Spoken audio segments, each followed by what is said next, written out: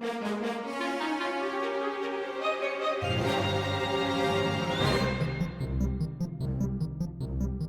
up in the morning feeling like P. Diddy. Grab my glasses, I'm out the door, I'm gonna hit this city. Before I leave, brush my teeth with a bottle of Jack. 'Cause when I leave for the night, I ain't coming back. I'm talking pedicure on our toes, toes. Trying on all our clothes, clothes. Boys blowing up our phones, phones, phones, phones, phones. Tapping down our favorite CDs. Going out to the parties, trying to get a little bit tipsy. Don't stop making pop, DJ, blow my speakers up tonight. I'ma fly to a seat headlight. Tick tock on the clock, but the party don't stop, no. Oh, oh, oh, oh, oh, oh, oh. Don't stop making pop, DJ, blow my speakers up tonight. I'ma fly to a seat headlight. Tick tock on the clock, but the party don't stop, no.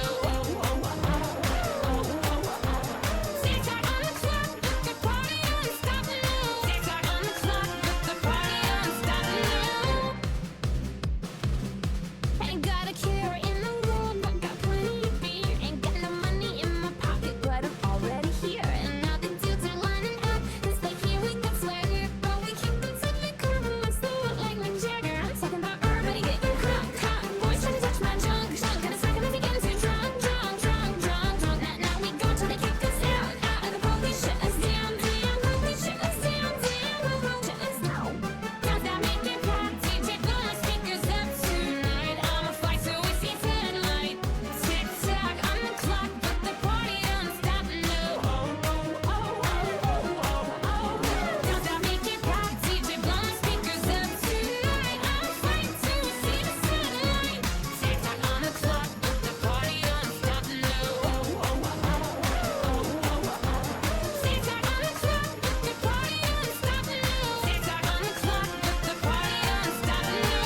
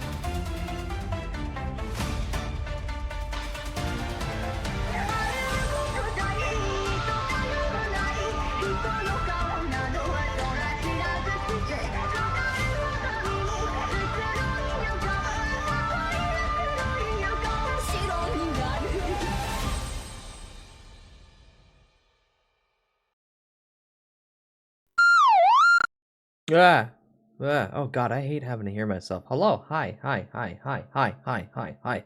Good evening, everyone. Hello. There's the music. Huh. And now that I'm out of the starting screen, it dropped dramatically down to 60%. Curious. Hi, I exist, unfortunately, for both my wallet and my sanity. Hello, everyone. Welcome in. Let me say hi to everybody.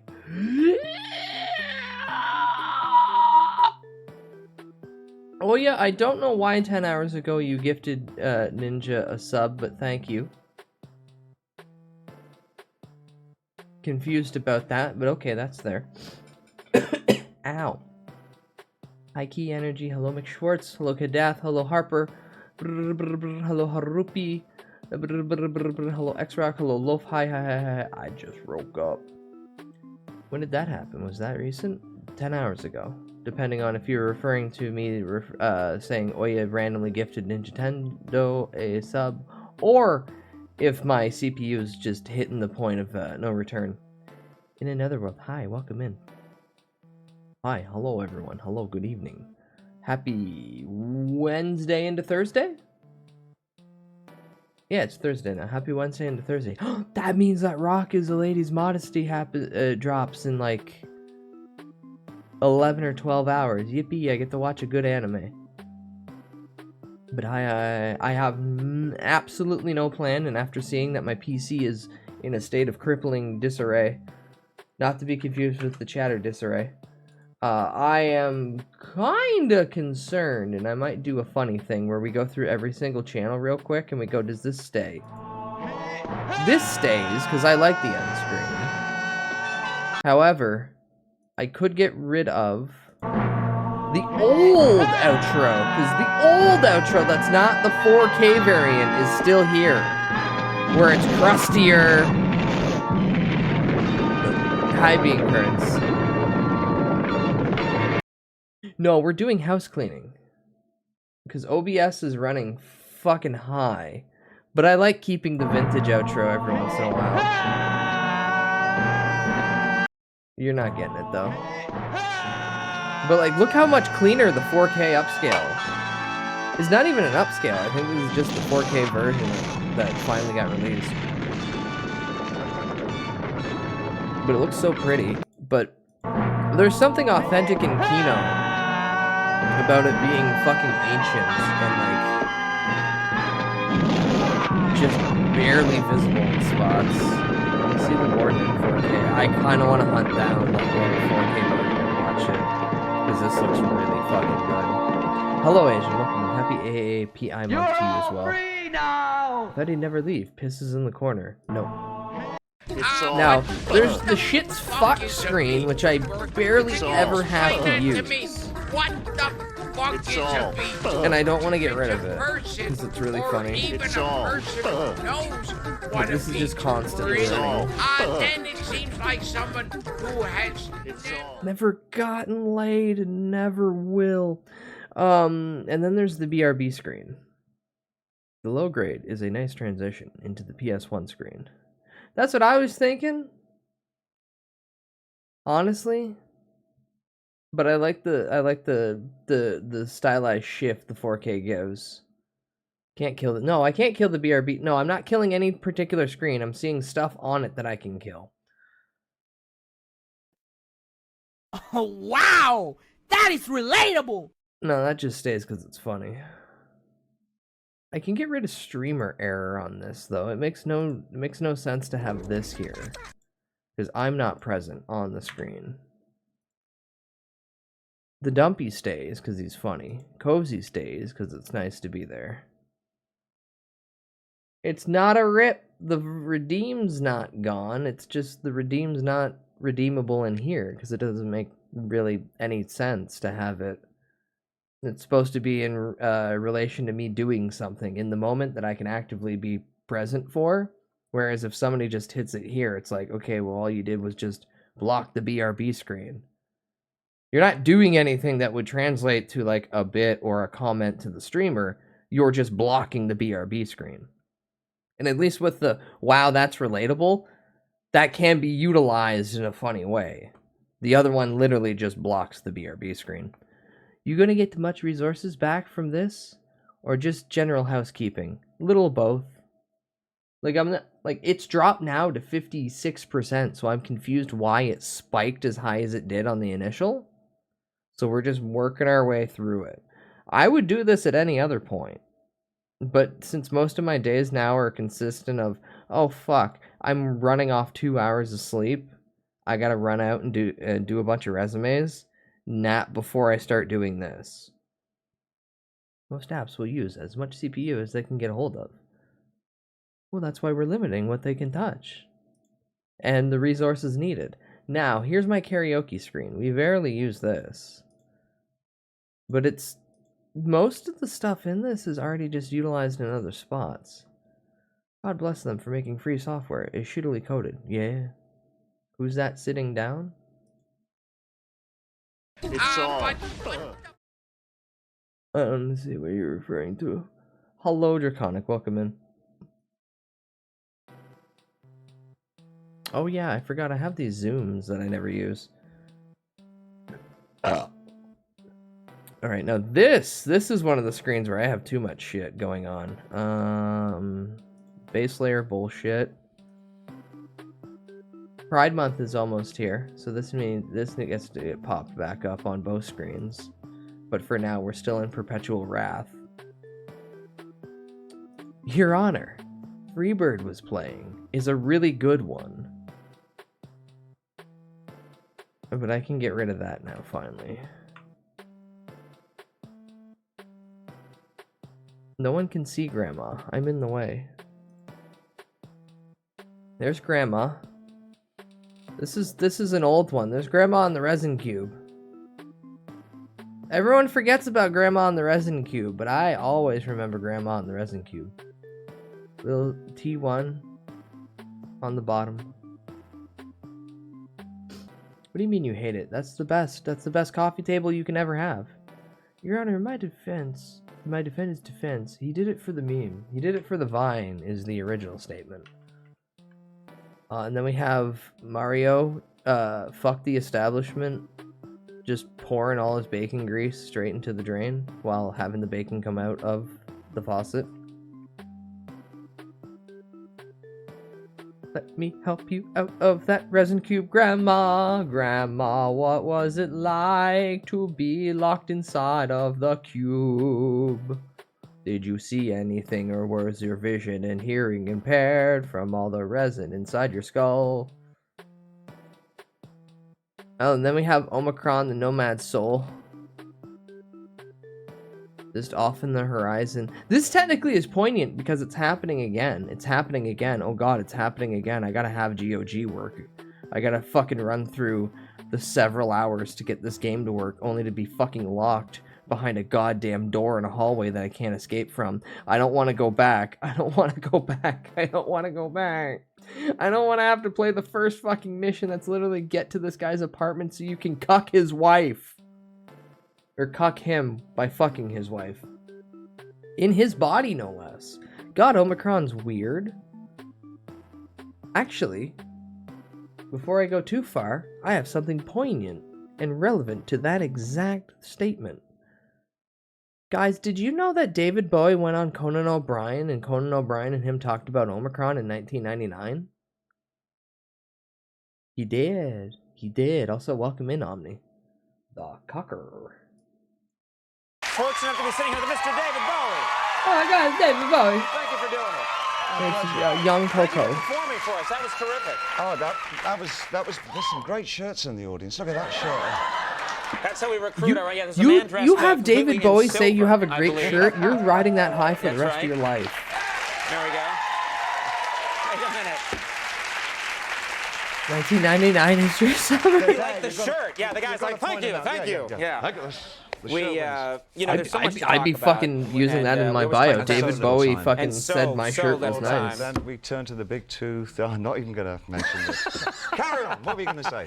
Well, you know what? It's famous lore about you, and I've never actually asked you. You've been on the show several times about your name. Yes. It's a famous thing now that your name initially Davy Jones. Yes, it was Davy Jones. And in the 60s, you had to change it because... The Monkees came along, and they were just getting popular when I was just starting my career, so I very wisely changed it to Tom Jones.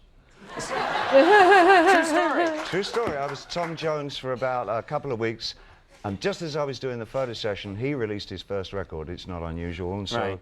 then I And moved then on. instantly Then you were Oh, David Cassidy. David Cassidy. No! And you were like, wait a minute, Sean Cassidy. Yeah. He'll never make it. Yeah, okay. Very nice. Then I went to Sean Penn and did slightly better.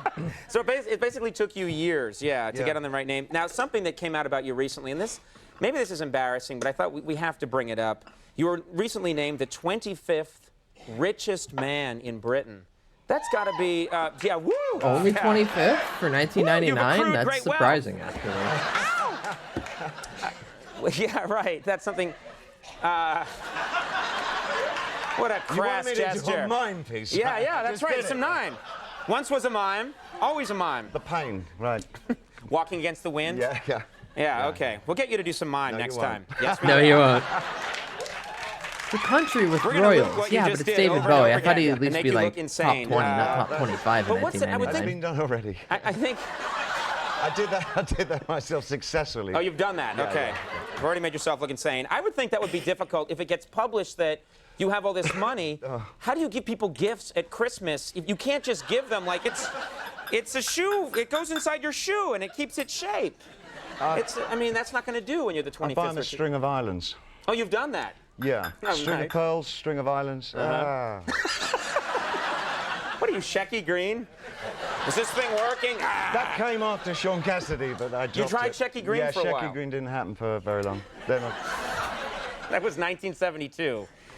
You had a. I that read. was 1972. Yeah. Trust me. This is going to be a famous interview one day. That comment figure out what the aged hell we're like a talking about, fine this- wine for what they're going to When go they release the into. transcript of this. Oh, he was Did you know chosen. that we get to It's a wreck. Shecky Green? Yeah, Bowie that was my movie. plan the That whole was time. pretty I wanted shit, you to though. talk about Shecky Green. Five ways Neat. of You had a Also welcome to songwriting contest a while ago. Yeah. Tell us about that. I didn't win.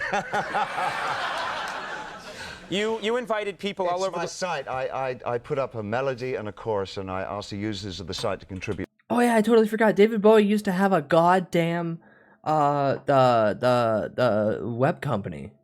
You used to be able to use BowieNet essentially, and you could log on to the internet through David Bowie's internet company like AOL. He was so big into fucking internet. He was like, "No, this is the future. This is literally how it's going to link humanity together." Which is unfortunately why he was so jazzed on getting involved with Omicron. Lyrics, and the winner came to the studio, and we put the song on the album Hours, the new album. Exciting. Little .com boom. Everybody was Thank you. Was throwing that $5 over towards it. Hours, the new album? Yeah. The consummate businessman. Amazing. Now the 24th richest man. I found out about this contest, and I'm a bit of a songwriter. This is Why true. would you laugh at that? And I submitted a song. Did you get my song? I didn't win, and I thought. I'm sure we saw it, yeah. Sure we saw I it. thought my song was really good, and I thought maybe you hadn't, you must have gotten a lot of submissions, but since you're here now, I thought I should show my song to David Bowie. In fact, I have it right here, and I thought maybe you'd perform it right here, and we'd see who had the best song, huh? The face he's making like, oh.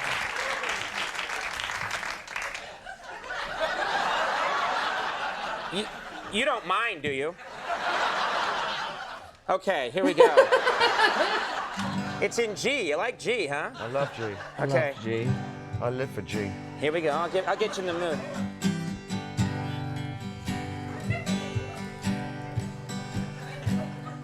There are so many talk show hosts.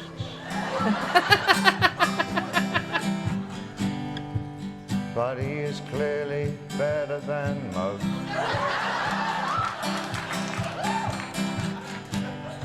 He's a handsome man, but I'm not lying. It should be and. And I'm not lying. His wonderful name is Conan O'Brien. Hold on. Get to the good part here. Here's the good part. Ground control.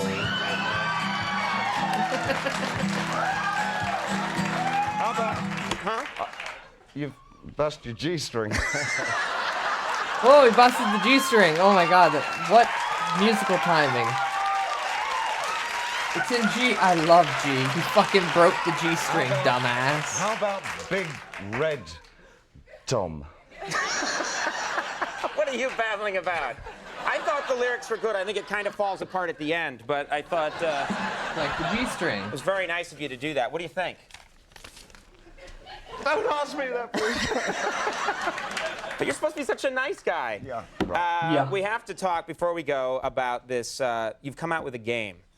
Omicron. Omicron. That's not a career. What?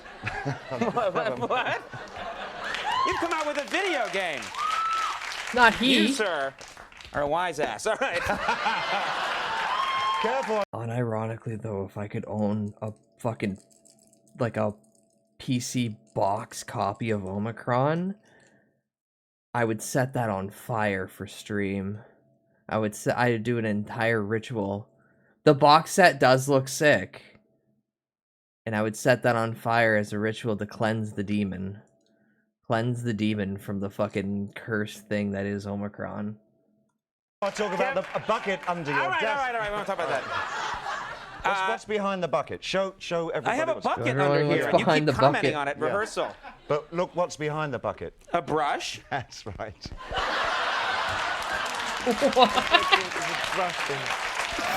Hi, Zarkodia, welcome in. David Letterman has nothing under his desk. Oh, there's something down there. All right, let's. We have a clip here of the game, and in this game, it's a city that you've created. This is that right? well, I didn't create. This was invented by the French. Therefore, there's a lot of strip bars, red light districts, smooching couples, gorgeous women. Really? Yeah, it's quite fantastic. It's so French that the guys on the street, hey, and they come at you with guns and they say, I'm gonna. What are you reading? You reading William Gibson? Verlaine, that's all right. They should have Celine. just had Bowie do all the fucking So it's kind PR of for this game. Maybe it would have made a few more dollars. What kind of video game is that? Well, we have a clip here. Do we need to know anything, or should we just roll it? Hi, Gil. Yes, they are Okay. talking about Omicron. You're not the first video game player to get your soul trapped in this dimension.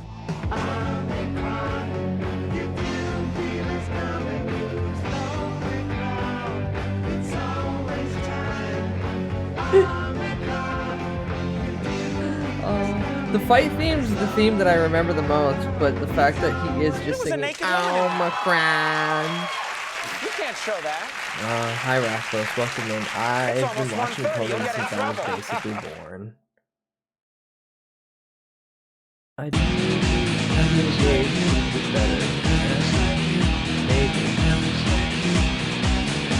But yeah, that was an old 1999 interview with David Bowie talking about Omicron of all things. And now back to clearing out everything in this. So this stays, unfortunately, because the pending doom is on the horizon. I just have to figure out a day when I want to suffer and play this again. No Mad All Soul. No Soul.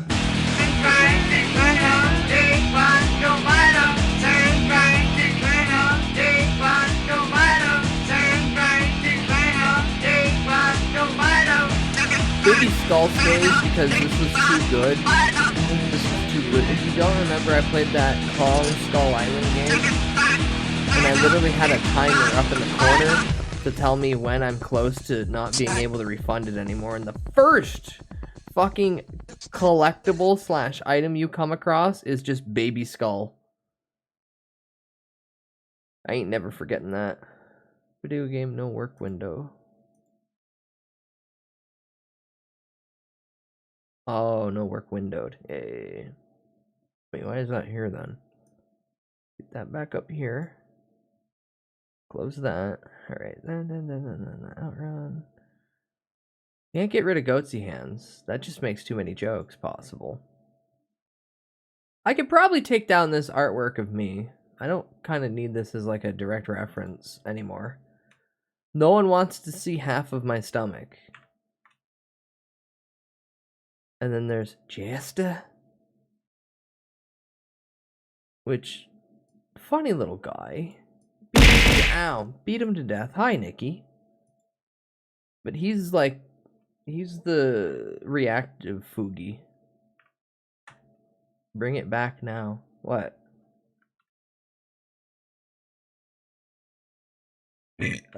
Jester or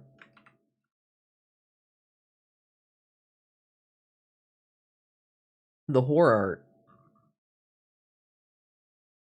Both? Well, you can find both of them on my socials. If I can spell.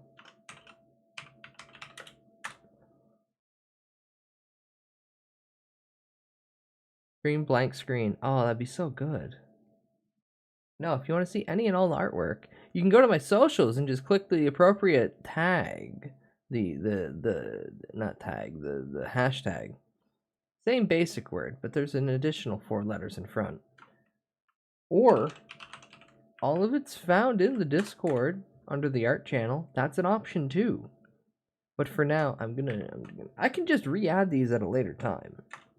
That's the glory of this. All right, that's a toggable, that's a toggable, that's a toggable. Ah, watermarks. Creamer Nation. The original Live Leak logo stays forever. You'll be groomed at your discretion. Not by me. And then the new unregistered hypercam. Ugh. Also, I have Kramer's hentai adventure image at all times. I'm hot, tired, and I can't find any anime women at all. That stays up there at any given point. The original unregistered hypercam 2 I can probably get rid of now that we have unregistered Asian art. So good. Alternatively, I keep forgetting I have the DVD logo. Hi Jazza, hi Jazza, welcome in, hi Jazza.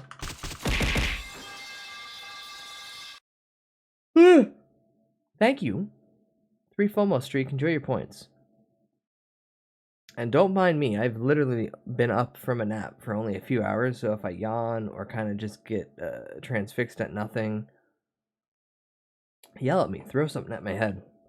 Smash each and every one of my fingers one at a time. Hit the corner, hit the corner, hit the corner, hit the corner. It's just like the horse racing tests. Those were all just the DVD.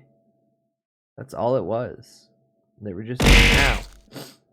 They were just the DVD logo bouncing off everything. All right, that stays up there for now to distract mode.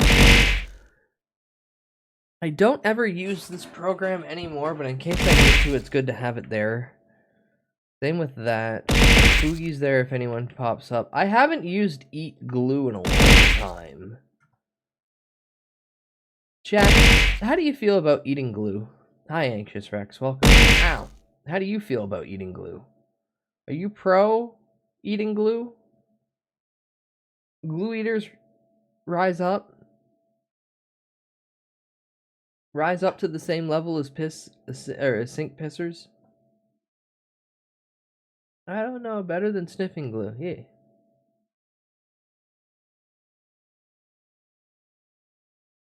Oh, that was watermarks. Where's the other folder? I'm thinking. Oh yeah, frame. This is where we actually have to go through. So Nodder's here. The Gex model behind Van Sama. Dibbleman. What sort of glue? Elmer's, of course. The high quality stuff. Tiny Bud dancing in the corner. We have... Not many people remember that this guy's over here, but... He's just in the background. Always. All the way back there. All the way back there. all the way back there.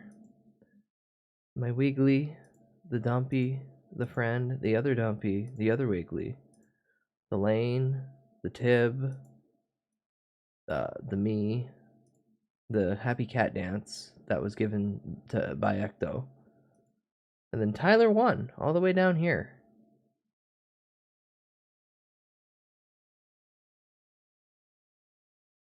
The absolute best variety streamer. God, I want him to come back. Put the nose back on, Tyler. That is Tyler 1 during the time that they were banned from League of Legends. So they became a variety streamer. Reptile and Scorpion Bud are kind of just there.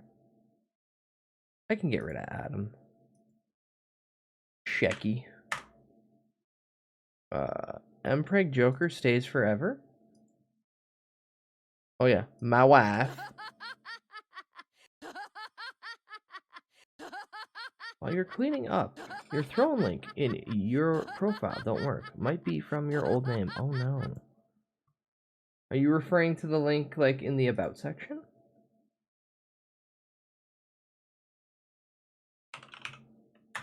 Where do you mean, little one? Yep, okay, hold on. Edit profile and links.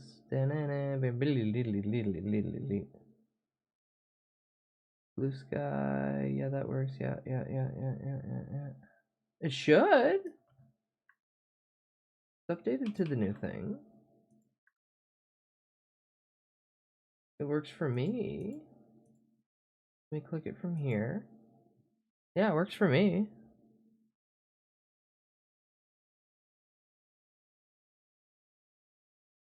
Well, let me re-add it regardless.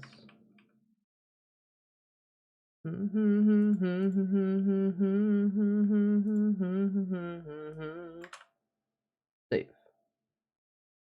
Okay, try it now. I've re-added it fresh. It's the other throne link. What do you mean the other throne link? The one in your about is fine. What's the other throne link you're referring to? You're leaving out a key chunk of information because technically I have that in several places.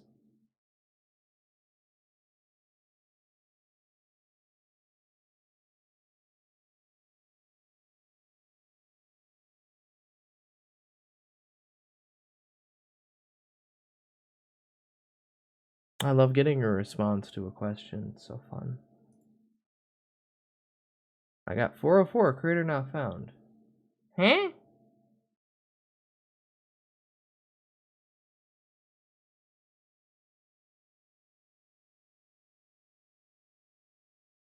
Not that I'm not believing you or anything, but just for reference.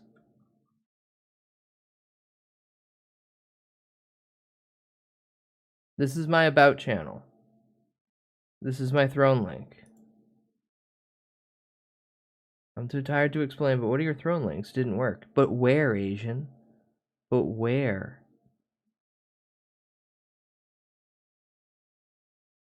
Is it a link directly from the chat? Is it a link on Twitch? Is it on Twitter? Oh, god damn it. Fuck you, tits. And fuck you.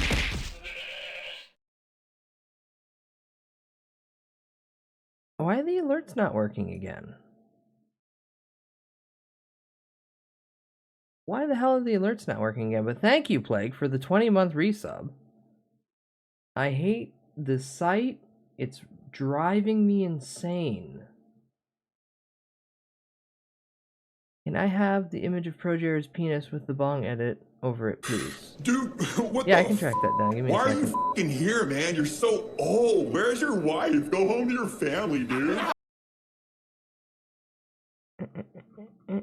Where's ProJared playing with his bong? There we go. Stream-related assets. Image.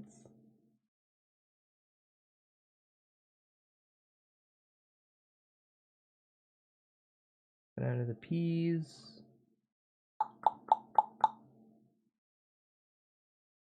Where'd it go? Where'd it go? Should be right there.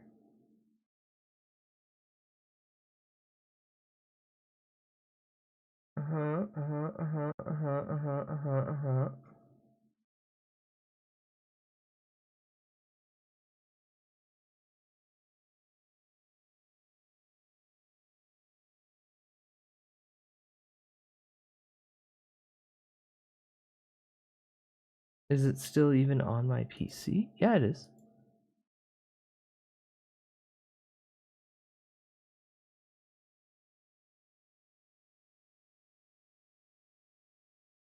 Weird. Okay, I found it. Here you go, Plague. Have the horror in your DMs.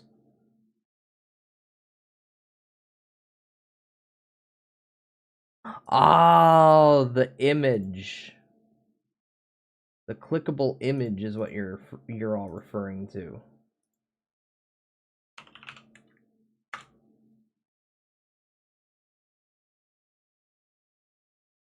Edit panel.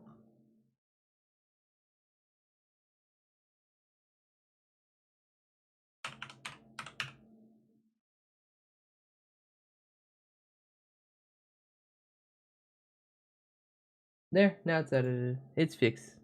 Twitch just fucking giga-died for me. Thank you. Nice.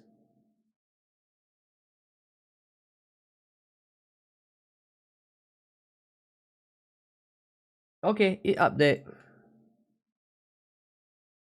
Is there anything else?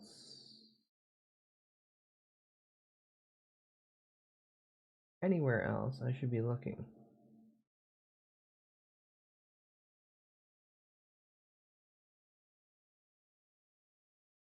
Nope, that should be good for now. Okay. Yeah, Throne is giving me 404.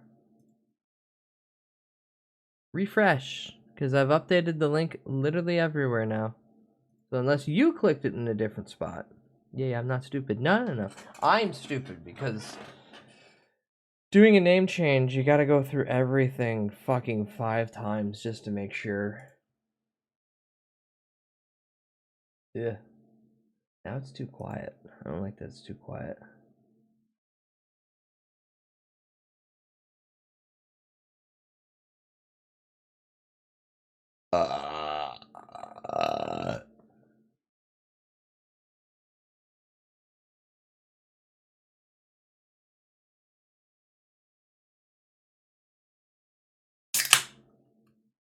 I'm stupid for sure. Nah.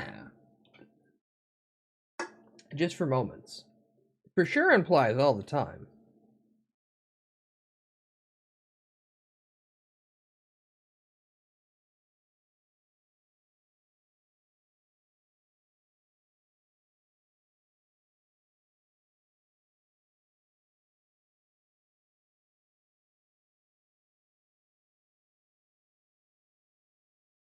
Okay. Back to spring cleaning. This bitch is dead.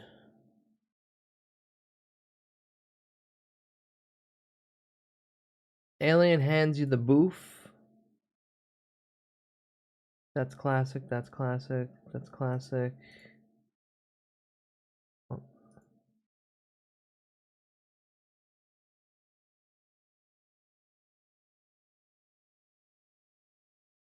Basic microwaving.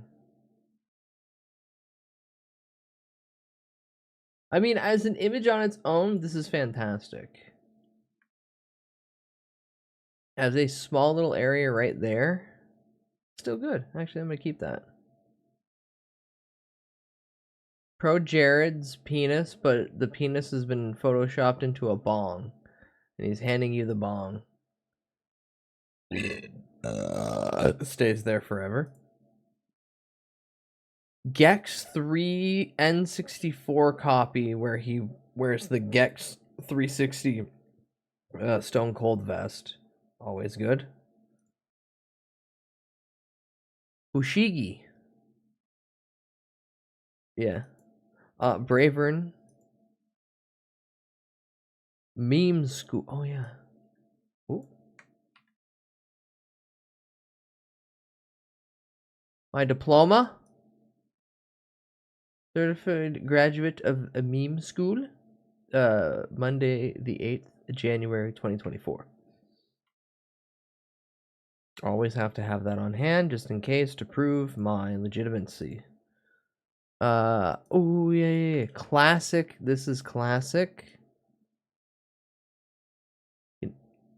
Anyone tell me where this is from?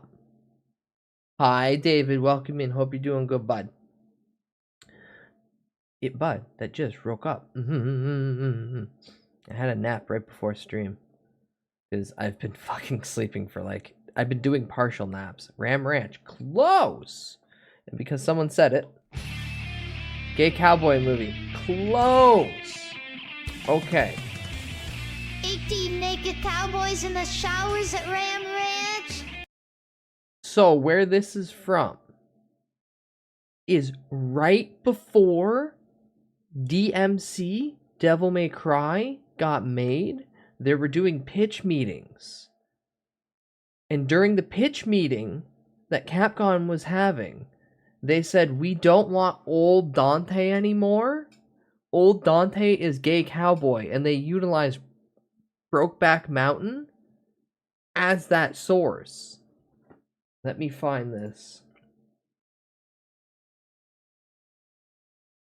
So the reason we got super edgy DMC Devil May Cry with Dino, Dante in name only, is because of this shit.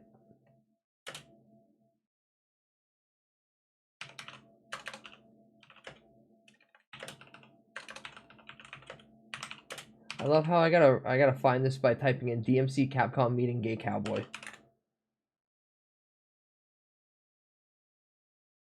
So, Ninja Theory insinuated Dante was a gay cowboy. It was a misunderstanding of a joke made in regards to Capcom wanting a more Western take on the character. And then turned it into this image that you see there. Hi, Leah, welcome in. Where the fuck is the major big slides? Here we go. So, I shit you not.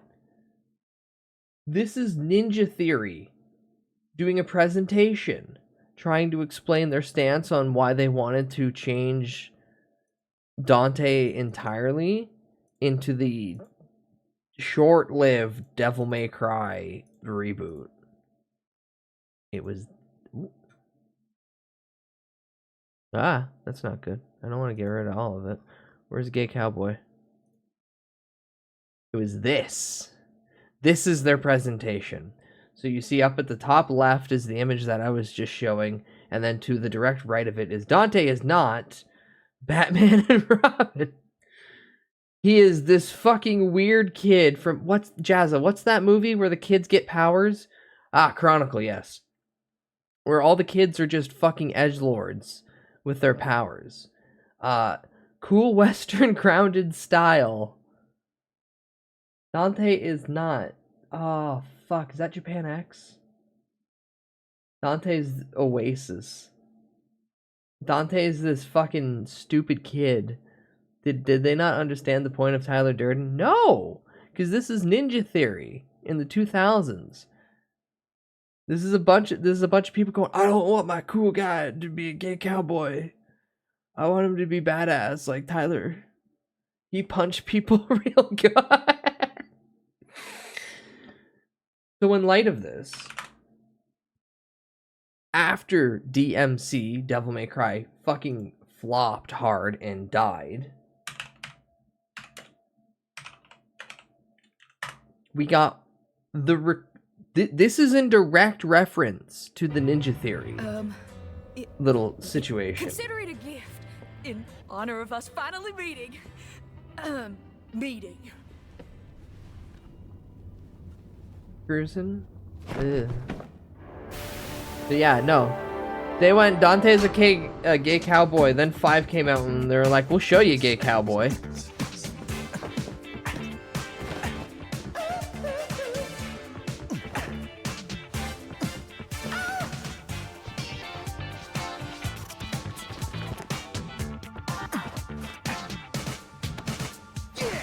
Still the best part of this whole fucking game. I hate you! I will hate never the be air that him. you breathe! I hate the fact that you're even living!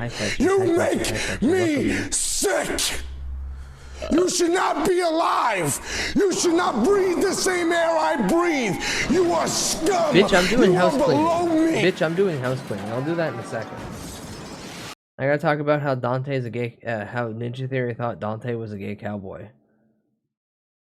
Now where was he? Now where was he? Where the fuck did I have that? Dante. So yeah. The culmination of Devil May Cry franchise is just calling him a gay cowboy and making people go, oh, I don't want to play that. Let's put this edgelord in it instead. Fucking abysmal. So yeah, that stays for historical record.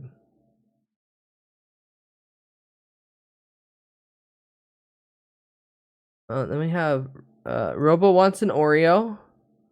That's really good, and we need to keep that around for the DLC that's coming this summer. I've never played a DMC game, and I'm still in disbelief that the plastic chair is not real. It fits so well.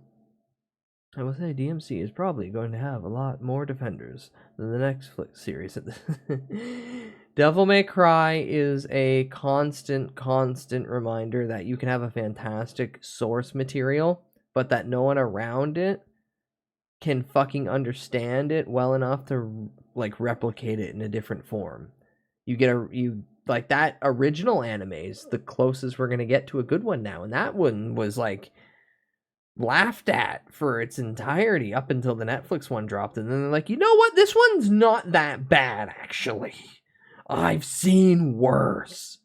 I still can't believe that they're like, oh, you know, what if we just made the demons the entire source? Actually, before I even jump into that point, why has everyone started going demons shouldn't be slaughtered in mass? When the entire point of the character, the entire point of the architect of a demon is something that is just embodying all evil, where, yes, it's okay to just slaughter this.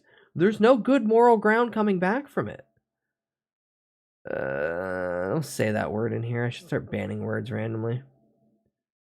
Pop on Brokeback Mountain in the corner. I like when Heath spits in his hand. No.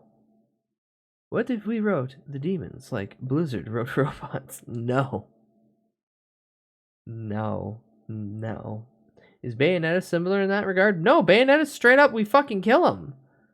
Fuck, Bayonetta's even like, you know what? The angels are pieces of shit too. Kill them too. Genocide is like bad.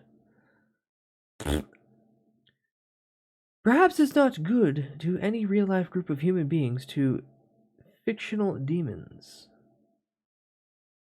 So for reference to that point, the brilliant mind behind the Devil May Cry anime from Netflix decided that all the demons were going to be Muslim coded. And it made it really fucking confusing because that is just demonizing an entire group of people. Even if your point is like, you know, maybe, you know, these are still living individuals. It's not all that straight to gun and violence, but you are just actually demonizing people. It's Avatar all over again. It's Avatar all over again. It's Avatar all over again. But yeah, where's that? No, I don't even want to watch it. I don't even visually see it. We're going back to where it could. Slutty never goes because that is a litmus test of people showing up. Me Grimlock, me have fancy maid dress. I still need to get somebody to draw that better. David Point. I like David Point. David Point might win out tonight. George Point, also very good. Very good. Kevin Spencer and his pal, Alan the Magic Goose. dancing in front of arson. Draw what better? Oh, I gotta... Ooh. So you see this classic image of Grimlock?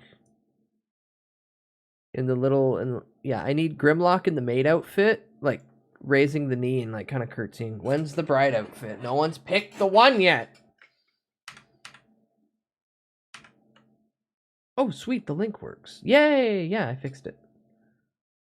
You guys gotta point these things out to me. I'm stupid.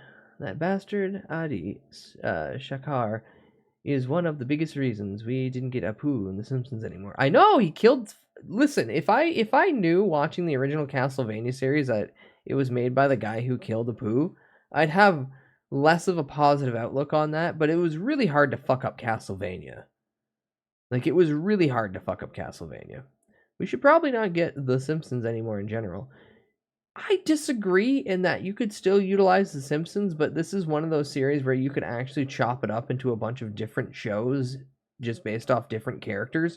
There are enough Simpsons characters where you could just shuffle and just be like, here's one show about this one. Here's one show about this one. I know it sounds bad, but the main Simpsons show now is so run out that you might as well slowly piecemeal it off and then let it die over this course, because the main entity is not dying anytime soon. It's owned by Disney now. They're going to figure out just either get someone who sounds exactly like all the voice cast and slowly transition over every actor, or, hey, voice actor, do you want to sell your voice rights? Do you just want to sell your voice rights? Here, sign this. I just want that Wiggum and Skinner spinoff. We could have the Lenny and Carl show. We could have actual, just like an entire show dedicated to following Mo around and maybe grow Mo as a character. Nelson. You could have the Nelson Months out, half an hour power hour, and then everyone questions the title. Save Simpsons Millhouse series. Everything's coming up, Millhouse. Wow! And all I did was enter my name. Thrill House. And it just says Thrill Ho. Millhouse series directed by Trey Parker and Matt Stone and Seth MacFarlane. No.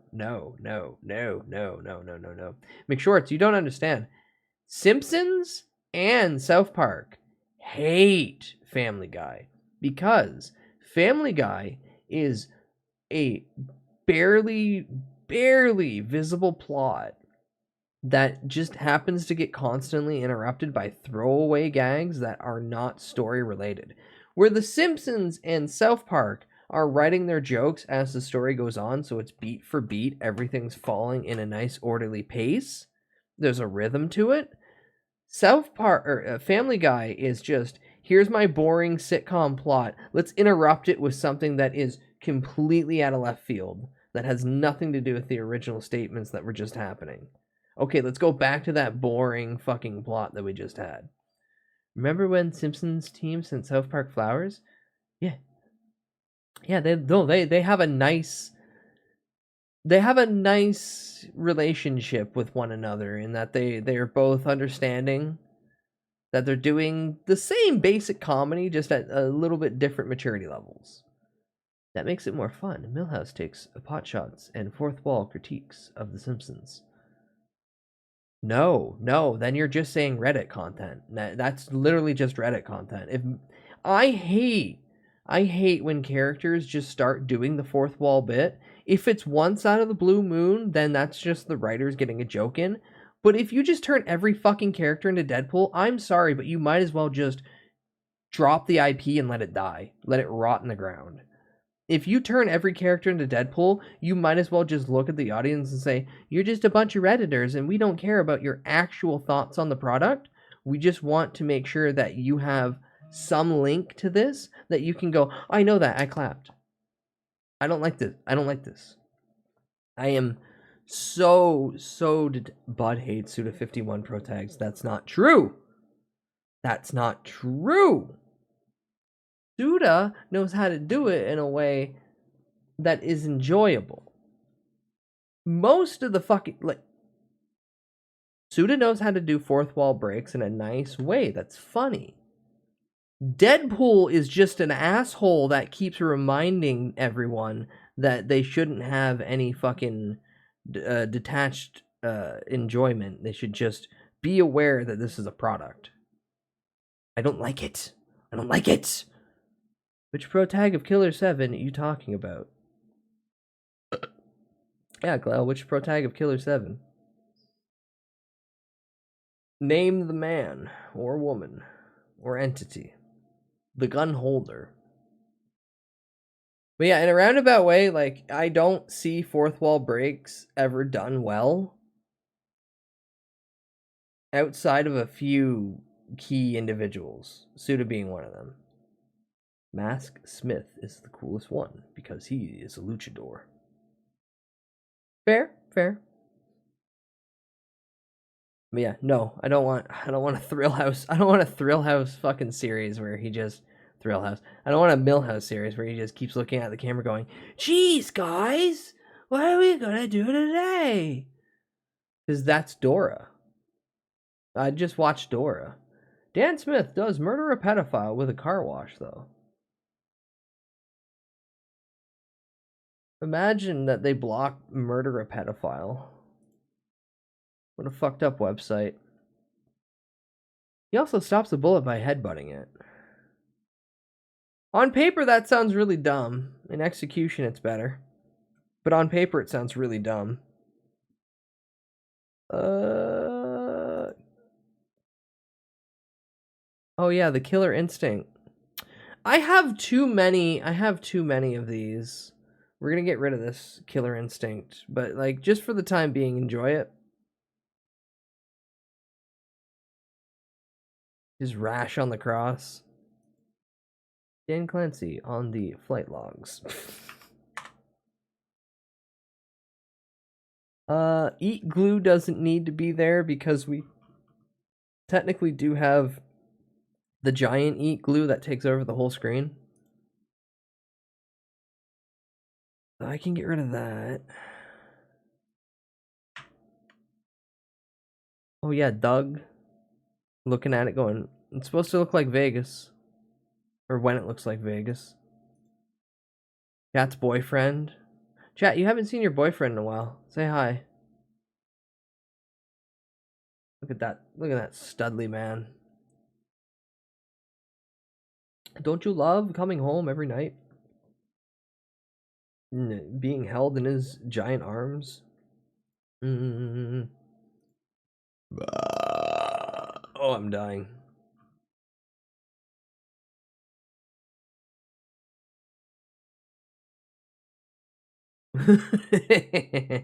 More accurate, Linkara. The Lightbringer.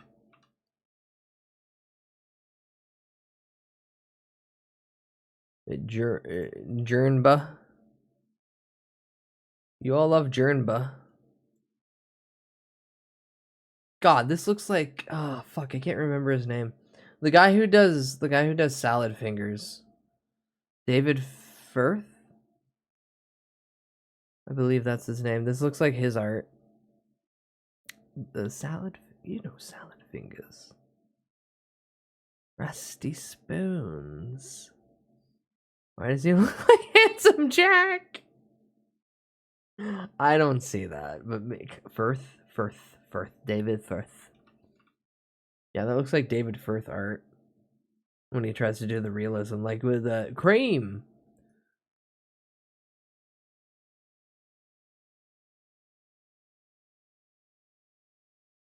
Cheeked up DK. Cheeked up DK stays. Dinosaurs, yeah, that stays. Same with Dr. Backshots. I cannot get rid of Dr. Backshots. Try not to come. You won't last 5 minutes playing this game. He has a Discord, by the way. Everyone has a Discord. Why did they turn Donkey Kong into a musical, and why did DK's VA go so hard? French! And then, of course, we have Sandman here. sacrificing himself for the Good Friday.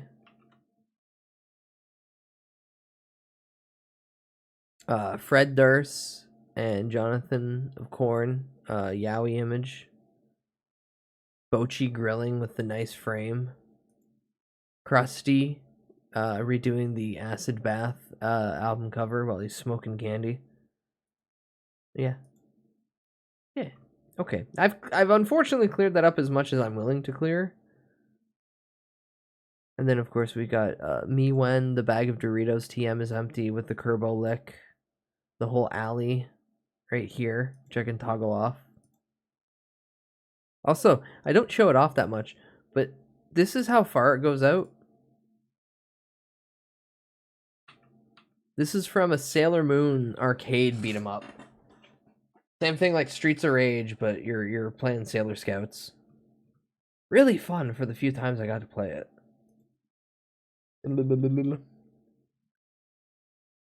Yeah, I think that's all I can do at that level. And I'm not willing to get rid of much here. Well, actually,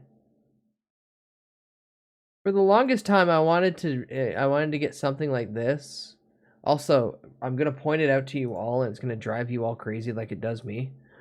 Among Us!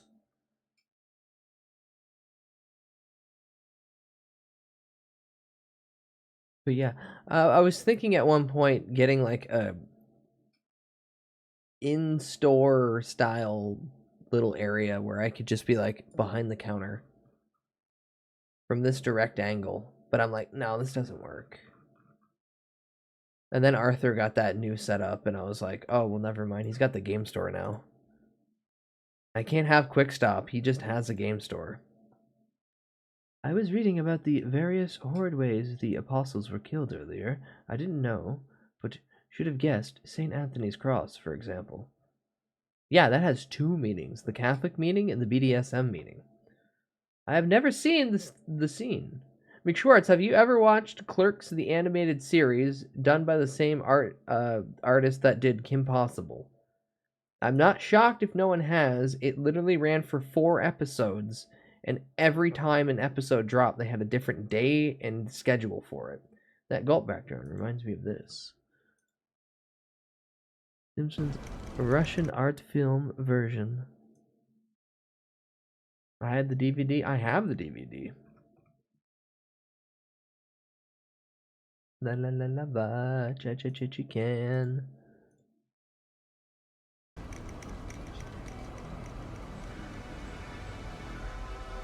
Anybody else drop shit that I missed?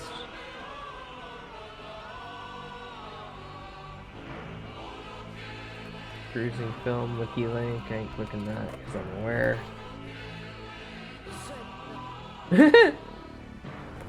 Thanks, kid.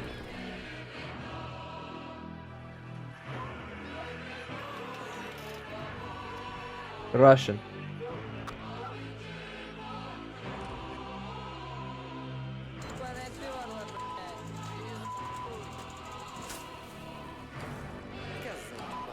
Huh?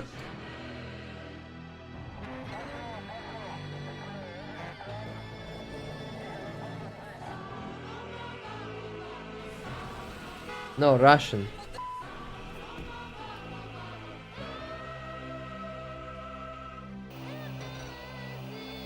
Oh, Bart's up in the back, shooting smack.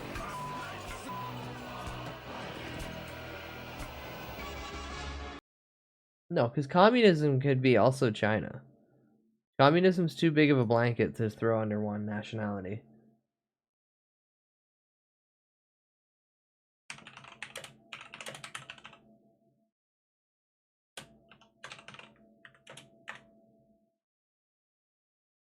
Oh, I can't play my favorite bit from it. Wait, yes, I can.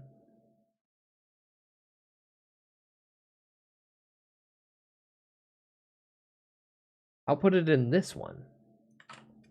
Then no one can yell at me because it's not saved on the VOD. Okay, this is my favorite joke out of the Clerks the Animated Series. Clerks the Animated Series was the best thing that Kevin Smith ever did. I say this unironically. Because Kevin Smith's actual jokes and everything back in the day worked way better with animation.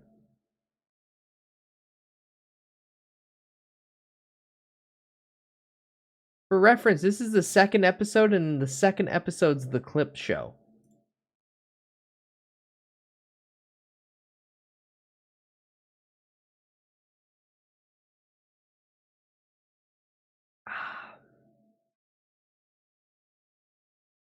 It's a cigarette, mate.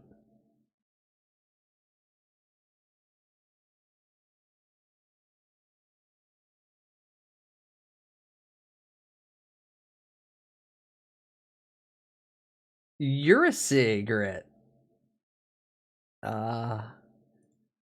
Every day I quote that.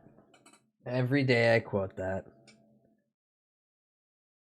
Oh my god, I figured out the movie that track is from. What movie that track is from? What are you talking about? This track so much is like something I can't remember what. What are you going on about? Because it's a track, I'm gonna keep it in this one that cuts it from the VOD. I assume it's going to be Audio Jungle. The fuck?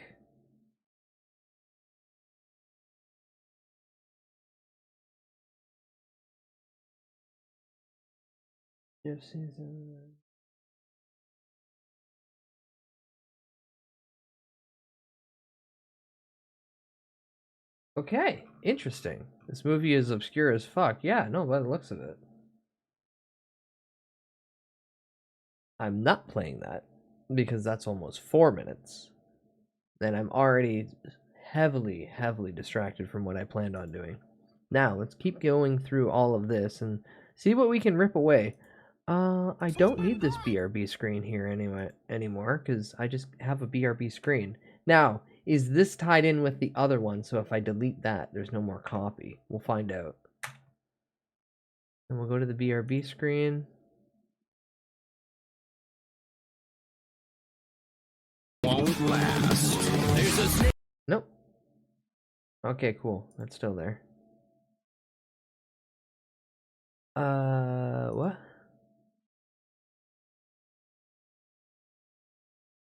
Hi. I don't know why I made this. I don't know when I made this. Why did I do this? Why didn't I do it ow. Why didn't I do it in 2 separate layers so I could be like, woo, and then I could pop up on the other side of the finger?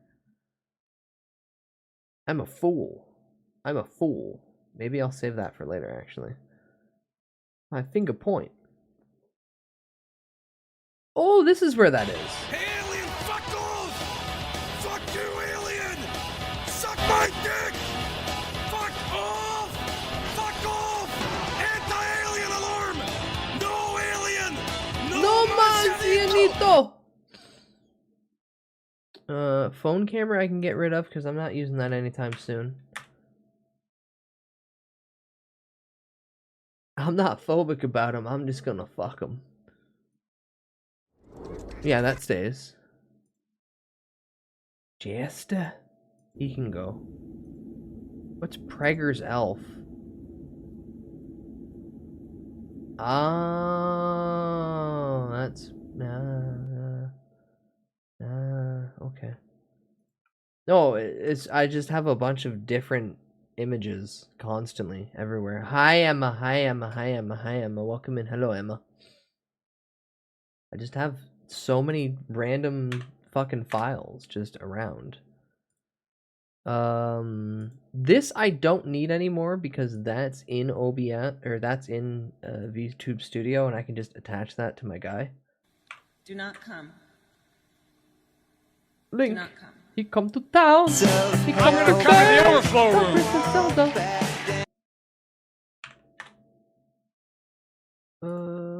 Sneed?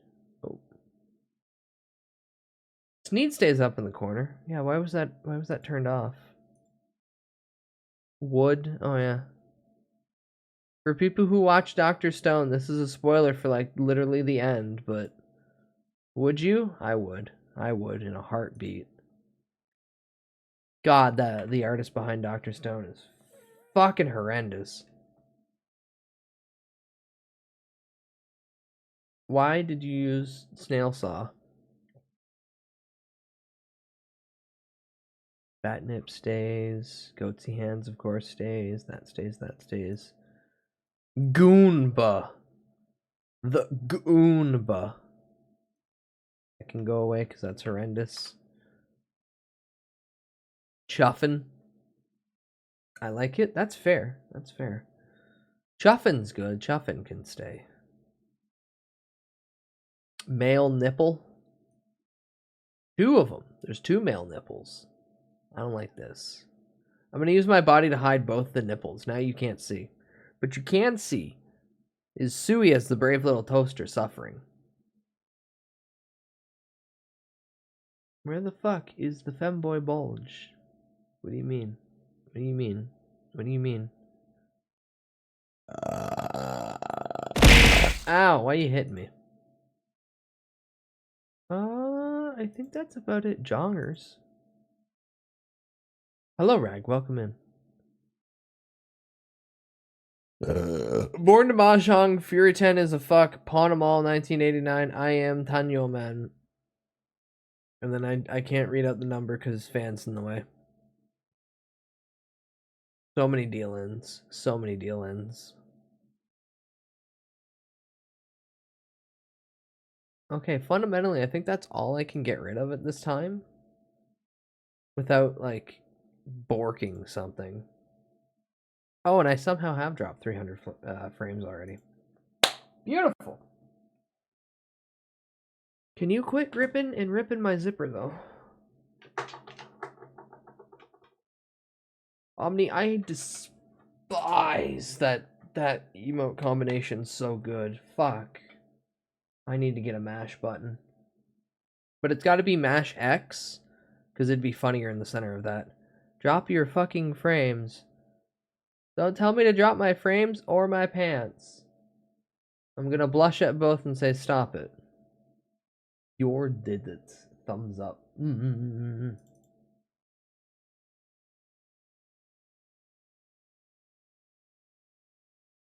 All right, it's time to gamble.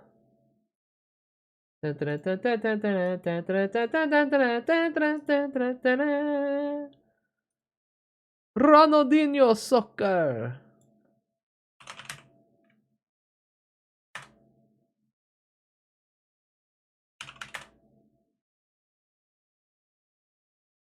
Now to find some good music. It's been stuck in my head, might as well.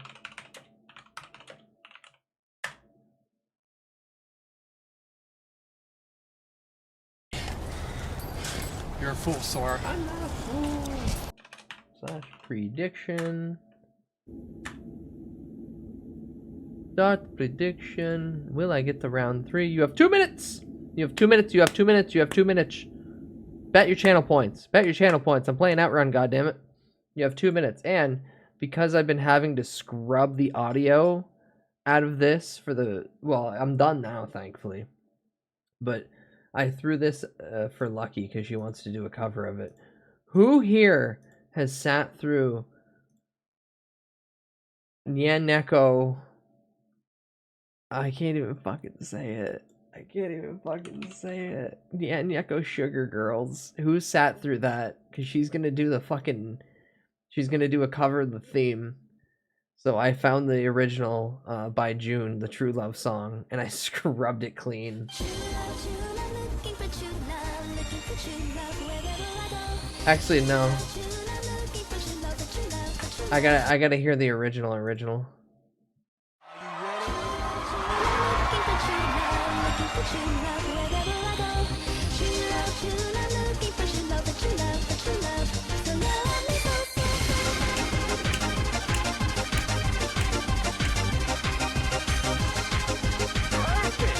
Perfect.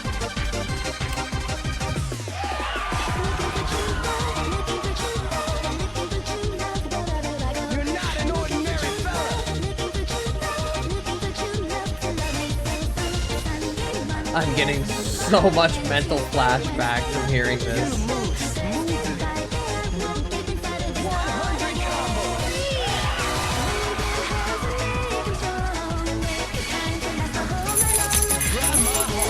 Enjoy Lurk Rag. Got here just in time for Gamba. Yay! Welcome to the movie. I brought a Nyeko shirt. Yeah!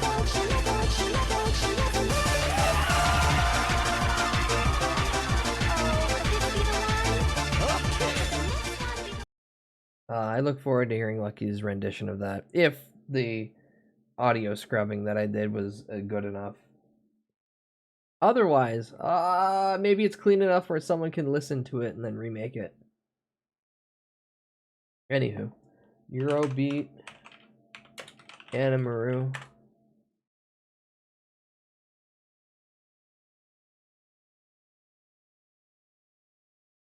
Thank you for head pat.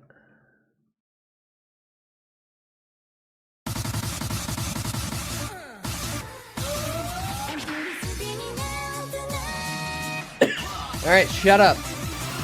I gotta drive. Get ready.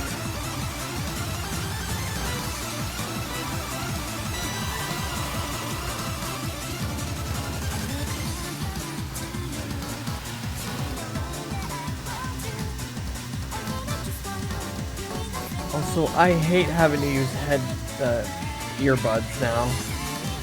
Because the other pair of headphones that I have that are kinda decent just squish my head.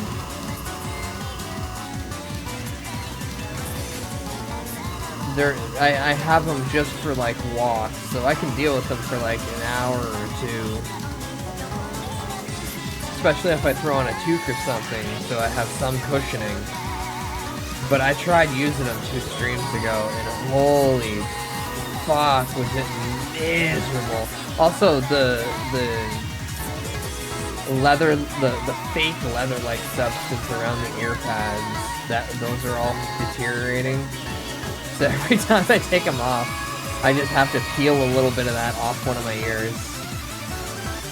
So now I have these cheap, ancient fucking earbuds in, which, funny enough, because my AKG 240s died, my favorite fucking headphones I've had in the longest time, I now have a pair of like cheap knockoff earbuds that are, funny enough, and I've had these for like a decade.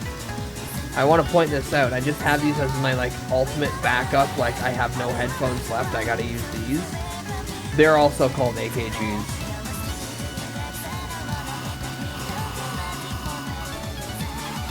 God likes to have the funniest jokes that are not obvious unless you actually, in desperation, look at your surroundings and go, oh no! Everything's pointing at me and laughing. I just can't hear it or see it. Drill holes into your skull and insert rods. Oh! Oh! I got hit by an invisible fucker. No, I'll just do what fucking Beethoven did. I'll just drill a hole into the PC and inject a rod into that and then bite down on it so the vibrations go into my skull. Same basic principle. But I'd rather drill a hole into my PC than into my skull. I need what little fucking gray matter's in there.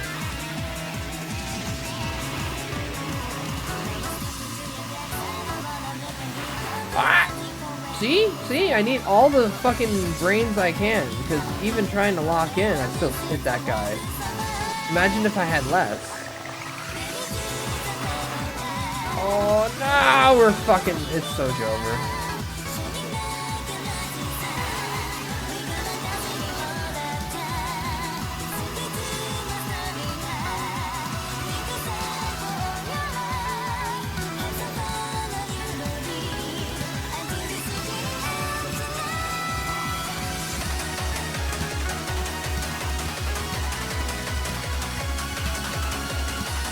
Now, to be fair, if you've been here long enough, you'll know that as long as I have 15 seconds when I see that fork in the road sign, I'm fine, unless I really fuck up right at the end.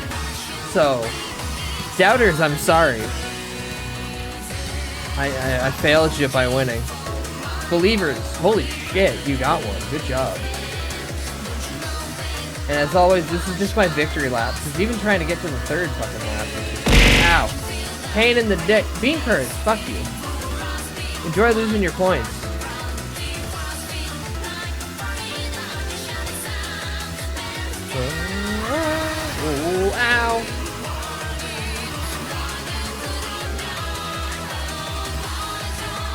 Dang, my points. Doubters. Understand. The next one I'm just gonna lose anyway. It ebbs and flows, like always.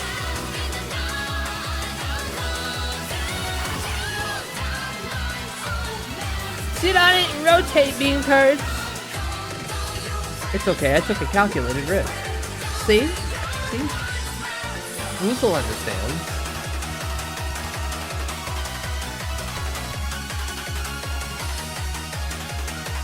Now, where the fuck did I put that trouser?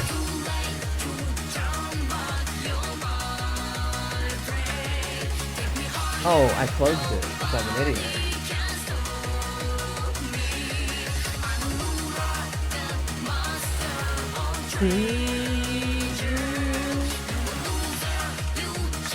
Prediction.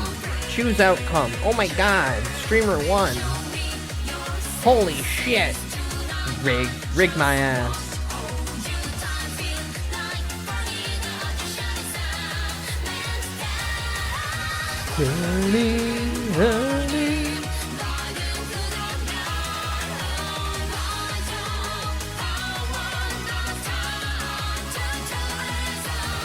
Okay, good.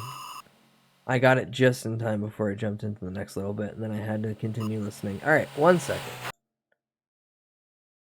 I'm not done with that. I'll do another one. But I have to talk about this before it escapes me. Chat, do you remember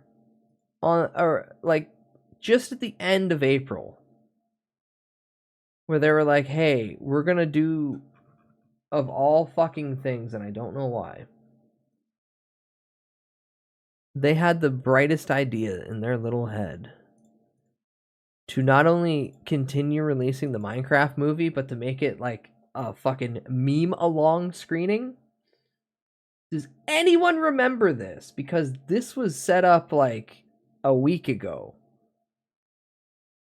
Because we all remember when Minecraft first dropped and everyone was screaming, fucking destroying shit, bringing real live actual chickens. But then they tried to make it a thing. This is what happened when they tried making it a thing. You'll see the text up in the top. For this year! They legit just put green text on it so they could prep you for when you say the meme line. All these theaters were empty. No, Dennis! Turns out we just opened a portal to a totally new dimension. 2, 1, say it, chat. The Nether. Dead theater. This isn't the only one. 3, 2, 1.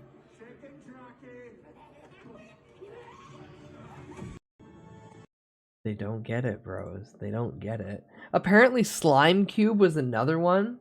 But yeah, just dead theaters. Are you? I am Steve.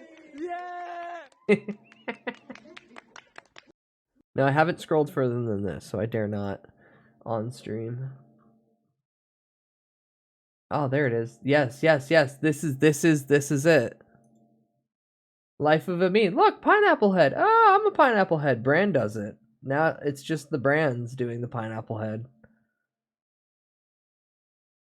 That's all it is. That's all it is every fucking time. The second someone tries to make it a big thing so they can make money, everyone else just wisely and quickly goes, no, I'm good.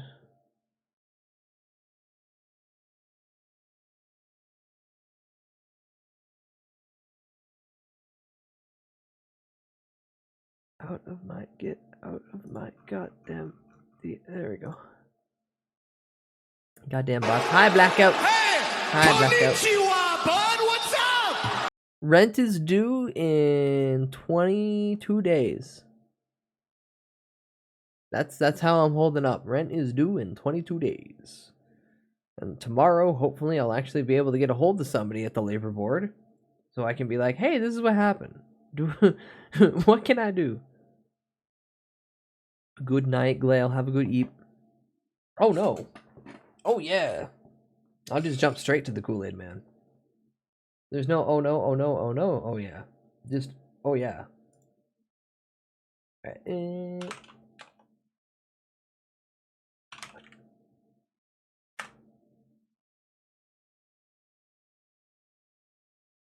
Okay, second prediction, because it's been long enough.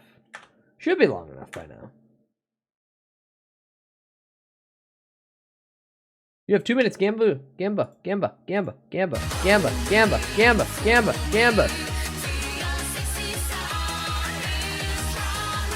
I need a soda and water. Water delicious. Uber, liberal, socialist, communist, hellhole Canada surely wouldn't let you get evicted, true.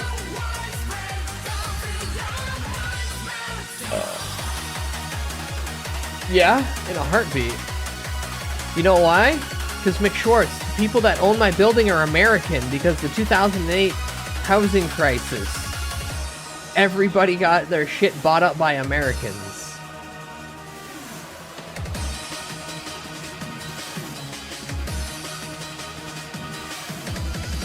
Alright, you all have like a minute 15. Go. Gamba, Gamba, Gamba, Gamba, Gamba, Gamba, Gamba. While you do that, I'll just start the first lap. Surely that won't weigh how you feel.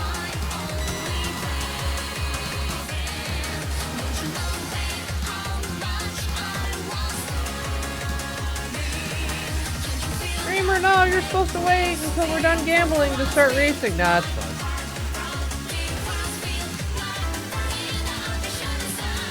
Then again, if I horribly fuck up on the first section, that'll just like real time sway the vote. Or sway the betting. The vote.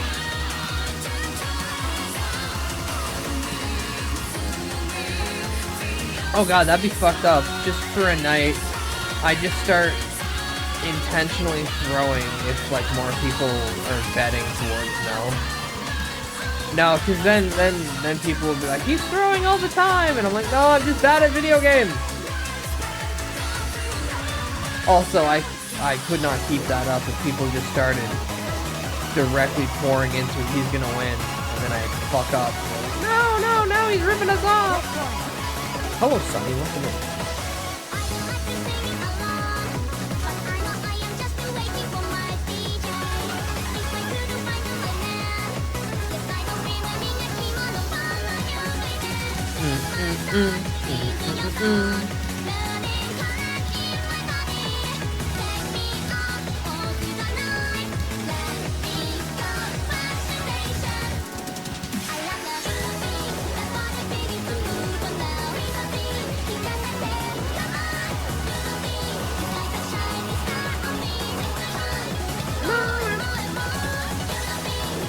No, I don't throw. I don't believe in throwing. Like, even if it's funny, somebody did, oh god damn it. Somebody did bet their hard-earned little funny channel points. This is the only way they can meaningfully lose them. So if they're gonna lose them, I want them to lose them with justified anger towards me.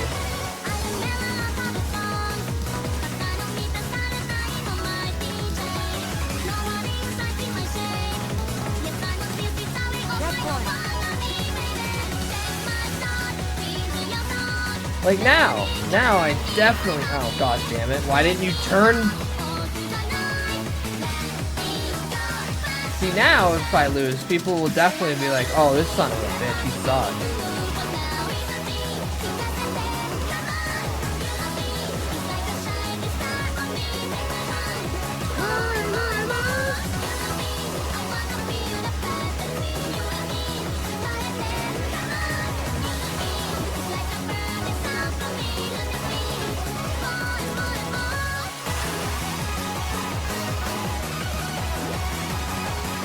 Oh yeah, we're done, bro.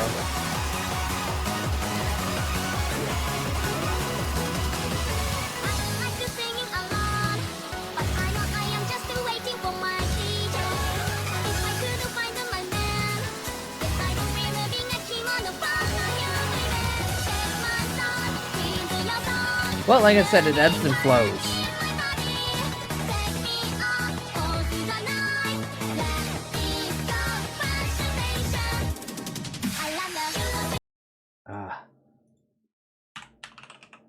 I lost, which means, holy shit, no one betted. Oh, one person bet chin. Sonny did the long fucking out. Alright, what? No.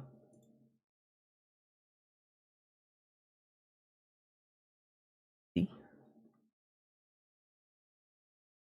Now, if I did win, that would have been hilarious, and Sonny would have made a shit ton of points.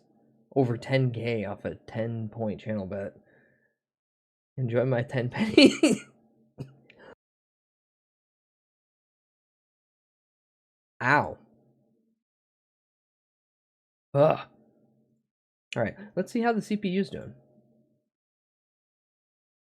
67. OBS has calmed down quite a lot. The VTube Studio, why are you using like 32% of my CPU? You were doing nothing. You're doing nothing right now.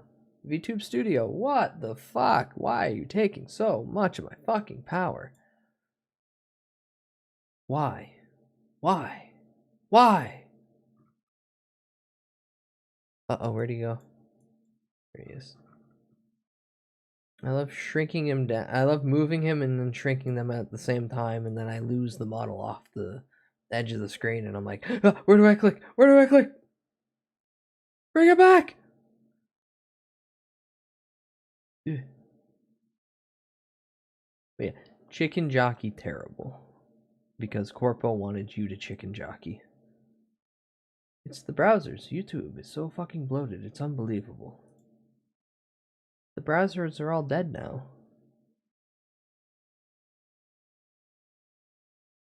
And also, why is VTube Studio using 33%? Chocolate Pocky? I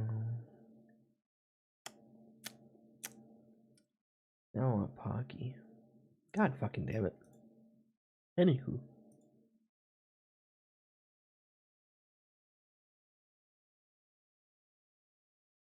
That would hurt my stomach right now if I watched it. But I'm interested. Oh. Wait, get back here. Get back here. Open one fucking goddamn web browser. There we go. So, we did get new Steve MRE. This is a 2009 US MRE pork sausage patty maple flavored review. First generation breakfast. Hi Muggy, welcome in. You're just in time for the maple flavored thing. Everyone's gonna point and go, this fucking Canadian. Fucking stereotype, and I'm like, listen, it sounds good.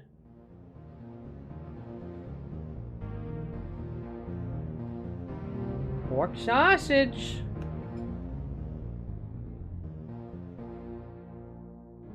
And this one, pork sausage patty maple flavored. This is its first year. Was packed the 303rd day of 2009. Real quick, let's give it a look.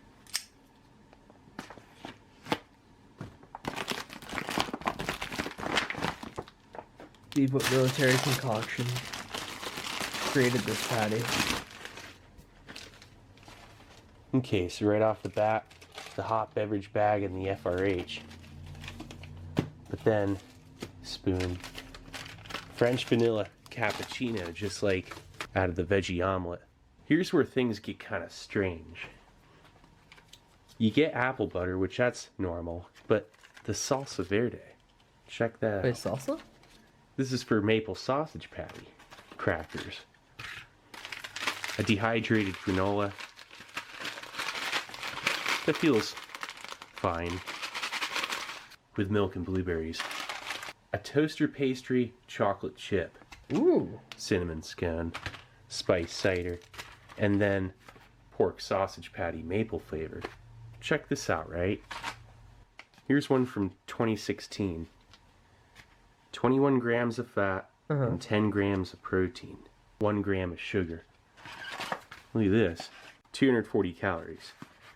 This one here, 270 calories It has 2 grams of fat less, 19 grams instead of 21, 9 carbs, and it's all sugar instead of 1 gram of sugar, and then 14 grams of protein. So there's more to it. God damn. And then, of course, this is all the same. Apple cider, cinnamon chewing gum, moist towelette, iodized salt, and toilet paper. This is definitely an interesting and odd transitional MRE breakfast. Let's get this out onto a tray.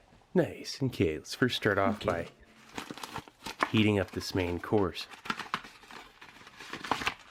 And the scone.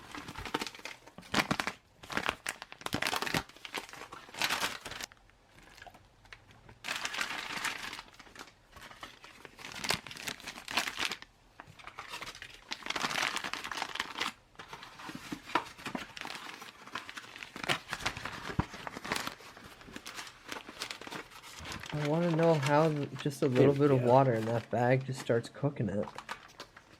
And I the need to apple know butter. Let's set that in there too. I need to know the science behind it.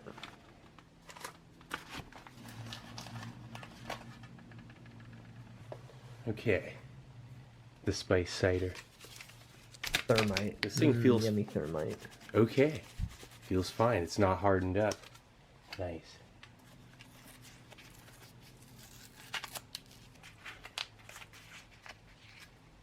I love the way that smells. It just reminds me of autumn and not cheap. At least I don't feel like it is. You know, apple cider. Flame this ration here. Actually, this is poignant enough that I do wanna. Flame this ration here. MRE heater from self-heating food package and ready meal since 1993. The heater plastic with magnesium and iron powders and table salt. When a meal pouch is placed in the bag and water added, endothermic reaction occurs which rapidly boils the water to heat the food. Oh, that's neat. Oh, that's really fucking neat. And that French vanilla cappuccino. I need to get my hands on some of these bags for when the apocalypse comes. Ooh, smells when nuclear winter sets in, but normal. and I want to sit there and cook my beans. What it is. It's not like anyway. Beans in bag. Also, that's great too because you don't need to make a fire, and the fire and smoke give away your position. Poggers! Gamma Churchill, welcome in. Thank you for follow.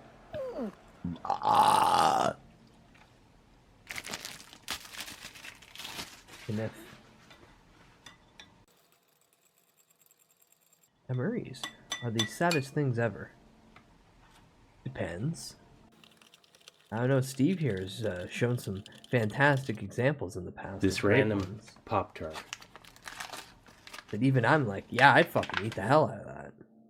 And it looks okay. Then again, when you grow up poor, I mean, most things are like, yeah, no, I'd eat that. Typical moisture saturation at the center. That is totally normal. And oh, okay, fair enough. Smells okay. It's not rancid. I still remember Bud in fucking high school. What are you eating salsa, today? Oh, like every day I'm gonna eat toast. What I'm gonna do is with butter, and then later I'm gonna eat a sleeve of crackers. Yeah, but when are you eating a meal? I said I'm eating a sleeve of crackers.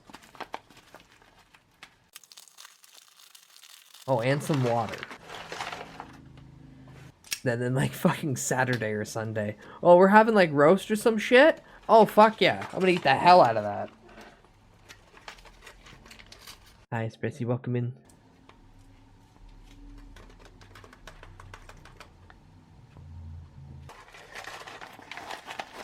I gotta get back to just not having to consume things.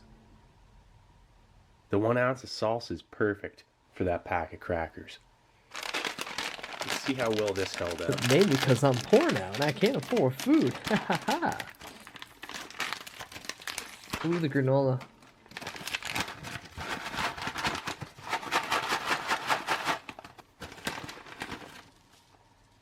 No, you're supposed to eat the silicon pack. Coconut than usual. Steve, put the silicon pack back in there. You're supposed to eat that. That's the flavoring.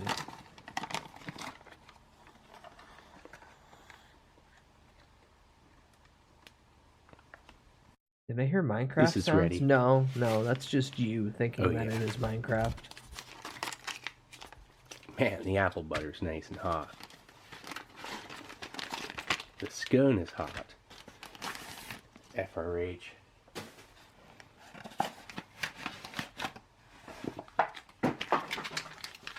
Alright, come on, I want to see what these look like. Well, the scone is the scone, and the apple butter is the apple butter. I want to see what the patty looks like. Ooh, crumbly. The last year for the cinnamon scone, 09. This one smells I heard okay. spiders just. I mean, they're just kind of weird. Rubber Purple putty kind of slime. smell with cinnamon and butter. So what you do is you I set can't that comment on at the slimes now bottom. for the next month still. Because of the transgressions of my art. Jeez, it's so brown. I mean, dark brown. Okay, bite this real quick. This little piece that broke off. That's a great indicator. And this smells fine. It just looks strange.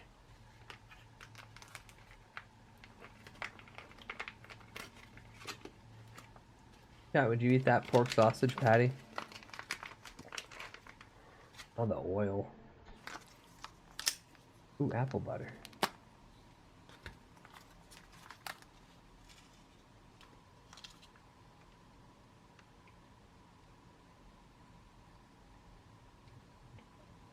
I'd fuck that pork sausage patty.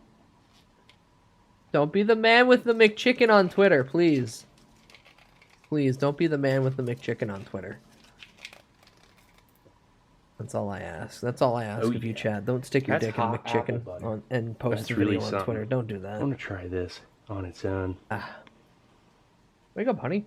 It's time to consume your brown The maple slab of patty. flesh. Just some of the dark The pickle pounder. juices. The pickler. That's how I remember it. Actually, because of the When I first pH tried balance, this it's thing, the bleacher. Sweeter. It seems like there's actual, like, higher protein content. You can tell. It's more like a ground pork patty. I mean, it has a great sausage flavor. Okay, let's What get sauce? Every time he everything says together here. sausage, I just hear ordinary sausage in my Actually, head. Fuck. scone on its own here. I'll pound your pickle blushes. That is incredible when it absorbs. Check that out. Sorry, I'm not into CBT. It almost looks like steak from that angle with steak sauce and like a sweet potato. But Okay, yeah, it's kinda. not. Breakfast gourmet MRE. Oh wow, that's the way to do it. You know, pork and apple. You don't put the apple butter on those crackers, that's for sure. Yeah, the pork, you can tell, is a lot more lean.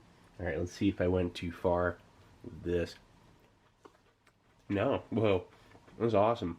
Too bad it's not hot. If this was warm or hot, it'd be even better, but it's like tortilla with salsa.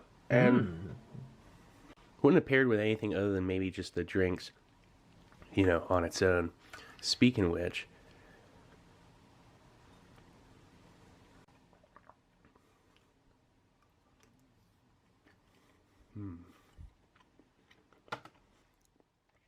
I just picked this up and had no idea of the storage. Turned out well. Oh my god, Steve's wearing a regular shirt, not a graphic tee. Yeah, that's a little bit odd, but Hi, dipshit. Welcome in. Hello.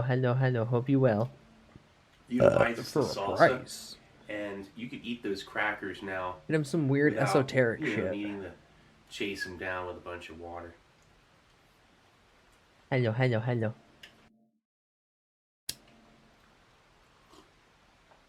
Love the cider. Hello, Small. It is too bad that they Ian got Brittle rid of Moose is the looking Pop-Tart. different today.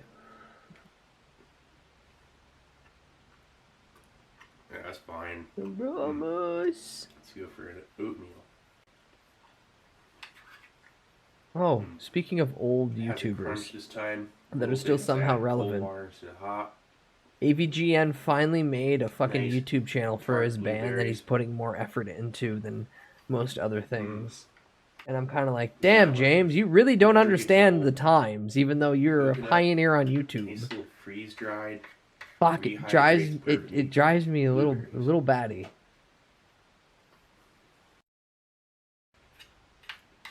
Dried milk. It holds up. These things are built to last. Yeah, I assume the granola out Summary, of all of it's I going to think be it's the like best 33 thing, grams at of least for protein longevity's this sake. menu. Dehydrated It's not granola a with lot, milk but and it's not blueberries? terrible That sounds either. fucking banger. I feel like apple butter. And the maple sauce is sweet.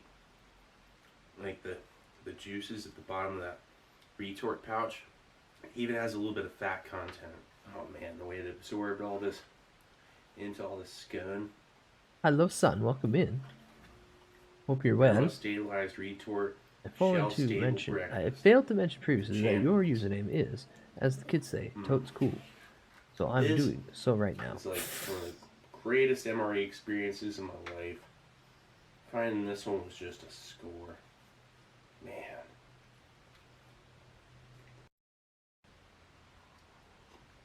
Chug, Steve, chug. Let's check this out. Yeah, it's just the French cappuccino never gets any better. It's like you expect it to be different and better the next time. It's not. It's never any better.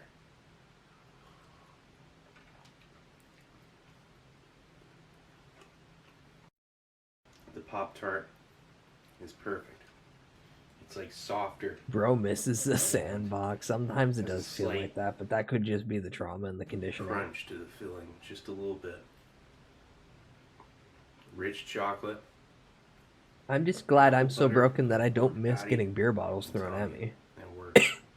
With a scone, a cinnamon scone. But that's because you know streamer has daddy issues.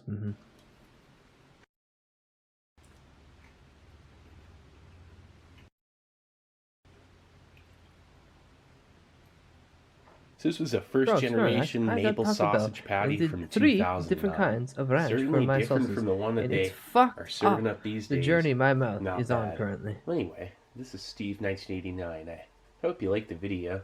And I'll be coming back at you with something What do you new. mean 3 different kinds of ranch? All right, cool. There's 2 kinds of ranch I know: See. ranch dressing and ram.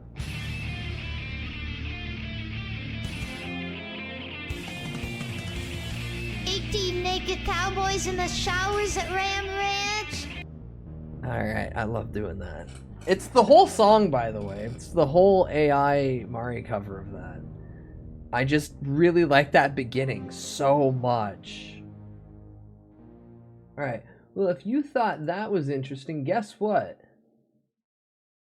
Now we're going to jump to Tasting History with Max Miller. Look, there's a Pokemon in the background like every video. They got ranch, they got spicy ranch, they got avocado ranch. I tried the avocado ranch, actually. That sounds interesting. The beginning sounds remarkably like Mari when she actually just says it. Yeah. I forget who did the AI, the AI thing, but they put some time and effort into it. It was well received by the community. There's what's the other one that I have? I know I have a couple. Because some really good ones dropped, and I went, yeah, no, I kind of gotta grab this.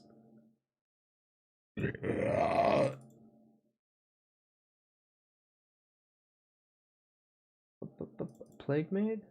AI songs? Oh yeah, Dr. Worm.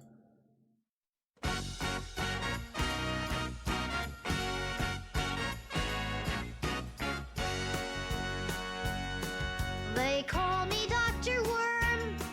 Good morning, how are you? I'm Dr. Worm. I want to point out that it's not good morning, it's good morbing. One more time. I'm not a real doctor.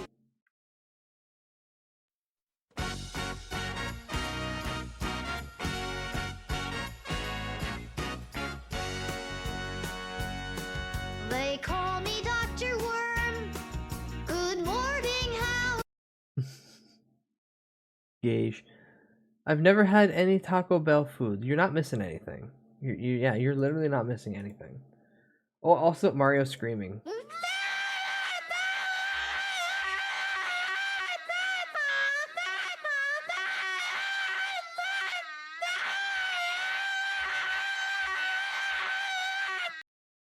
That one's always good. That's like a minute 33 of that.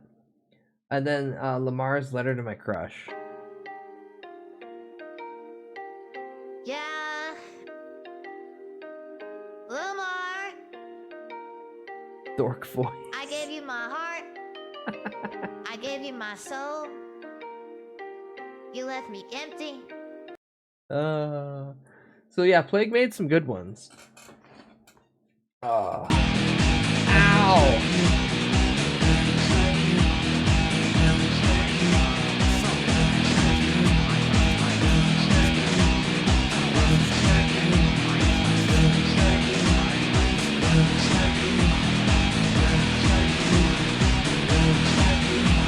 And now for a bad one.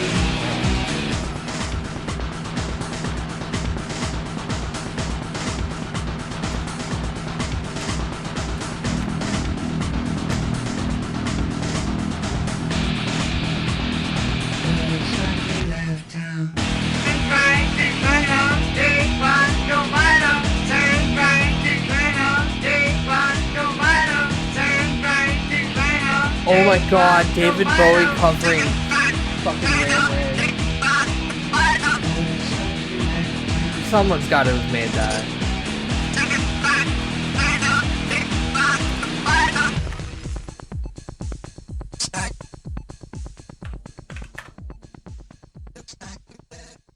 No one's made the AI cover David Bowie doing Ram Ranch. Hey, if somebody wants a free bit, there you go. But is it this one? Where he's like, Omicron!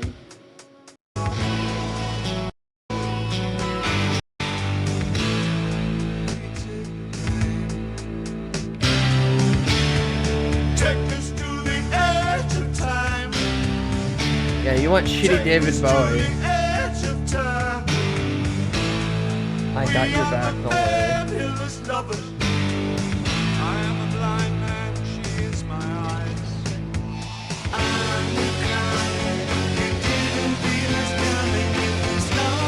Reed Gabriel is also to blame for the soundtrack.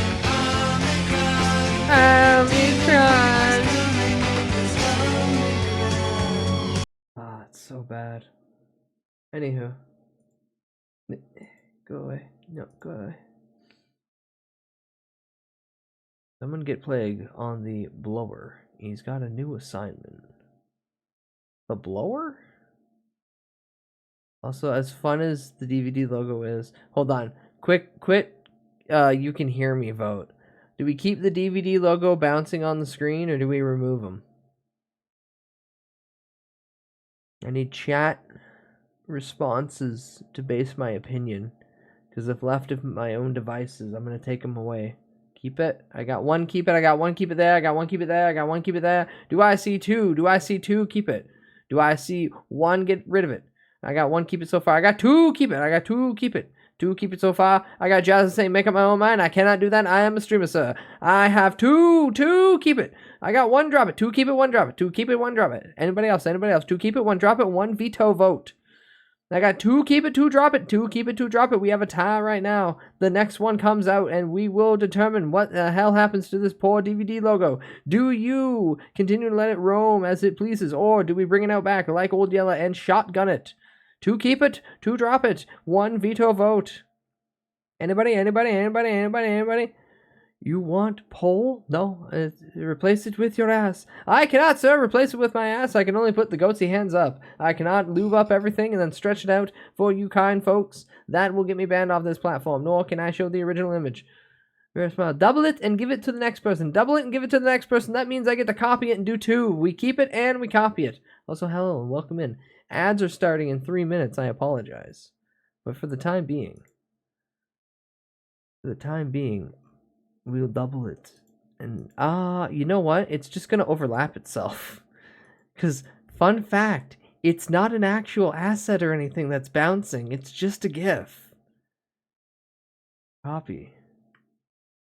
Paste. Now there's just literally 2 of them. Oh, you know what's even better? Let's see what I can do filter-wise. Oh, but that'll just filter both.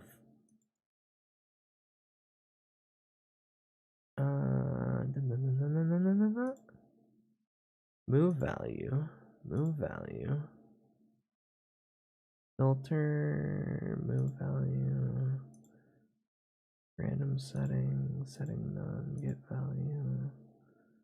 Start the delay at 40 milliseconds? Is that? No, 400.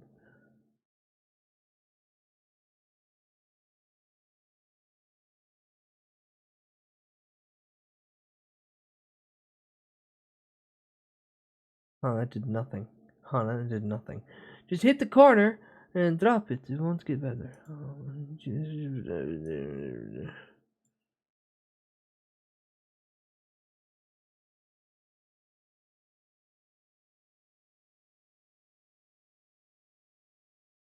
Now they're gonna bounce in too much of a unison way.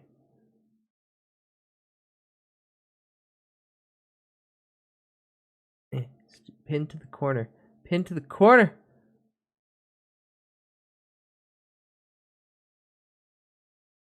What the fuck is this? This is DVD. This DVD logo has a GIF. Bouncing. Bouncing.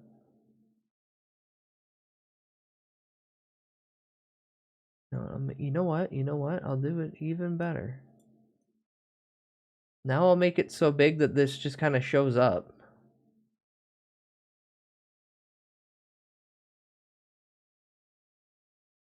Why? Why not? Why do you backseat my enjoyment of stream? Now we make it even bigger.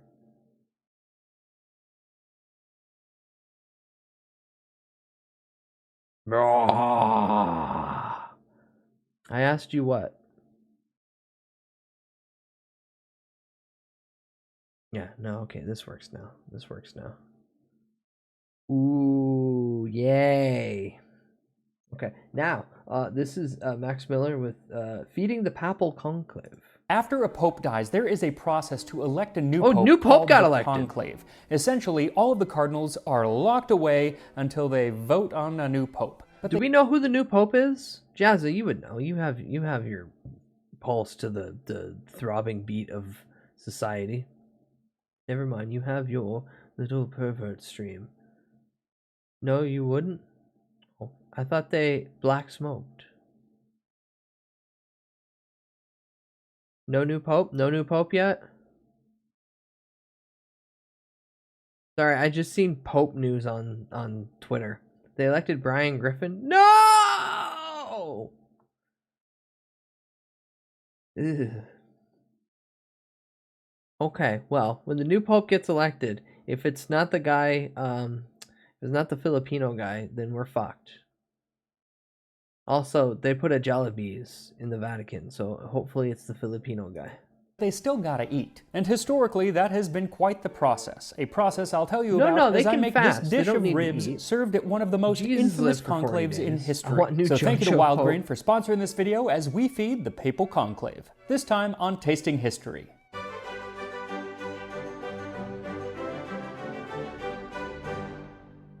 Clausi cum clave, or closed with a key. That is where the term conclave comes from because the cardinals are actually locked away until they can decide on which of them is going to be the next pope. Cool. And the process has changed a little bit over the centuries, but much of it is still the same.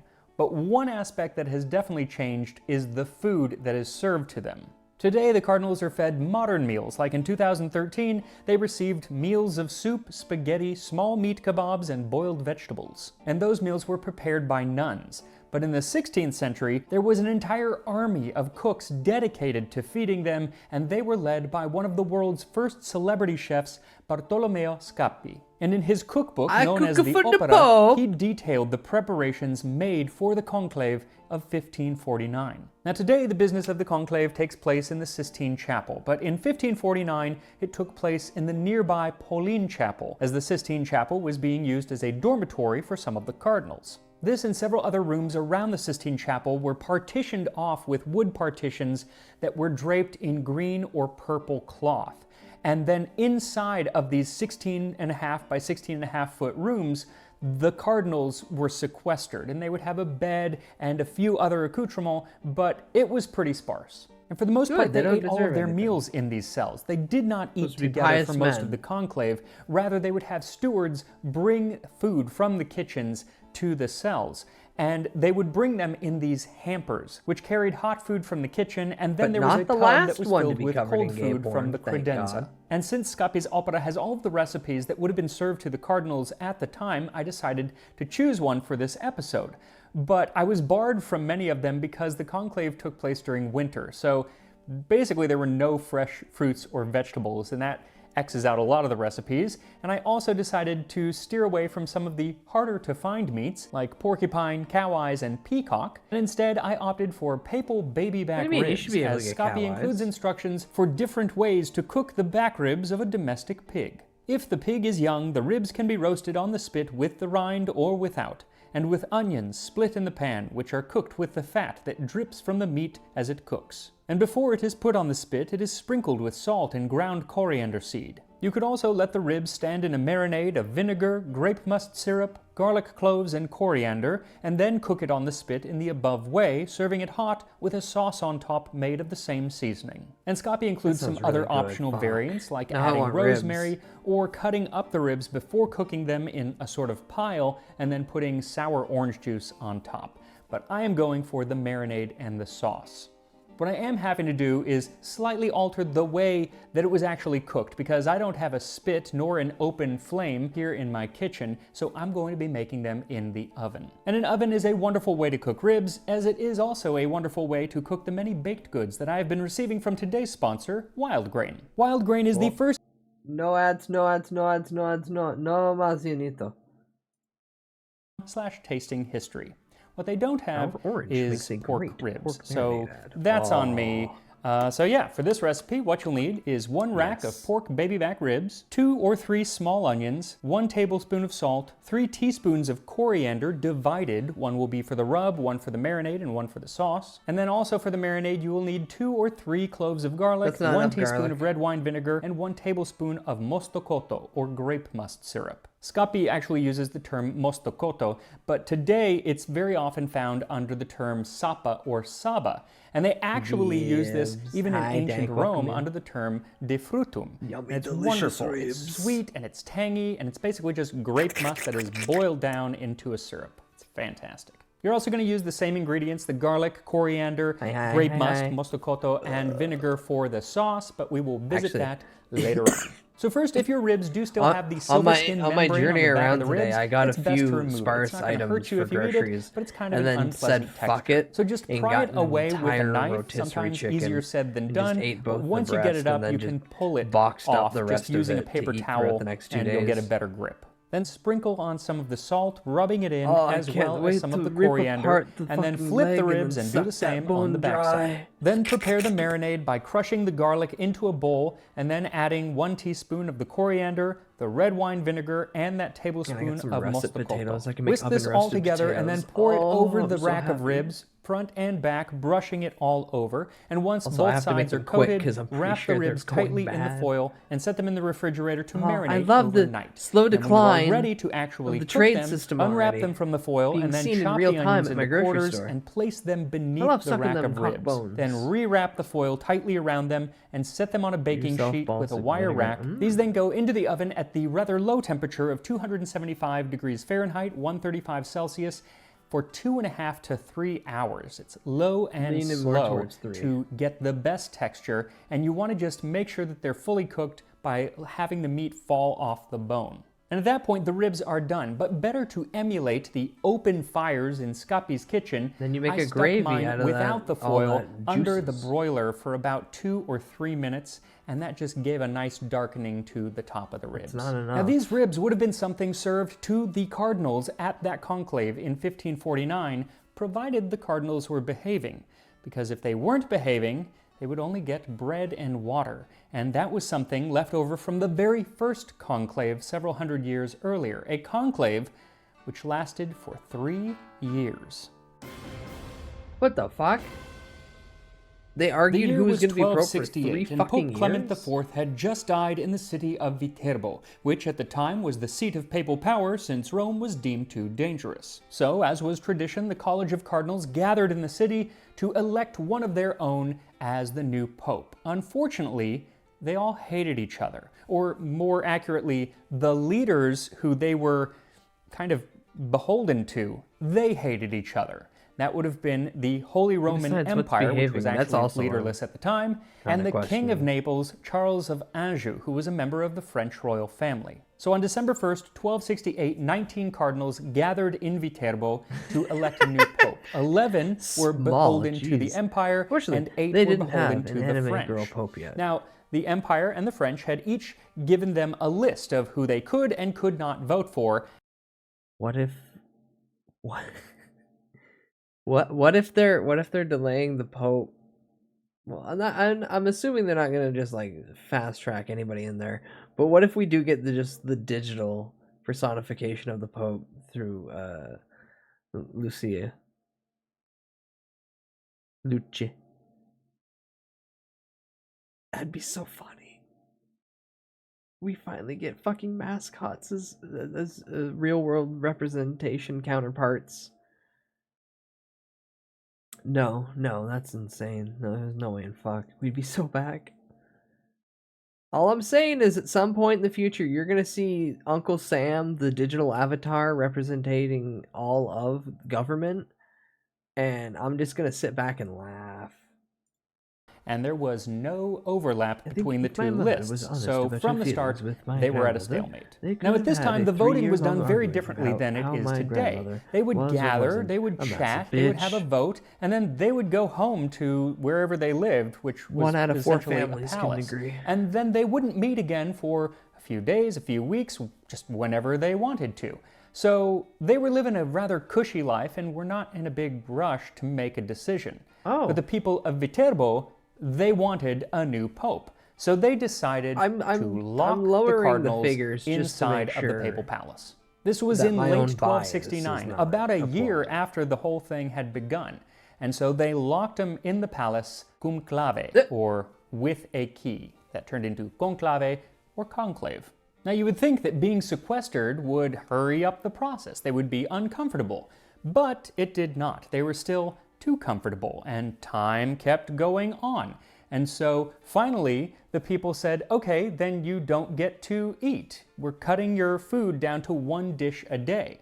That still didn't work, so then they cut their food down to just bread and water. That's all they got. Surely that worked.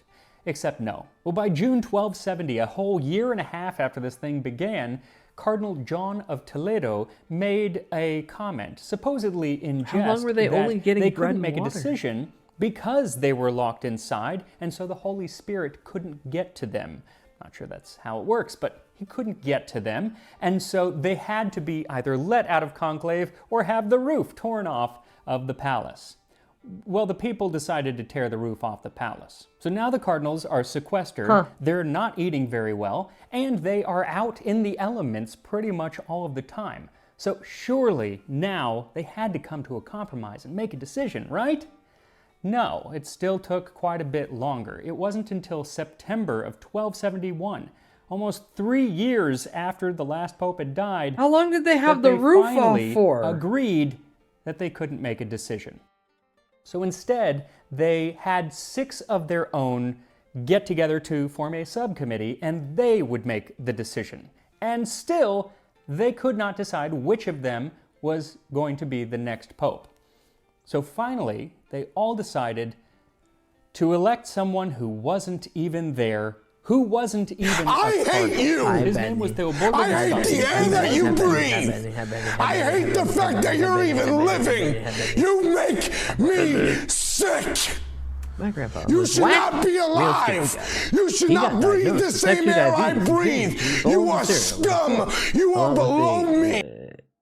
Jellied bagel most days for breakfast till he died. It wasn't that long after the diagnosis. Fun.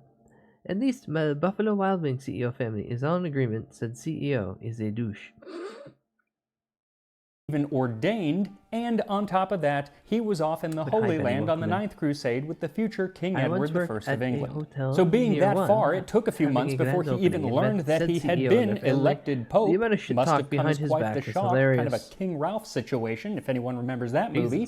And then it took a few more months for him to get back to Italy, back to Rome, where finally he could be ordained, because he still wasn't ordained, then made a bishop, and then he could be crowned Pope. And on March 19th, 1272, a full 40 months after the previous Pope had died, he was indeed made Pope Gregory X. So with 40 months of a rudderless ship, it's no wonder that one of Gregory's first acts as Pope was to issue a papal bull known as Ubi Periculum, and this was a way to set up the rules of the next conclave. Hey, the next time you guys do this, you gotta follow a guide. Essentially, 9 days after the death of the previous pope, the conclave would begin in whatever city the pope had died in. Then the cardinals would be locked away. They would all sleep in one big room divided by curtains, and they weren't allowed to have meetings with each other unless all of them were present. They would have no communication with the outside world unless all of the cardinals agreed. So basically, only if someone inside died, got really sick, or if they elected a new pope. As for food, it would be delivered through the wall via a sort of turnstile, and all it would be was a single dish and a soup, and after 5 days, this was reduced to just bread, water, and a little wine. But perhaps the most motivating aspect of these conclave rules was that during the process, the cardinals were not allowed to get any income from their cardinalship. So that was motivating. And guess what? It worked. Because when Gregory X died, the next conclave was over in just a day. Unfortunately, this next pope, Innocent V, died after just a few months, and they had 3 more popes over the course of the next year. They just kept dying. And one of those popes got rid of these new rules of conclave, I guess because it was just too uncomfortable. But then, a couple decades later, there was yet another stalemate of 2 years, not as long as the first, but almost, and after that, Pope Boniface, or Boniface, reinstituted the rules of conclave, which were still mostly in effect in 1549 at the conclave that Scopi writes about. And he has a section in his opera entitled The Funeral of Pope Paul III and the Subsequent Conclave. I am loath not to relate the sumptuous arrangements adopted in 1549 for the funeral of Paul III, along with the number of cardinals living at that time, which amounted to 58. The ones who entered the conclave and the ones who came along to it after it was closed, and the ones who came out sick and who died, along with the names of the Roman barons who had the keeping of the conclave. In his writing, he details how they lived and how they were fed, paying special attention to the fact that they were meant to be cut off from the outside world. All of the cardinals were put in just a few rooms, including the Sistine Chapel, and everything was draped in either purple or green still. fabric. I've only been up for a few hours. Purple fabric if the pope that had just died I'm allowed to be quiet. You as cardinal, Shut the fuck up. and I'll if it kill had you. been a previous pope, then you got green fabric. Then they had their 2 large boxes for food. And Scopi includes not only images of these boxes, but also images of the stewards carrying them from the kitchens. Scopi says that the cardinals received 2 meals a day, and they would be served one at a time. Essentially, a list was made up the night before, putting all of the cardinals in order, and it was random, except that the sick ones went on top. And then that next day, that was the order that they would be fed in. And so their stewards would go into the kitchen and fill up the hamper, and it would all be tested for poison there in the kitchen. Once it was tested, then it would be brought into another room where there was a table of bishops or prelates in charge of the conclave, and there a messenger would announce the name of the cardinal whose food was being presented. There you go. Then came the steward with 4 or 6 squires carrying decanters filled with all sorts of wine and pure water. The decanters were all covered with orange oranges and flowers, and had labels on which were written the variety and quality of the wines. Then came 2 footmen carrying the large tub with the credenza foods. Then came the food testers with 2 more footmen carrying Mary the Abraham. Then the food and drink would be laid out before the prelates and the bishops and tested Christian again, Slater. but not for poison this time, but rather for messages Ah, so they would pick at it. Benny, I can't take it anymore! That's why Scapi says it was not possible to send in closed almost pies or done. whole chickens, In 10 since minutes. those were cut open in the presence of the bishops. Nor could anyone send in tried to wine tell in a me I was container other a than glass, decanter, nor but I always napkins, believed cloths, I or was anything a else that had not been decoder. first opened and examined. Any remaining food was distributed to the servants Small, of I'm the gonna hit you with a conclave, hammer. that is, No, barbers, masons, monkey carpenters, apothecaries, cleaners, and various I was other gonna set servants. alarm, but I forgot, Service and was also done stayed this up all way, day, evening catching up and on morning. Andor. And now, after all of the food had been Yeah, presented to the watching bishops and the prelates and picked through, then it could be sent inside to the cardinals, and it would be sent via something called the ruota del conclave, which was a sort of turntable that would spin to deliver the food inside of the chapel. So, should we take Scapi at his word, then it would seem that the conclave of 1549 followed the rules to a T. But we know from many, many other writings that the conclave of 1549 was actually one of the most public and absolutely rule-breaking conclaves in history, at least documented. As one letter from the time said, all the rules governing the election of the Pope have been broken, all the customs set aside, oaths broken, order perverted, ceremonies foregone. The conclave is conduccted in public, and no good can come from the assembly. That was a letter written to Charles V, Emperor of the Holy Roman Empire. And really, the entire conclave, which ran from the end of November 1549 to early February 1550, was a sort of proxy war between Charles V and his rival, King Henry II of France. Each ruler had their chosen candidates, and they were going to make sure that their man won the vote. I want it's literally the Pope. the same I setup back the as the Pope. conclave a few centuries earlier. Nothing had changed except for the actual players. And pretty much from the start, the rules were being broken. History doesn't one of the repeat, things it just was rhymes that a lot. Each cardinal could only have one person with That them, like fucker one is servant. definitely And this French. quickly turned into 3, but then after a while, Who, Henry? we know that most of them had like 6, 7, 8 people with them the whole time.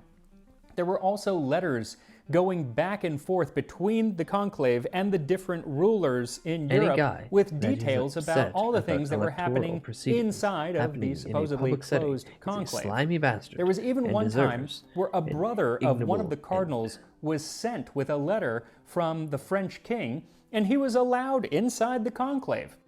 And he wouldn't leave for weeks. They tried to get him out, and he just wouldn't leave.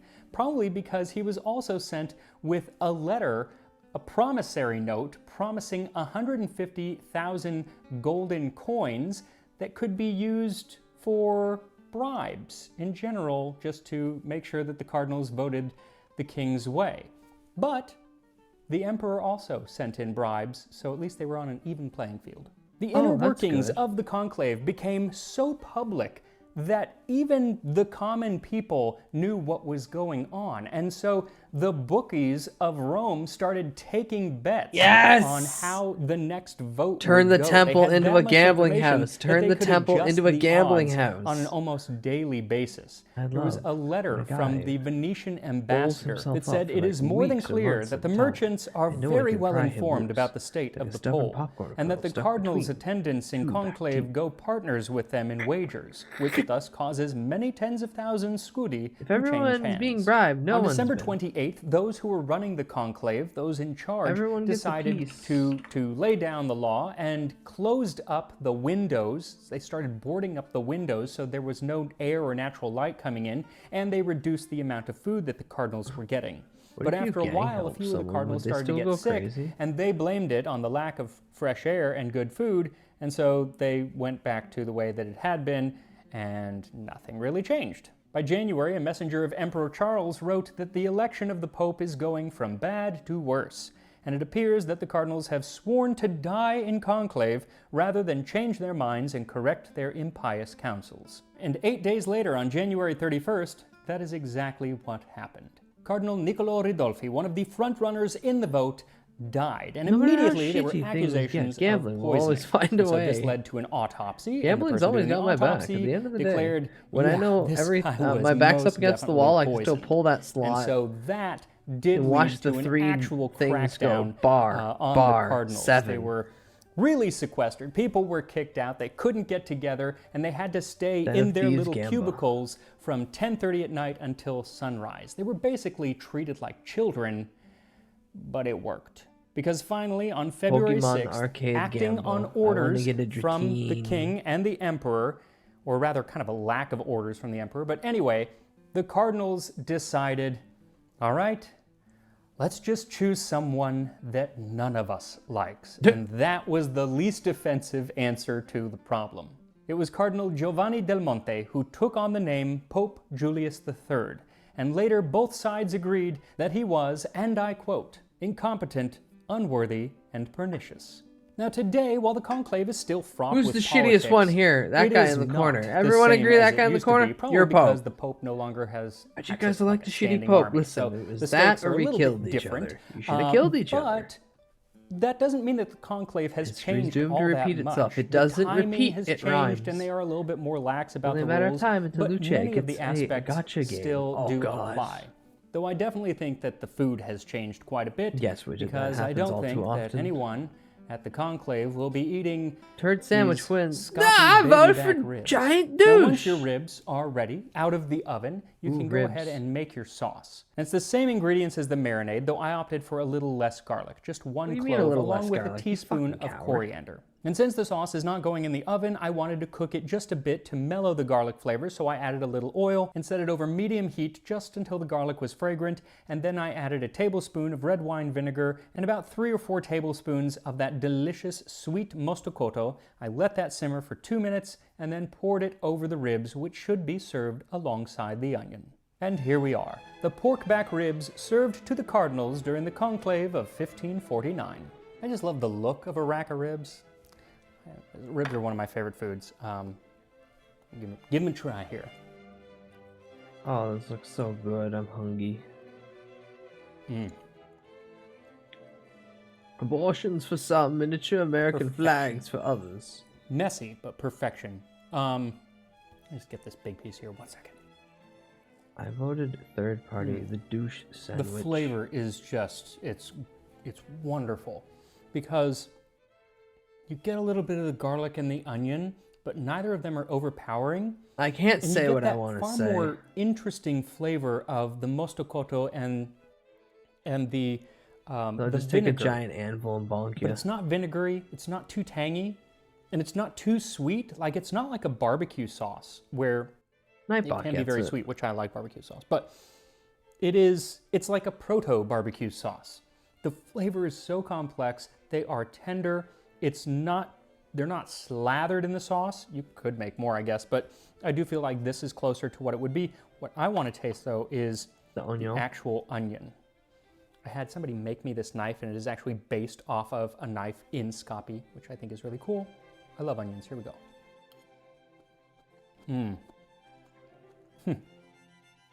I can just eat actually just a plate of the onions. It's so sweet. It's like lost any of that kind of bite that the onion has, and it's just sweet and delicious. So one thing I wanted to show you is this. Oh, sorry, I gotta clean up all the drool in my chin. This is a replica, obviously, of the key that opens the Sistine Chapel. And I got it when I went to the Vatican a couple months ago, and I did something called the Keymaster Tour, which was one of the most amazing experiences I've ever had. I was so excited to look at doors. You show up at the Vatican before anyone else is there, and it's a small group of just 20 people. You go into the Vatican with the person who opens all of the doors, and you get to open the doors, and they got tons of keys, and you get to be in the Vatican essentially. Oh, you get alone. to open the They make a tour so you can open the building up. That's genius. For months every single day, because they don't let you know when they're putting them on sale. It's very Italian, but it's so worth it. Keymaster Tour. If you only have a little bit of time to see the Vatican, it's a good way because you don't have to deal with any crowds. I don't think that's one of the make keys these you get ribs, on that tour. Enjoy the papal conclave unless it's over, and then we the have a tour, new pope, and then, you know, yay for that. And Getting I will hard see you to next twist time that on fucking Tasting key History. in that lock. and going, "Oh boy, I'm a Catholic."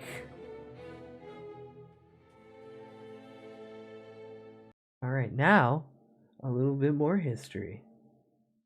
Actually, no, this is 2003. It's another goddamn MRE. You thought I was done.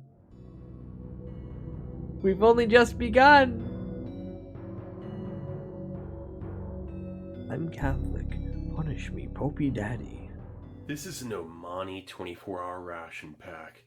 The Sultan of Oman's armed forces. I'm trying to think of another one to bounce off that, but just Popey Daddy is just stun locked me. It weighs 1,700 grams. Brother, I'm starving. Brother, you're telling me. And it contains 3,008 calories. Look at this. Contents list. Fava beans, white rice, lamb curry, mixed vegetables. So for any joint operations, anybody that'd be using this ration outside of Omani troops. And this thing is made in Oman. Tear notch at the top. Let's give it a look.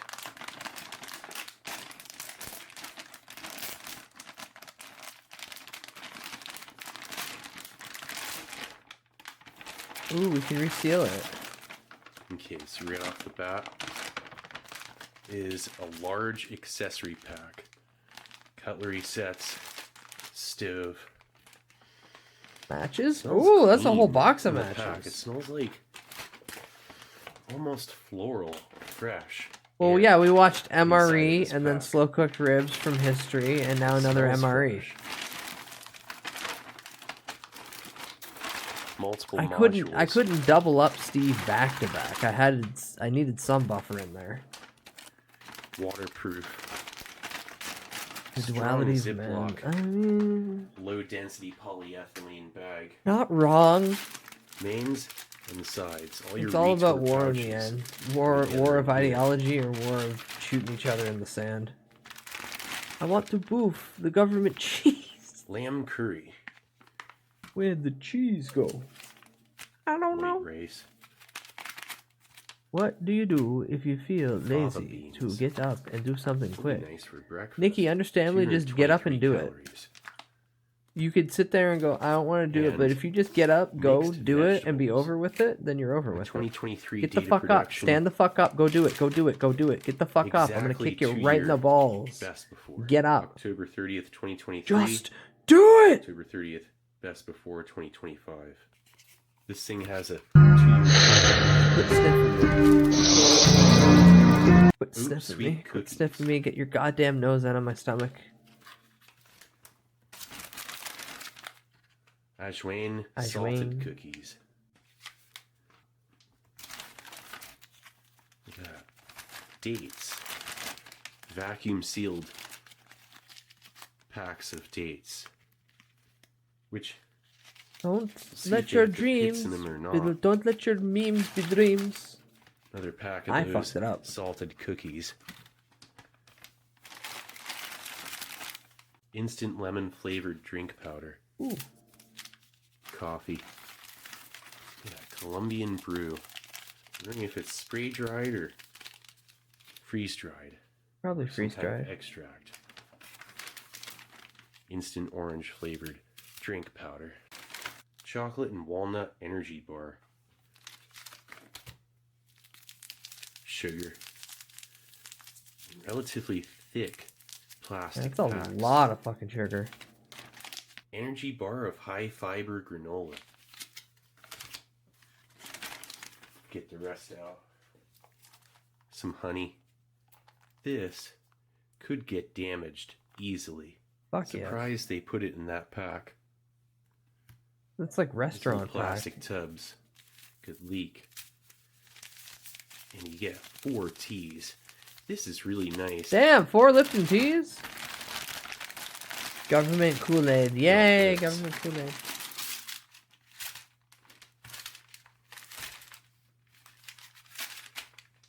Flameless ration heaters. Check this out. You get how many of those? 2, 3, 4. I'm telling you not to eat it. I'm sure stranger things have happened. Don't eat this plastic, please, for the love of God. And that. Where's the government looks purple like drink? It's made in-house. I don't know. That is a very Now I want government high purple quality jack in my fridge looking all the time. heating element. Well Instead, put I got together. water and a 18-pack of Coke. 3 cutlery sets. Well, no, now a 17-pack of Coke. That Soon to be 16. compressed fuel. You are 17, going on 16 soon. We'll remove more of your life.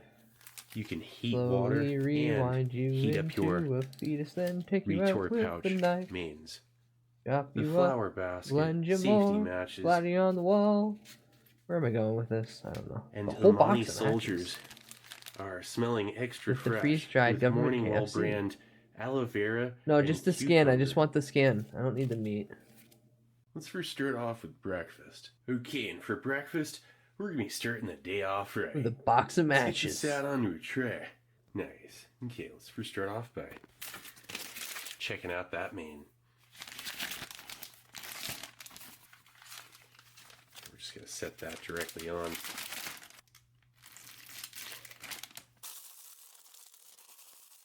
We'll see how well this heats up. Gotta make some tea.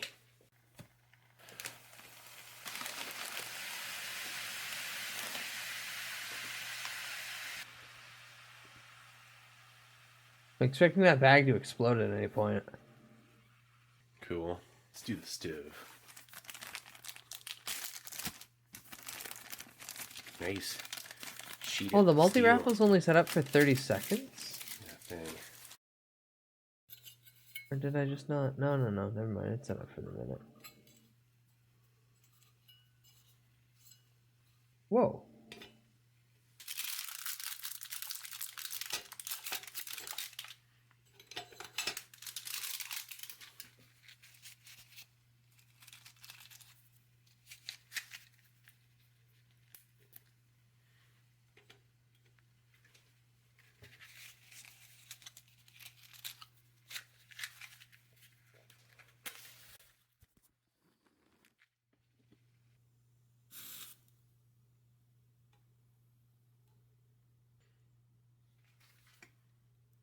He's used so many of those fucking matches.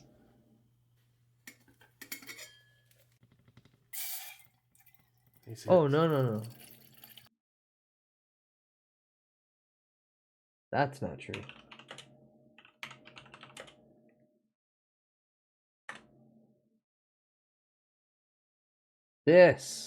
Actually, this one.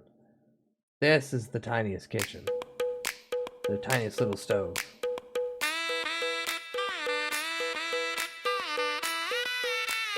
This is a different channel than what I'm thinking of.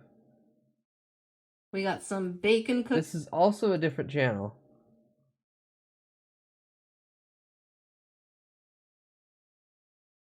Tiny sushi.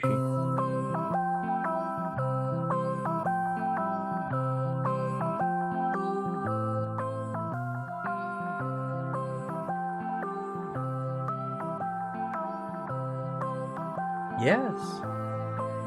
I love that it's a tea candle underneath the stove.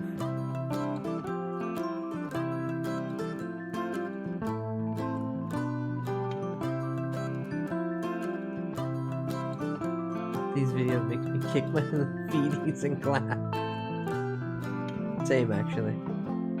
Alright, I forgot about the Tiny Hamster Food channel.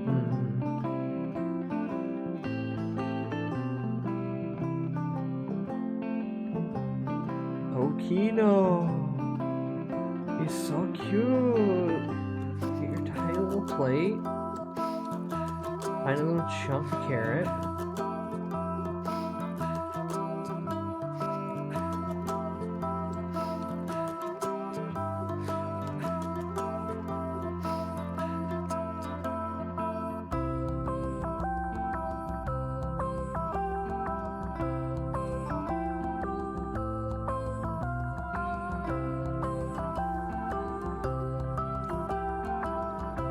She took that little piece of carrot and ate it.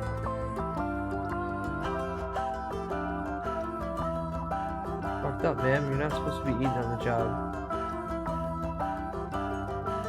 The corporation's gonna go under!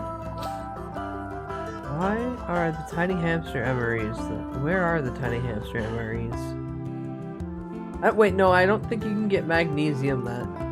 at that level to, well, how big's the bag gonna be? Because the chemical reaction at that level.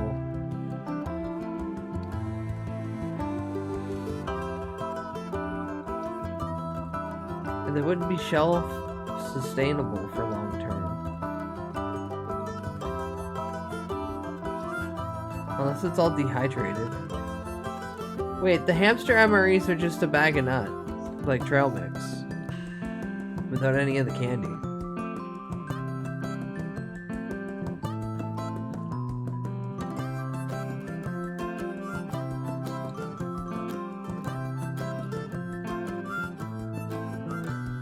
Hi IP, welcome in. Hello, hello.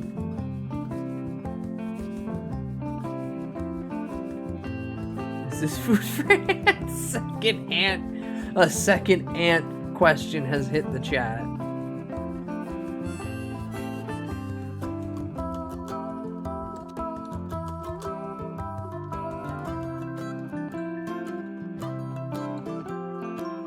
All the fucking rice is mush.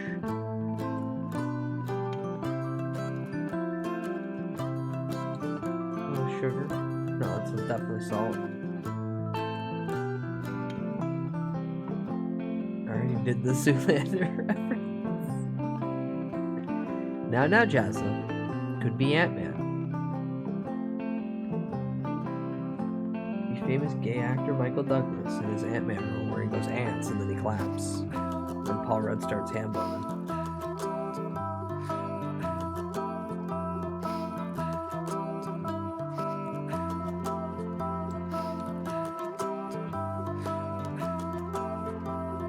Skillful art of slowly tweezing on your bits. And oh my god, it is Ant-Man's personal chef.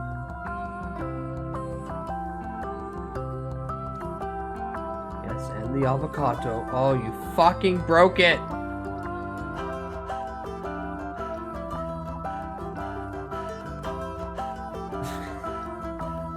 I'm not a big fish person, but I'm definitely down for all the rice and everything else.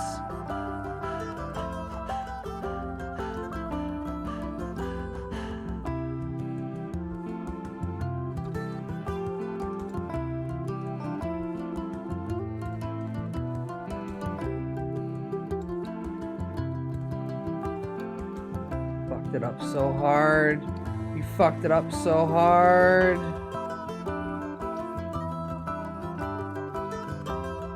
God, but if rolling sushi is just basically rolling a joint, I'd be fantastic at it. But you fucked it up so hard, lady! Why?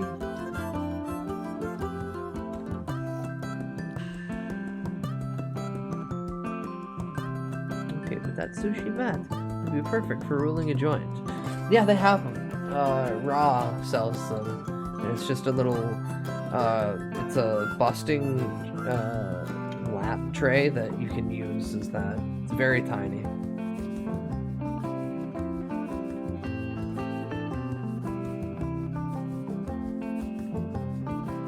Oh my god, and little jelly donuts from Pokemon.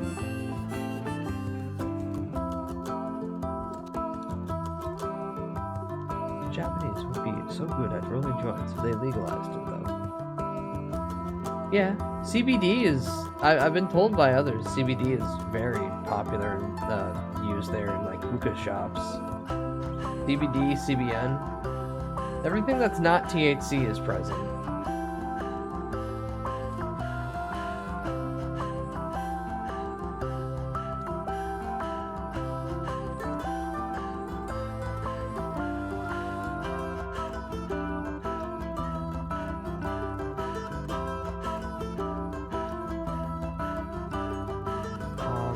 Kitchens are so cute.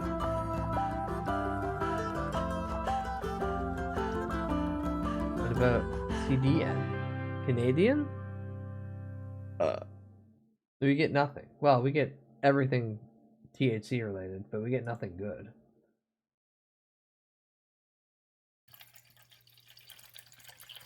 It's still way more regulated, but surprisingly, the THC cap they define as hemp is way higher than the West.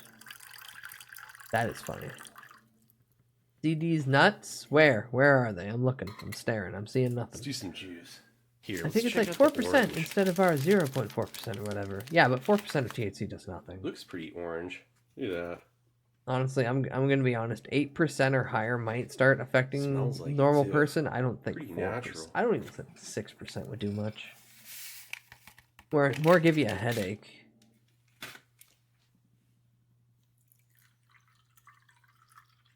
Well, no. Gummies are like edibles are a different factor altogether because that's an edible. It has salt and pepper. A nice looking napkin. Large. Fork, knife, and spoon. Oh my god, fork knife mention! It's a gritty!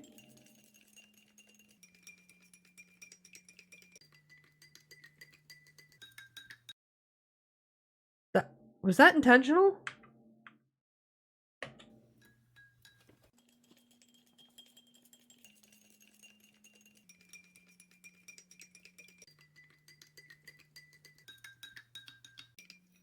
No one else heard that? No one else heard that. Now I'm fucking crazy? I have to be the crazy one?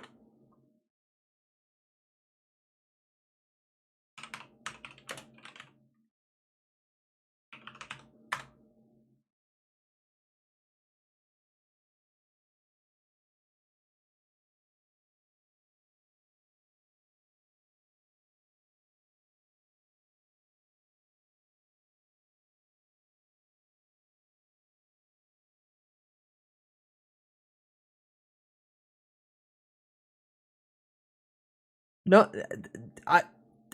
was I the only one that heard that? When he was... Now play with the video.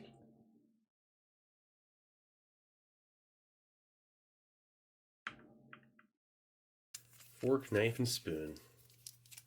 Well, one's definitely louder than the other.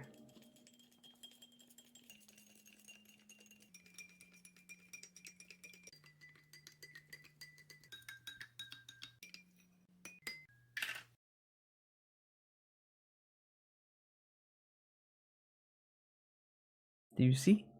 Do you see? He fucking did it on purpose. He did it on purpose. Ajwain salted cookies. We're gonna save them for when the tea is ready. Right now, it's the orange beverage base with dates. Oh, I hate those fucking bags. They never open Sticky they properly. are. You can't really get them out onto the tray, per se. You just want to eat them like this. This is one of the greatest dates I've ever had. Yeah, they're really sticky. You don't want to touch them. You don't have to. Look how you do it. One at a time. You pull it out from its... Oh, that is heavenly. Matrix-like... Unbelievable. The greatest plastic flavor. sealed cocoon. I'm not kidding. Those are some of the best dates. Probably in the world. I mean, really. You just admit he doesn't get laid. Simple packing. He doesn't like it sticky. It just falls right off the pit. The best date he's ever had. So sweet and tender. I just want to take a little bit of salt and put it on one. Now. English is silly. You can just eat these things while your water heats Well, up. now that's just me. Or on the go. While you're marching around. Lamb memory sounds wrong. Ooh, lamb? I just want to try this. Save the rest for the fava beans, maybe. Or for this. I don't know. The one we seen earlier was like a pork patty. Even more flavorful. Still so sweet. Yeah, it's one how... of the greatest things I've ever eaten. What's a Seriously, small scale so lamb delightful. meal that would be High in okay for an potassium. MRE? A simple, straightforward food that you could just eat these all day. If you're a soldier, you would need to. High in sugar and high in potassium. He's the one Again, to just ask a girl to lunch. a real treat. But the lunch is MRE. With the OJ. No, That's bro's just close to missing being like the army. Continental He just wants to go breakfast orange back to juice the right there. sandbox and play. The conditioning and the Tart trauma and kind of sweet, like doubled down into relatively the YouTube natural channel. tasting. But this is what you But do this way, with he can salt. try We're gonna MREs say from you'll across agree. the world. That's fruit. It's not like some factory-made crazy candy. It tastes like treacle or like brown sugar, especially with the salt. That makes it. Oh, a date with salt. It is perfection. It's so simple and straightforward. It's like syrup, like a fruit syrup. This thing falls right off the pit. Watch this. Oh my god, it's not just fucking a Lemon chemical drink. paste Smells like shoved into pure lemon a oil. mold.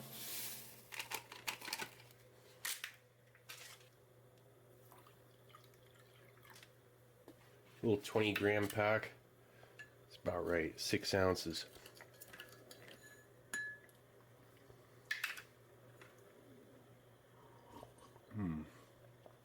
Flavorful. Just right. It's like a delicious Lemon flavorful. lemonade right there. Nah, they can't call it lemonade. Lemonade implies when lemons are used. That's a lemon flavoring powder.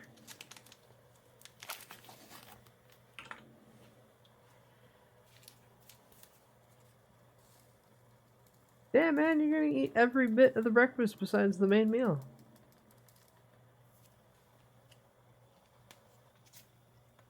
You don't need teeth for these.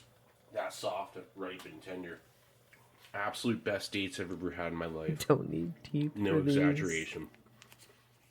I don't know why that's so funny. It's like buttery molasses. Because you're a child. with But salt. true, mentally, I am. Stupid. It's time for tea.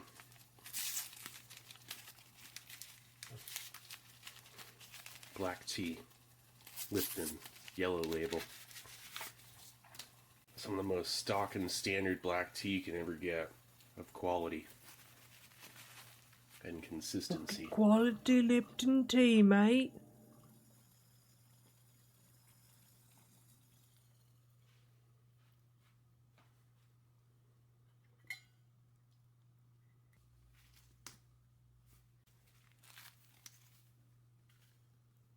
Dunk them bags, dunk them bags. He's implying he lost all his teeth in the war. No. He has teeth. You see him.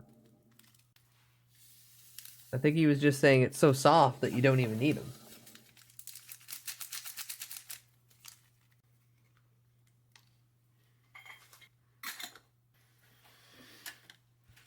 Let's eat these real quick.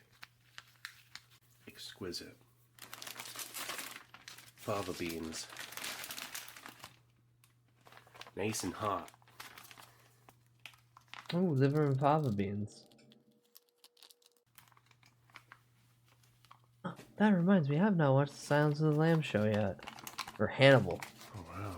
Kind of look like refried beans. Smells tart. And savory. Fucking beans.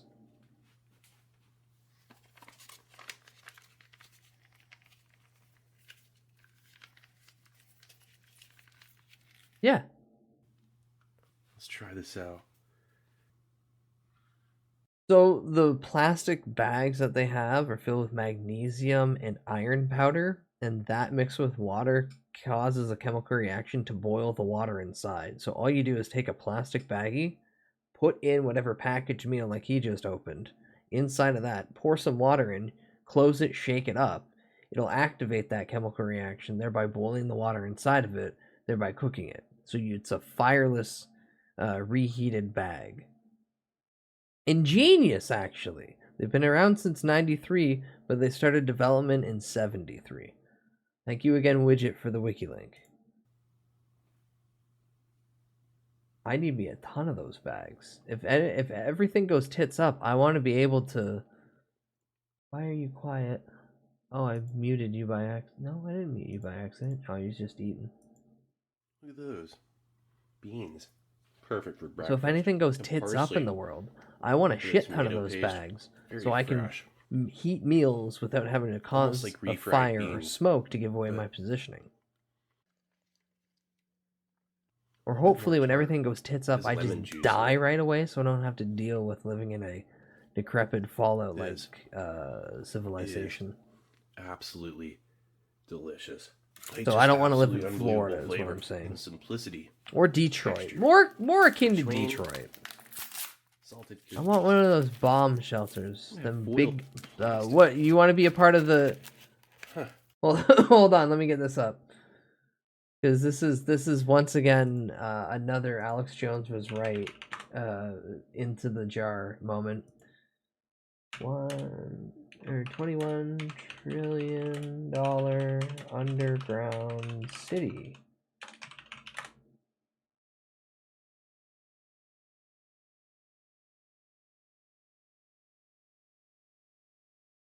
Yeah, you know what's funny is when our boy Georgie, you know, the guy that was in office during 9/11, Bush official claims U.S. built secret $21 trillion underground city for rich and powerful to live if near extinction event happens.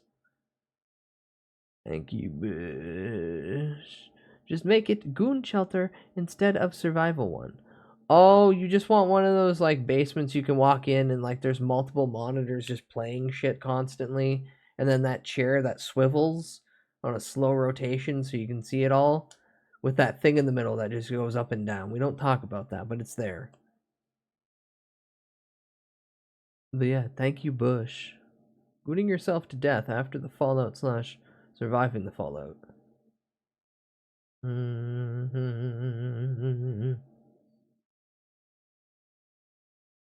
But yeah, it's always fun to remember that most conspiracies, if not every conspiracy, probably is true. Tinfoil hat still on? Tinfoil hat still on. Yeah. Baba bean lamb curry. I guess the lamb curry is the main. Hey, look. For later. Bakery fresh. They smell very unique. And like butter, like a margarine or something, and then a very interesting, almost like cardamom, but not quite like that. Like, man, that's carom seed. That's what makes these unique. They're almost like shortbread cookies. Ooh, I love shortbread cookies. If every conspiracy is true, then why doesn't my vaccine give me better phone reception? The heavy metal accumulation hasn't really developed alongside with the technology. It really smells like a shortbread cookie. Your reception is more akin to the metals in the body. And the fact that there are rare earth metals utilized in these that typically don't need to be carom used. seed. It's an anti-inflammatory. Helps aid with digestion too. Absolutely fantastic. Fun to go along with all this. Now bring up the ice wall, damn it. Bring up the ice wall. I can't keep bringing it up on my own. Someone's got to drop the ice wall. Carom seed is so different. And it's a very distinct flavor. There it is. You can see it. Ooh.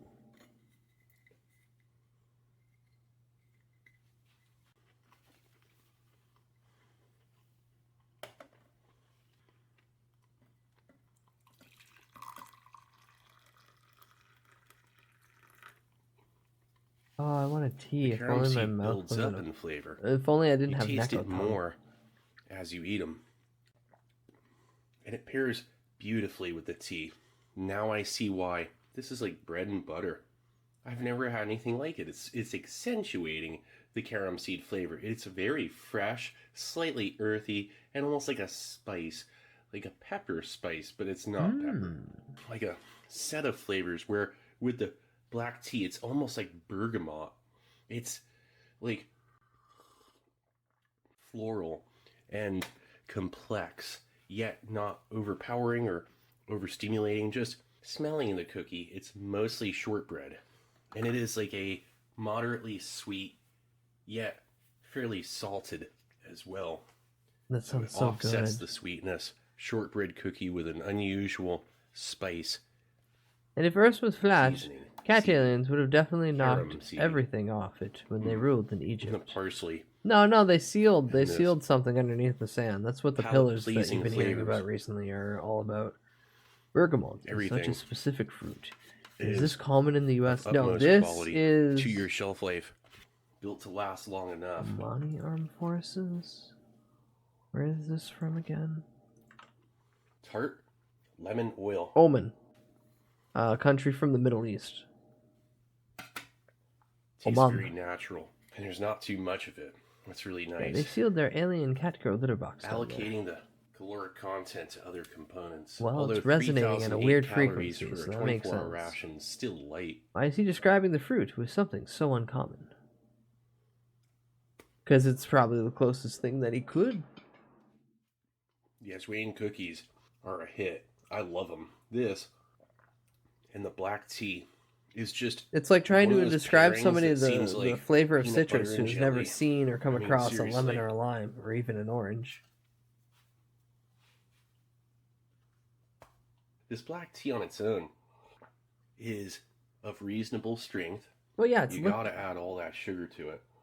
It smooths it out. Yeah, it's still strong. You steep it proper like I did. You really get your money's worth out of it. They give you 4 packs, but really you wanna make them count.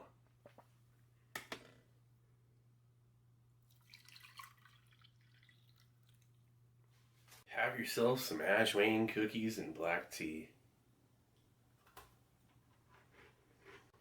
I want to make a tea. Flavorful, crispy Actually, no, I don't have the I don't have cookie. the really good headphones anymore. I could hear that thing go off without an issue. That tea.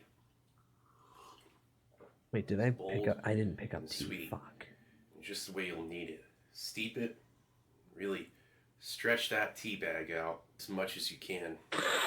Cookies like Stretch this. that tea bag out as much as you Tell can. ya. It's kinda Noted, makes me noted, looking Steve. online and see if I can find some for sale. I'll bet you could find them. A shortbread cookie with a seasoning. It really takes it up a notch, especially with the tea. They're a little crispy. So that was breakfast. A perfect meal. Okay, now we're back with lunch. Not bad. Alright, let's get this out onto a tray. Nice. Okay, let's first start off by He's heating up really that selling main me the mixed cookie, not gonna lie. vegetables. Yeah, same. And the black tea, honestly. Alright, so here is the chemical bag. A little bit of water.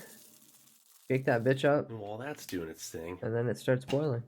we gotta heat up some water for tea. Alright, how many matches is it gonna take you this time? I expect 4. Oh, and there's the boiling effect. And the bag's really steaming now. God, it's so cool that it's just something as simple as a magnesium and iron powder combination.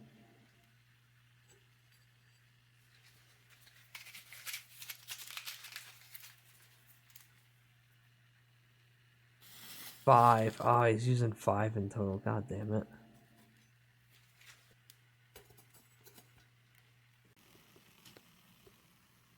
It's time to check out that energy bar of high fiber granola. This thing is dense. Oats, sugar, honey. Tri-laminate packaging is a little bit difficult to tear open, but it is tough. Yeah, it's just sealing all the Smells good like flavor. Butter and oats. Wow, a very strong butter smell. This is fairly calorie dense. That green thing on it. Look at pistachio. Oh. Oat sweet cookies. Look at those. It smells like coconut. Cinnamon sugar, like a snickerdoodle cookie. Snickerdoodle. Oh no, I'm broke. Also, no, many broke. How many fucking cookies do you get out of that? Jesus. Rich, sweet, intoxicating cinnamon smell that is just... Like, it's too bad they only give you the 1 pack. I can't wait to try one. I'm just whiffing it. Here. Let's try a little piece. I can't wait.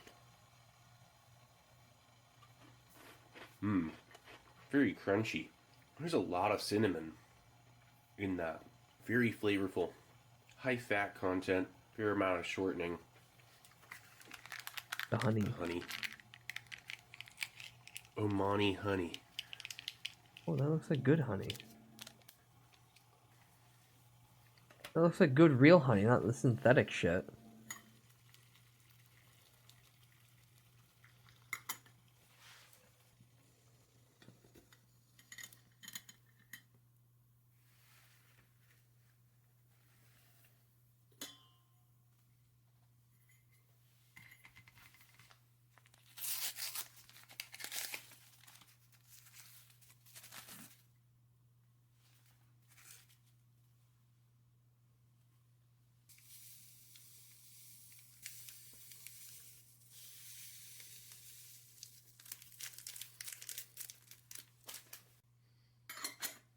Here, let's check this thing out. The oatmeal fiber bar. Yeah, rip that open so you can show the pistachio. There's honey. Oh, he's just going into it. It's very dense. And this is almost as sweet as halva, or like a halva bar. But it has oat. And there's some kind of dense sugar and oil inside of it, and definite pistachio and almost like a toffee or something, and it's too hard, like a poor integration, unfortunately, of the nuts. Like one of them that was very hard on my teeth. You gotta chew slowly and methodically with this bar because of the slightly harder than they should be pieces of pistachio, which add great flavor. It's a high fat, high sugar.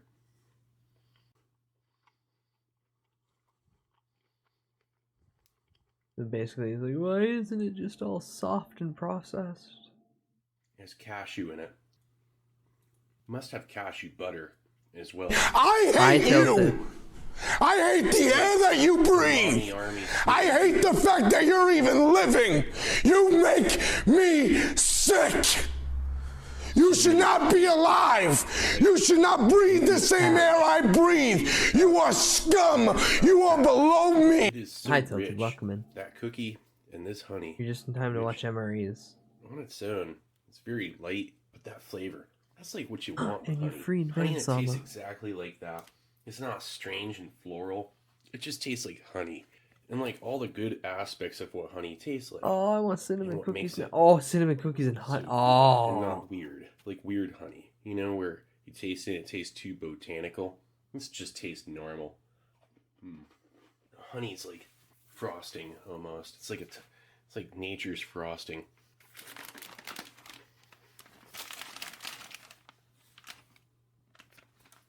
Nice.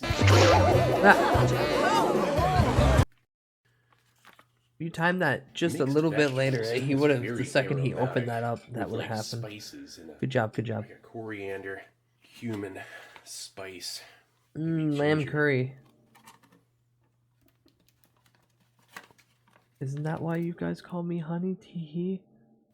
Bad joke, bad streamer. I know, like I know. Carrots, tomatoes. Badge, I had it. Yeah, it was zucchini, almost in your grasp. Eating vegetables like this, Just like that in a goon shelter. ration is a plus. Get your vitamin A.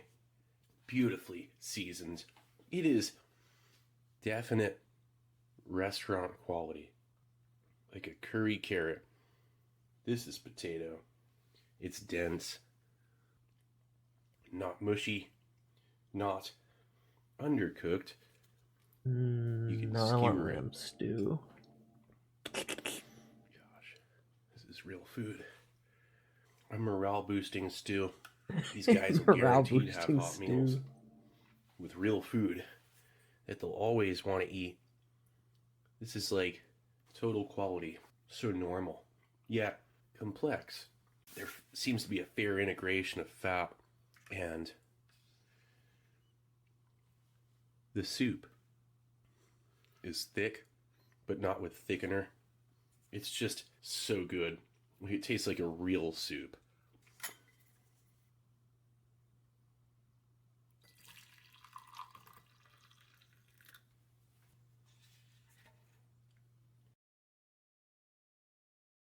surprised they don't give you bread or anything, but then realizing that it's so goddamn real. This isn't using like heavily processed stuff like the States. I'm gonna sip on this tea. They probably don't want to put bread in a fucking MRE. Okay, now we're back with dinner. Not Oh bad. no, All this right, is let's dinner. get this out onto a tray.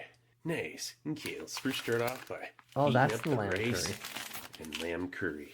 Or is that the second serving? Do you think he eats an MRE as a meal or a snack? Well, this is one of those all-day ones, so I assume that he's like just having his entire meal today is just this one MRE.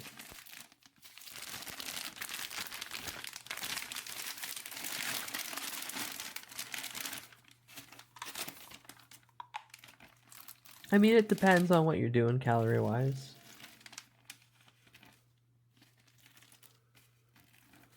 I could see him eating one of these if he's trying to achieve a bulk, and like this is just in between a meal. But then again, they're like heavy in protein and stuff because they're active for people out in the field.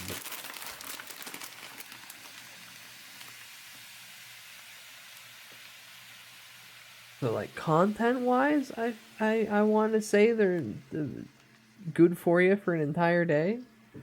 Maybe like the fullness-wise, they might be a little bit smaller.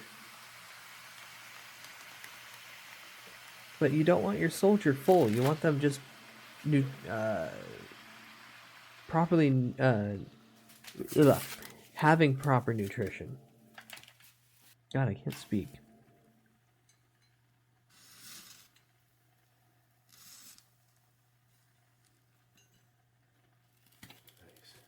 Chocolate and walnut energy bar. 250 calories, 10 grams of fat, about 6 grams of protein.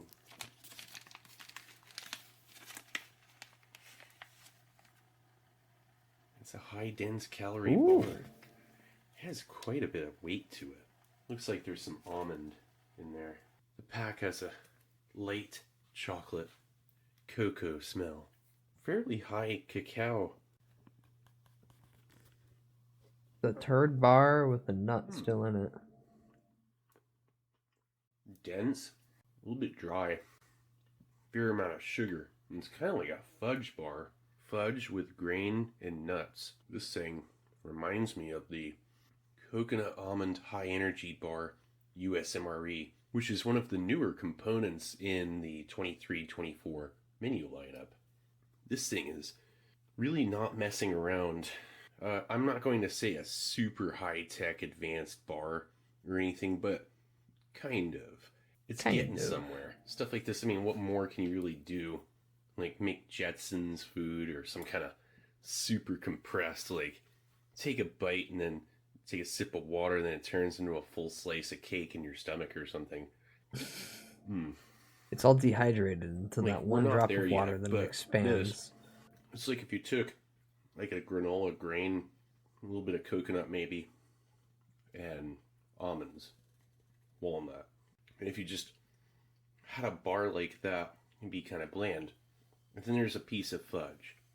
It's like icing, you know, and you bite into it and it's just like pure sugar. Well, you combine those two bars, you get this. And just a slight oil residue on my fingers. I think it's more effective than, say, a chocolate bar for hot climates, such as what this would be used in. This whole ration would make sense as long as water was readily available. We're gonna have hot coffee. Ooh, anybody want some coffee? No filter, straight into the pot. Aromatic and strong here. It's not freeze dried?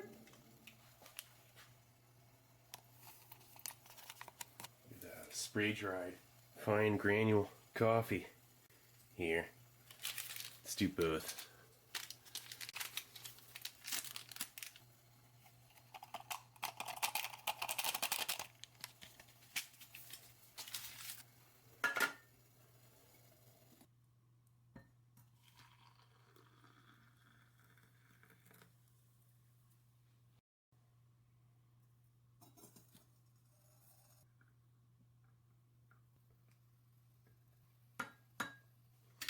Okay.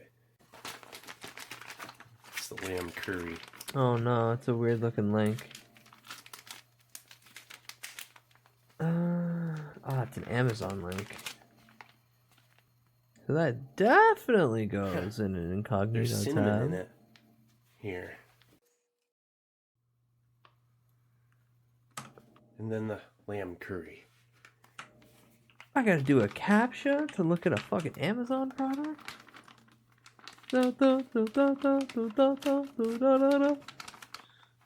USA meals ready to eat variety pack 12 A or B case selected at random. Nutritional emergency food rations, freeze-dried food with flameless heated entree, dessert, and more. MRE kit for emergency survival, hunting, and more. 21 pounds. You get beef, you get cheese, you get chicken, you get jalapeno, you get pepper jack.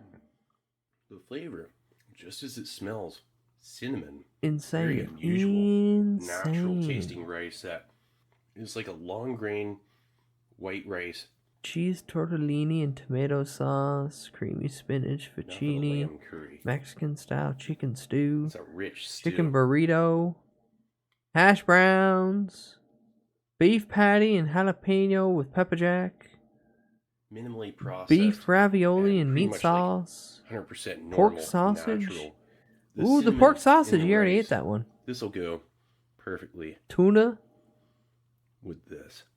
Asian style beef strips, chicken is pesto, High Southwest fat, style high beef and black sodium beans. content sauce, like a curry gravy. Add it to Throne. No, with again, Omni. It's got to be a scale from 1 Canadian to 10 link. on spicy. Throne Maybe won't like a do 3. international It's not very things like spicy, that. but So it it's still got to has be great in the. It's flavor. got to be something from ration the country that I is reside A in. little bit low. Because they'll only in get it calorie local. content. Well, Like, not could local. Use Just an extra two within, to it 600 sucks. calories. It sucks. But the food quality is just out of this world. For shelf stable. I know, instead of adding .com, you gotta add corners. .ca and look. I know, it's such a difficult task. The rice does not look done. Potato, carrot, and what seems like minimally processed, lean, slow cooked lamb in a curry sauce that is rich and not over seasoned. This ration is comfort food, a lot of comfort food, and food that Omani soldiers can absolutely rely on. Nothing beats a standard hot meal, but something like this for a few days, maybe even a couple weeks. A soldier could really hold up pretty well with this. 1 per day, as long as they're guaranteed getting 1 per day and eating everything, which they probably will. It's good enough. The coffee. Good enough. You can get your nice coffee like and your drip. granola bar. Like a coffee maker made Colombian coffee. Smooth. Almost zero acidity. It's just flavorful, normal, tasteful coffee. Let's check this out. Fuck, the That curry is does look good, though. Perfection. The cinnamon in that rice is very different. Cinnamon in the rice. Wait, what? I missed that. I missed that the first time you mentioned it. That lamb has an everlasting chew. I mean, like, it's really chewy.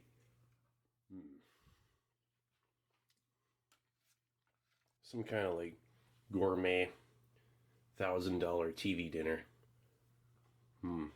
Actually, it was only $350. It's a good thing I got this because I didn't go to the grocery store and I'm all out of food. The flavor, like spicy, a buildup of chili. Once you get to the end, it wasn't at first. The chew is so outrageous. I wish I could go to a restaurant where they give you so much you can't even finish it. But I could eat like 5 more portions of this. Like, seriously. The cinnamon in with that Steve, that's called the buffet. Curry sauce. Steve, that's called the buffet. I know they don't exist anymore, but like, there was a name for them. You've been around long enough to know this. If you want to go to a place where they just keep fucking feeding you, and that coffee, you pay per plate. Great with this bar. The chocolate energy bar. God, I miss going to buffets. Like holy shit. Look at Morning Well. Still a little damp, just a little bit. Whoa, aloe vera and cucumber. I haven't smelled this in years. You know, this really does smell like something from the 90s. Not sure what the usage for this is in combat. It's kind of damp. That's it. Like, you'd need to dip it in the water. Wet wipe. Here. And then the water smells kind of nice. That's cool. You know, and you can clean stuff up. Omani 24-hour option. What an experience. Well, anyway, this is Steve 1989. I hope you liked the video. And I'll be coming back at you with something new. Or old. Alright, cool. Bye, Steve. See ya. Thank you for the MRE video. Spices were commonly used in savory dishes when they were introduced in Europe. Yeah, it's a new hotness. Literally and metaphorically.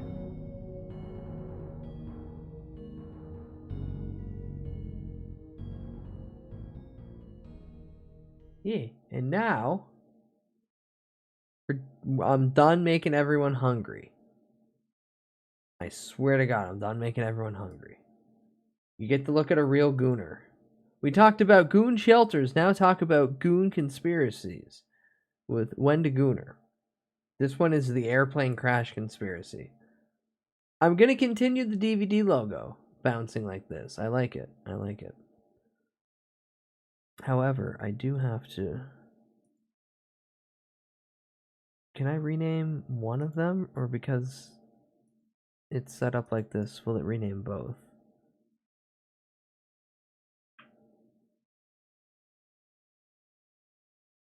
Yeah, it'll rename both. God damn it.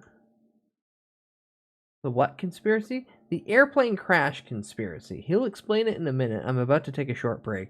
But essentially, there's a conspiracy that airplanes are designed a certain way, so upon crash, they kill the passengers, so they can't sue. We'll get into it in a minute, but first, I'm gonna go take a big piss. Because my balls are full, and it's uncomfortable to sit with them like this. I'll be back in a moment. You have a lovely time at the BRB screen. Now, get in the living room and stare accordingly. Full Metal Malcolmist.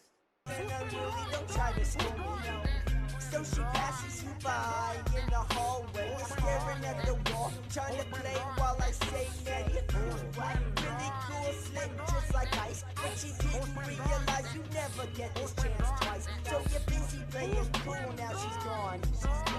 Gone unto another while I sing my funky song. I never pass up a chance. I know the story seems long, but when I know the time is right for me and you, I just flame on, flame on, and on and on and on, flame on, yeah, flame on, and on and on and on and on, flame on. I just flame on.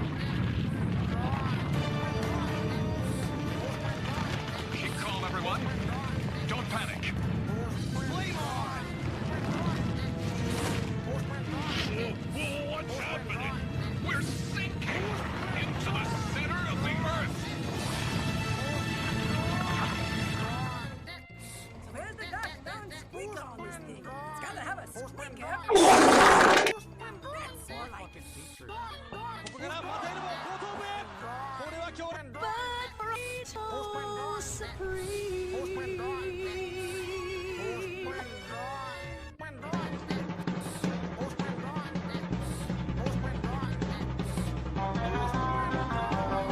If heaven ain't a lot like Dixie, I don't wanna go.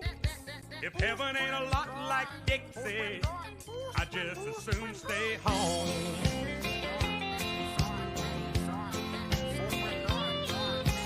I was one of the chosen few to be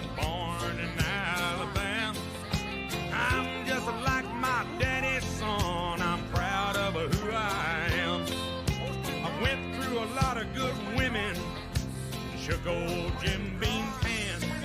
If I never see the pearly gates, I've walked through the promised land. If heaven ain't a lot like Dixie, I don't wanna go. If heaven ain't a lot like Dixie, I just as soon stay home. If they don't have a Grand Ole Opry like they do in Tennessee, just send me to hell or New York City, it would be about the same to me. ¿Ese jamón es procesado? Si es procesado, no lo quiero. Señora, este es un trozo entero de 5 kilos de jamón. No tiene huesos, grasa, ni tejido conectivo. Es una amalgama de la carne de varios cerdos, emulsionada, licuada, colada y finalmente unida inexorablemente en un obelisco de carne impía. Dios no tuvo nada que ver en la creación de este aborrecimiento. El simple hecho de que exista este monolito de jamón es prueba de que Dios es impotente para alterar su universo o es ignorante de los horrores que tienen lugar en su reino. Este prisma de carne de cerdo es más que carnes frías. Es la declaración física del desprecio del hombre por el orden natural. Es la manifestación pura de la arrogancia humana.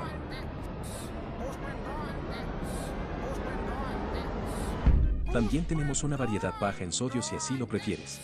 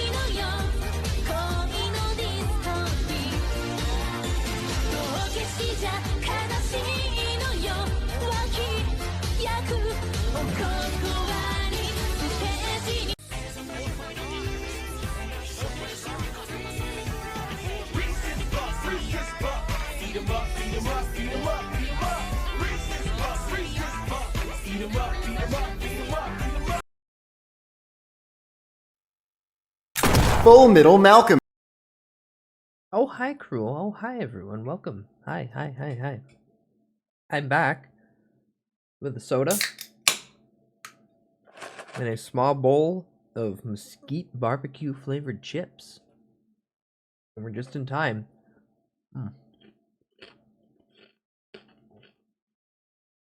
For both my mic to pick that up and for us to watch a Wenda Gooner video. Whippy! Hi, crew. Hope you've been well.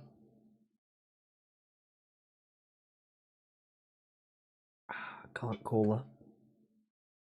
Tragically, airplane accidents have been in the news far too frequently as of late. And with reported crashes on the rise, you've probably heard the resurfacing of an old internet urban legend. The urban legend that airplane crash positions are designed to kill you. Crash positions, or brace positions, are made to ensure the least amount of injury possible when someone is involved in a plane accident. However, with stories of lawsuits and damage claims when people are injured or killed in the event of a plane crash, the urban legend states that brace positions are actually designed in order to ensure a quick death. All in an effort for airlines and plane manufacturers to pay out as little money as possible in injury claims after a crash. Is there any truth to this, and what is the story of airline brace positions anyway? Both of us That's what I want to talk about today. Not on We're it, going to talk but about back brace on life. positions and the accidents that inspired them, And then on as it. well as the theory that they're just a hidden form of euthanasia to see if it has any legs. or wings, I guess. Before we begin, I want to say thank you so much to everyone who showed support for the videos being uploaded over on Spotify. It means a lot, and a link will be there in the description if you would rather watch these videos over there. Also, I just posted a video over on the second channel, and again, thank you all so much for the love and support you've already shown on there. New content coming over there weekly. Link will be in the description if you want to check it out. So if you're ready to talk about airplane tragedy and conspiracy, then stick around after the ad as we discuss if brace positions are meant to kill you. Also, the sponsor for this video once again knew exactly what I would be doing, and they were cool with it. So one day I will find something they will not touch, I assure you. And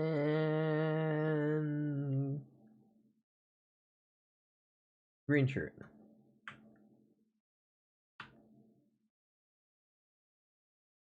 Come on. Come on. There we go. I was like, I know I went too far.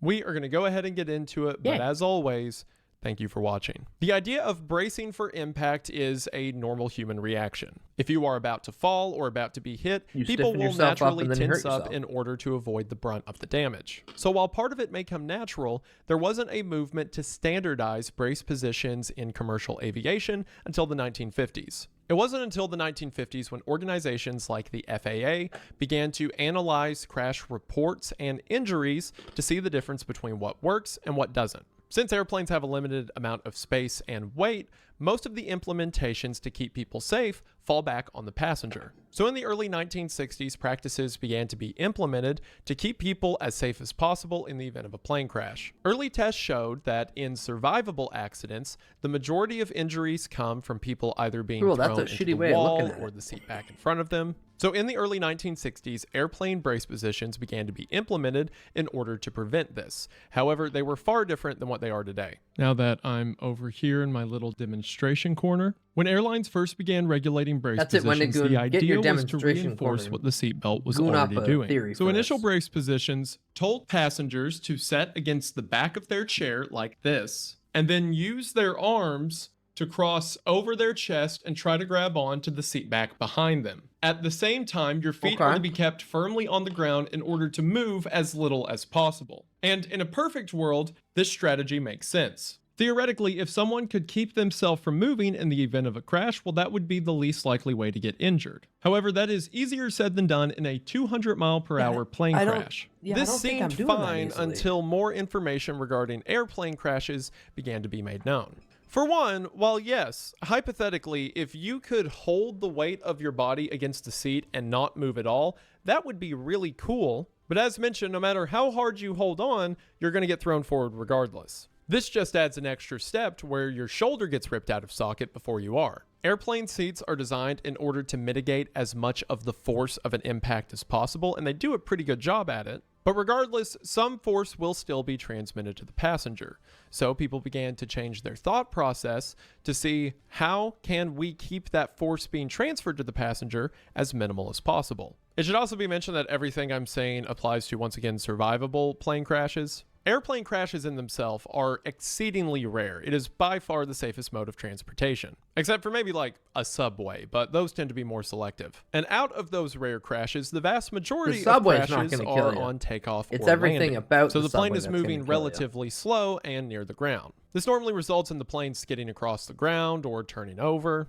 Again, a relatively survivable instance. If you're in a scenario which is super rare out of the already super rare plane crashes, but if you're in a scenario where the plane's at like cruising altitude and just drops straight to the ground, or the plane is flying full speed into something, like a tower, get in whatever position you feel comfortable with. Tragically, over the following decades, the instances that would provide the best data as what works and what doesn't in a plane crash was plane crashes. Yeah, likely the most influential plane crash that has ever happened when it comes to determining passenger safety was the Kegworth air disaster.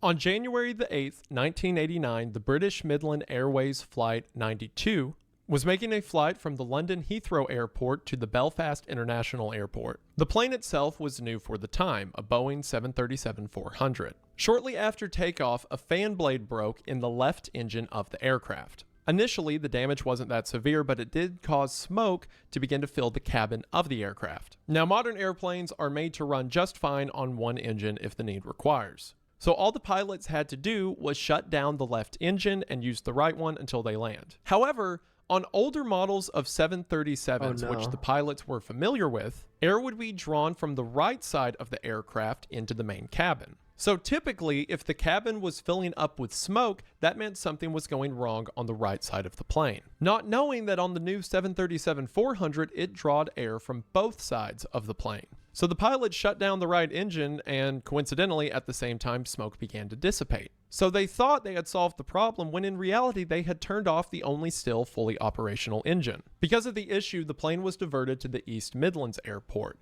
But as they got low and tried to increase thrust on the defunct engine they thought was the only working one, it caused the broken fan blade to be pulled further into the engine and completely disable it. At this point, they were moving too slow and were too close to the ground to start up the right engine, and the plane crashed. It hit the ground and skipped over a road, stopping just short of the runway. In this tragic accident, 47 people died and 74 were seriously injured. In the wake of this tragedy, the UK Civil Aviation Authority began to analyze the results, based on an investigation of the crash as well as survivors' accounts. 10 seconds before they made impact, the pilot realized they were going to crash and announced throughout the cabin to brace for impact. Because of this, authorities were able to put together an analysis of what worked and what didn't. The data from this crash was actually so influential that in November of 2016, the International Board for Research into Aircraft Crash Events, or IBRACE, was formed in the wake of the investigation.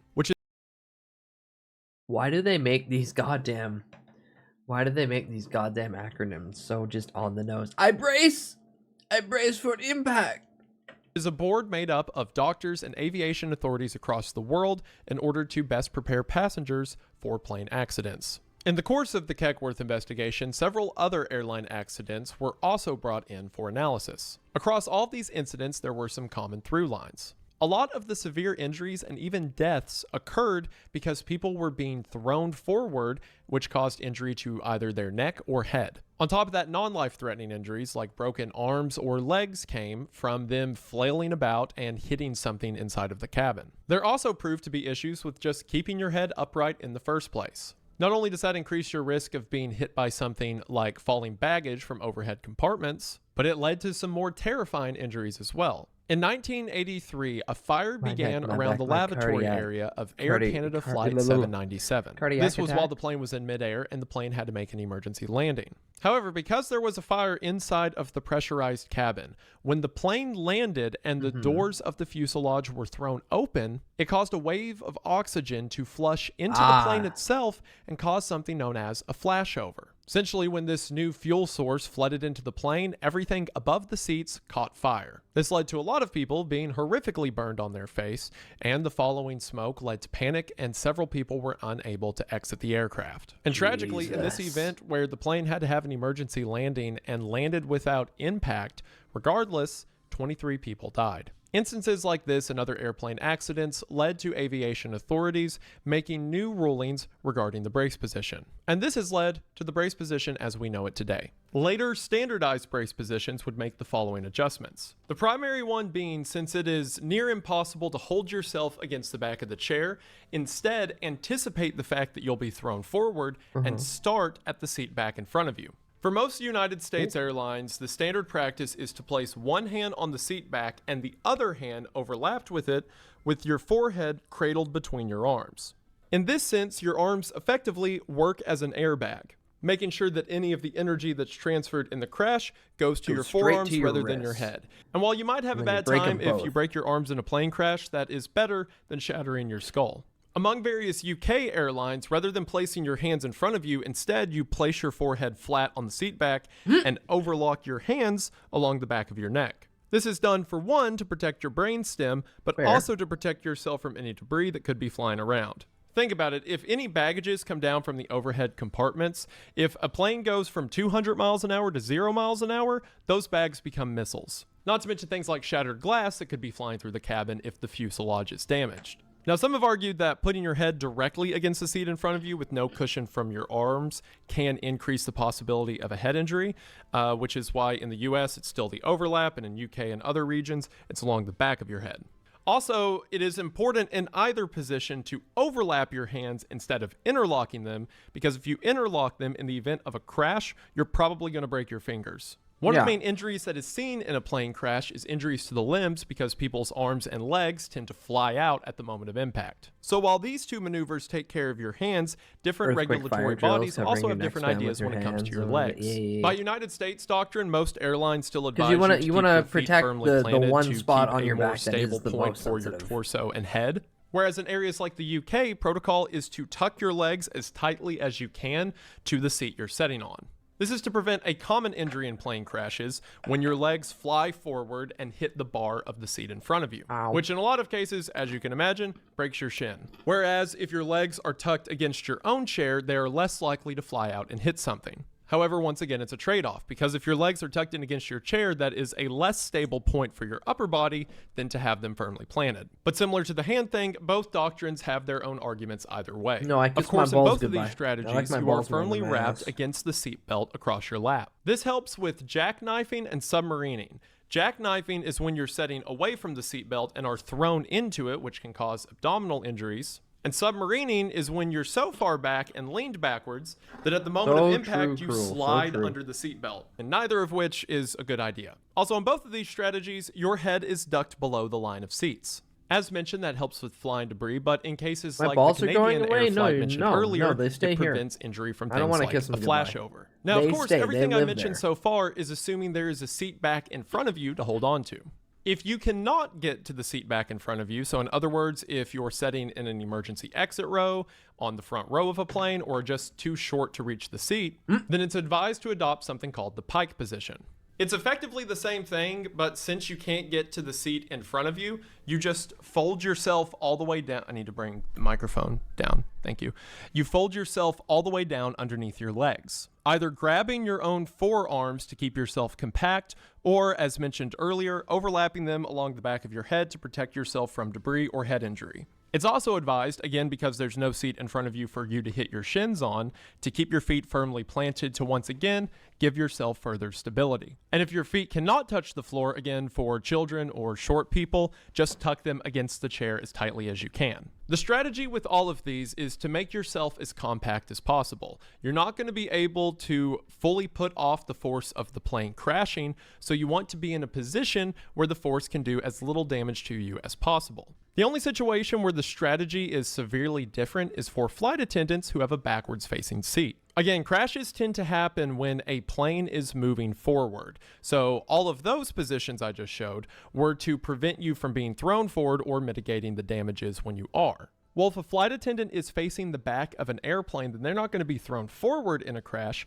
they're going to be thrown backward. So then, best practice goes back to the old strategy, placing your head against the seat back as hard as possible, and either putting your hands underneath your thighs or across your chest. The backwards facing seat is actually one of the safest places to be in the event of a plane crash, because all of the force is pushing you into the cushioned seat you're already sitting in, rather into the metal seat that you're sitting behind. In both instances, airplane seats actually do a really good job at absorbing most of the energy from an impact, and all of the brace positions are designed so that the majority of that force transfers to the chair rather than your body. And those practices make sense. Think about situations like airbags.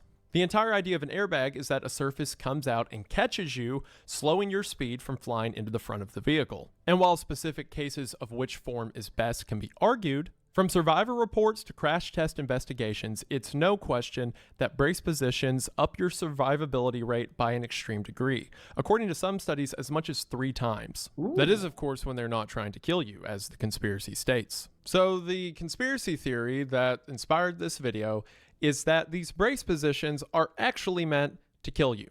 It is no secret that airlines or airplane manufacturers will do everything in their power to pay out as little as possible in the event of an accident. Not only does every institution do everything in their power to point the blame somewhere else, the airplane manufacturer will say it's the airline's fault, and the airline will say that it's air traffic control or the airport's fault, and the airport will point back at the manufacturer. But when someone is eventually forced to foot the bill, they will lowball those affected as much as possible under threat of a lengthy and expensive legal battle otherwise.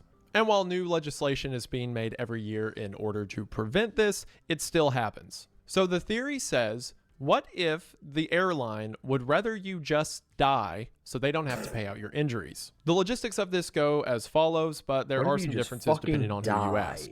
Effectively, it states that by placing your head against the seat in front of you, a seat which again absorbs most of the shock of a crash, that force goes through the chair in front of you, into the top of your head, and snaps your neck, ensuring that the airline has to deal with as few injured clients as possible. Accents to this theory go even further. One example being, the reason that you are told to curl up and protect your face is so that after the crash, your teeth are intact, meaning you are easier to be identified from your dental records. Positions like the pike position for those on the front row of the plane are made so that their head is in a perfect missile position to fly, I guess, through the seatbelt into the wall in front of them, instantly shattering their skull. Another component is that the oxygen mask that drops down from the above head compartment actually deprives you of oxygen, which makes you pass out, which then makes your unconscious body flail around when the plane hits the ground, meaning you're more likely to die. Which I thought, according to the theory, you're more likely to die if you do the thing you're supposed to and hold your head against the kill seat at that point, you, when going limp actually or even probably that the life jackets that are issued in the event of a water landing is so that your body can float up to the surface in order to be identified. Again, I would argue that life jackets also have the habit of life and not drowning, but I digress.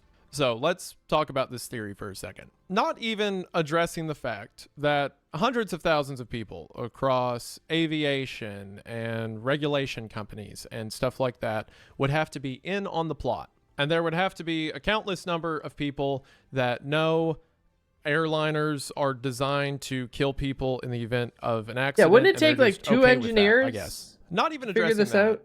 The regulatory bodies that come up with the brace position aren't the ones who have to pay out if there's a plane crash. Brace positions are designed by like the FAA and iBrace. While you could argue it's suspicious if Boeing or American Airlines were the people coming up with these positions, and I can agree with that somewhat. If American Airlines told me on a perfectly normal plane to sit still and everything was going to be okay, I would probably assume they were going to shoot me. But it's not them who is coming up with the crash positions. It is the people who regulate and make legislation around them to ensure customers are safe and that they pay their dues when customers aren't. But sure, you could argue FAA and airlines and all that are in cahoots and have this massive conspiracy worked out between them. All say how but in concept, the theory doesn't make sense. It says that companies do this so they don't have to pay out injuries in the event of a crash. But you know what's way more expensive than injuries? Airplanes. Dying. While there is new legislation that dictates the minimum amount an airline is required to pay in the event of serious bodily injury is around $140,000 US. Woo! And there's new legislation on the way that brings that number up to more like $300,000. Companies that have to pay out in an accident will argue the legitimacy of these events and try to get the number down as low as 10 or 20,000. Whereas when someone dies, the payout is normally in the millions. According to Keystone Law, in the United States, the average payment when someone dies in an airplane crash is $5.2 million. Now, the United States is way ahead of other countries because the U.S. Somebody want to die in a plane limit crash on, like, and say I'm their next of kin, lawsuits, so I get whereas the money? countries like England and Wales cap it around 15,000 pounds. Kidding, In the haha, U.S., kidding, if someone haha, you know kidding, dies haha. because of malfeasance on an airline or airplane manufacturer's part, you can pretty much argue for whatever you want to be paid. Now, it is true that there are some injury lawsuits in airplane crashes that far exceed this number, with some people who have permanent injuries that don't allow them to go back to work. They have to be in rehab for several years. Hello, hi, welcome, hi. How was playing? Oh, what were you playing? It was the tournament arc. It was a Yu Yu Hakusho. Ah, retro. I got it wrong. But hi, welcome in everyone. Hello, I'm Bud. We're watching Slop because I basically woke up like 20 minutes before I decided to... What do you mean? Shout out. Piece of shit. There we go. I woke up only a little bit before I decided to stream, so I have nothing planned today like most days. But hi, welcome in everyone. Can't stay in chat, must rest. Good night, Sleepsy. Have a good eat. Sleepsy sleeping. But yeah, he played the fighting game and the final boss was fucking brutal. Ah. Well, welcome in, NetJack. Hi, Hoodie BB. I love slop. Oh, you're in for a treat. Unfortunately, you missed out on... Hi, Waffle Cat. You missed out on all the Steve MRE videos. So I'm sorry ahead of time. But now you get to have conspiracy slop with Wendigoon. So it's gooning time, gamers. Get your tinfoil hats on. Sit in your little airplane chairs. And you get to hear the end of the airplane crash conspiracy. Lawsuits can be and then we're going to move on to architecture. But those are exceedingly rare. Typically, people have injuries that they can walk away from or recover after some point in time, or they die. On average, by far, companies pay out way more for death than they do injuries. Death can also go way higher than the 5 million number. In cases where like CEOs or something like that are killed, the number will be 20, 30 million. That's because a lot of the time in these cases, the damages that are given to family is based off of potential income that that person could have made throughout the rest of their life. Which, try to think about that for more than 10 seconds without being welcome in radicalized. Everyone.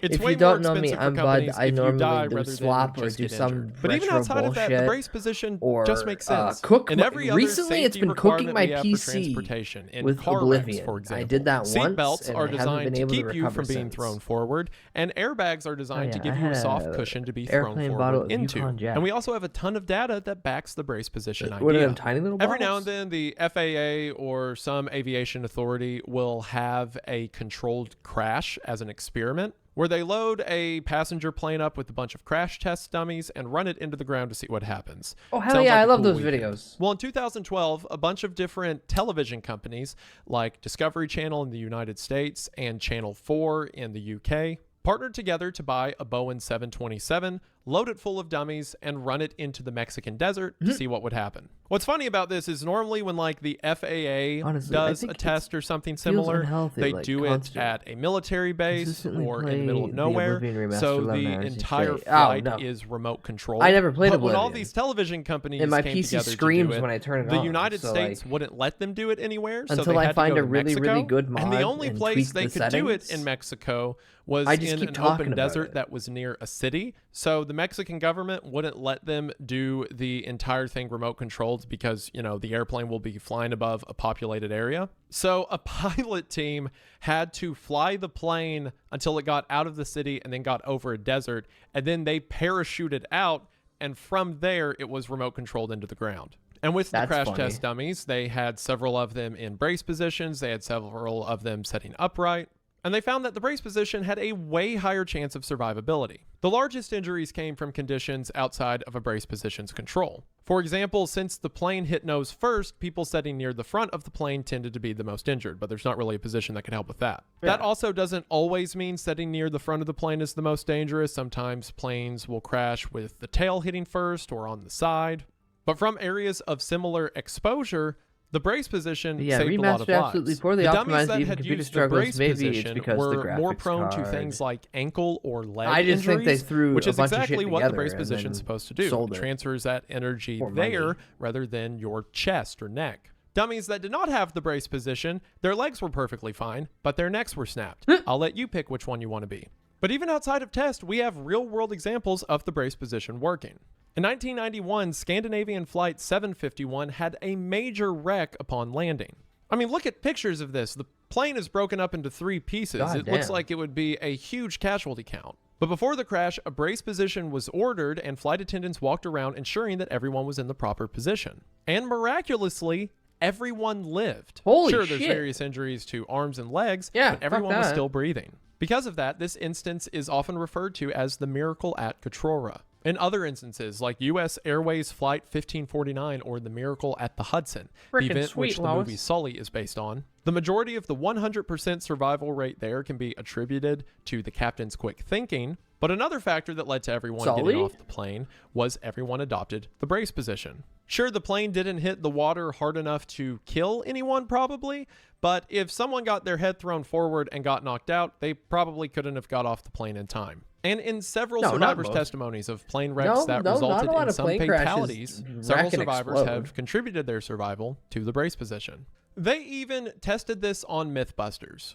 They had a whole episode where they discussed the myth that They the brace even position tested is this designed on to kill Mythbusters. you. And while sure, made The for peak TV, of you could argue the scientific legitimacy of discovery. it. In every test they did, the dummies that adopted the brace position received far fewer injuries than those that did not. Also, Carrie Byron was one of my first childhood crushes, so with respect to my wife, of course, I'll believe whatever she tells me. All in all, it is fun to theorize and think about these things in a sort of morbid concept. And I am not arguing the legitimacy name's not just a funny good pun. intentions of companies that are involved in airplane crashes. But again, the brace position isn't even designed by them, and by all data that we have, it seems to work. While things like this are fun to theorize and think about, maybe not the best idea to tell people things that could quite literally get them killed. Yeah. But of course, if you yourself But it's believe the internet, that so, you know it's gonna happen airplanes regardless. are trying to euthanize you like a chicken in the event of a crash, and if you're ever in a plane crash and want to follow through on that belief till the very end, well, that's between you and God, and probably some attorneys. Regardless of the theory, I think that the history of brace positions is pretty cool. How through these awful events, we were able to put something useful out of it. There was good information gained from all the bad. And I think that's interesting. And if you think that's interesting, that's really cool. And I just want to say thank you for watching. TTS the conspiracy theory kind of gave me an excuse to talk about the history of brace positions, something you're probably familiar with, but never really thought about before. And it's interesting how like one bit of information led to another. And yeah, I just thought it was again, if you want to check out these videos over on Spotify, link will be in the description. And if you want even more of my content for some reason, head on over to Wendy Gang, where we will try to maintain weekly uploads. Wendy, when you said it's on Spotify, do you mean like the whole video's on Spotify? Like Spotify has video now? If that's the case, fuck off. I just want to say thank you for watching. Hope you enjoyed. You're all bullying me now. Also, I really want to show this clip from the airplane that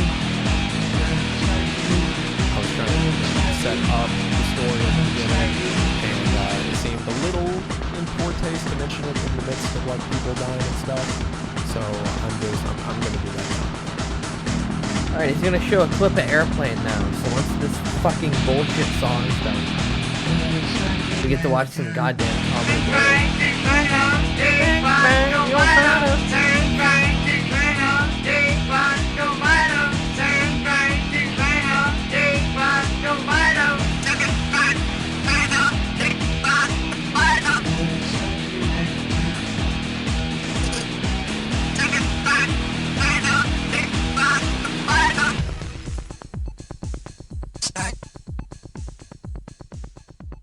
Gay! Alright, now Airplane. All right, now everybody, get in crash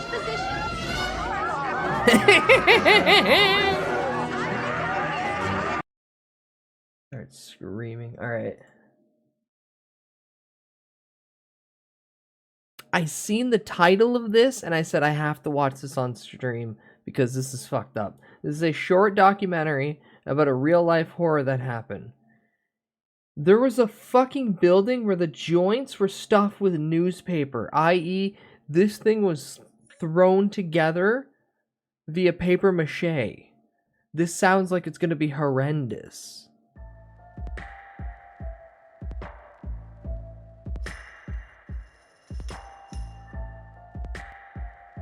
Oh, I'm clueless on this.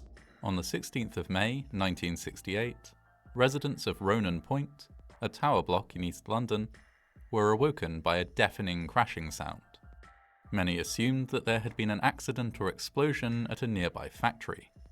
But when they got out of bed, it was to find that the source of the sound was much closer to home. For many residents, it was, in fact, right in their living room. At the end of the Second World War, Britain faced a housing deficit.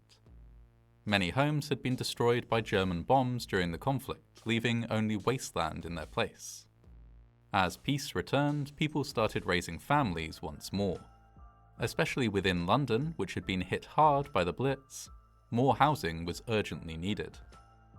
One way to provide cheap and plentiful housing was to build tower blocks. Yeah, we build the apartment These could be as high as we constructed can quickly into the and sky. relatively cheaply, accommodated a large number of people, and took up only a small amount of land.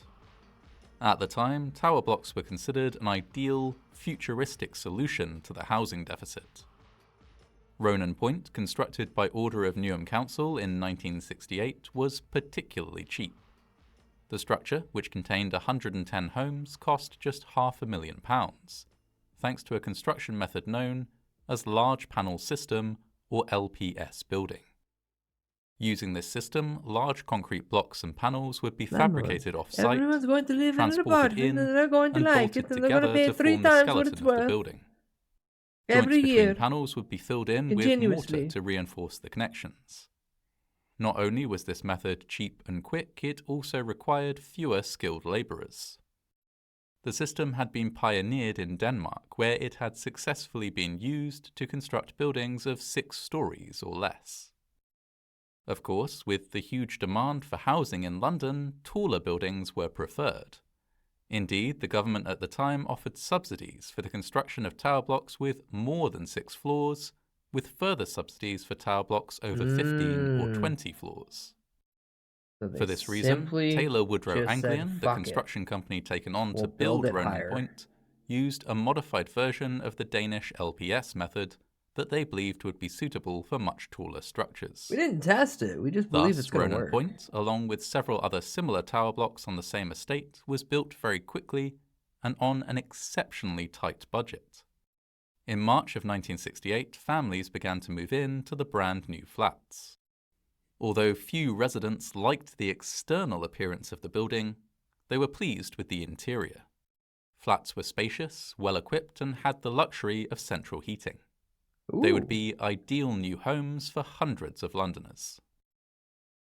Just 2 months later, on the 16th of May 1968, 56-year-old cake decorator Ivy Hodge awoke in her Ronan Point flat and went through to the kitchen China to one where prepare they a use cup the of raw tea. concrete and rapidly She filled the kettle, cooled brittle placed it on steel. the stove, and lit I a don't remember the match. name of it, but going concrete Her structure next step would stability. have been to Ooh. turn on the gas supply and light it with the match.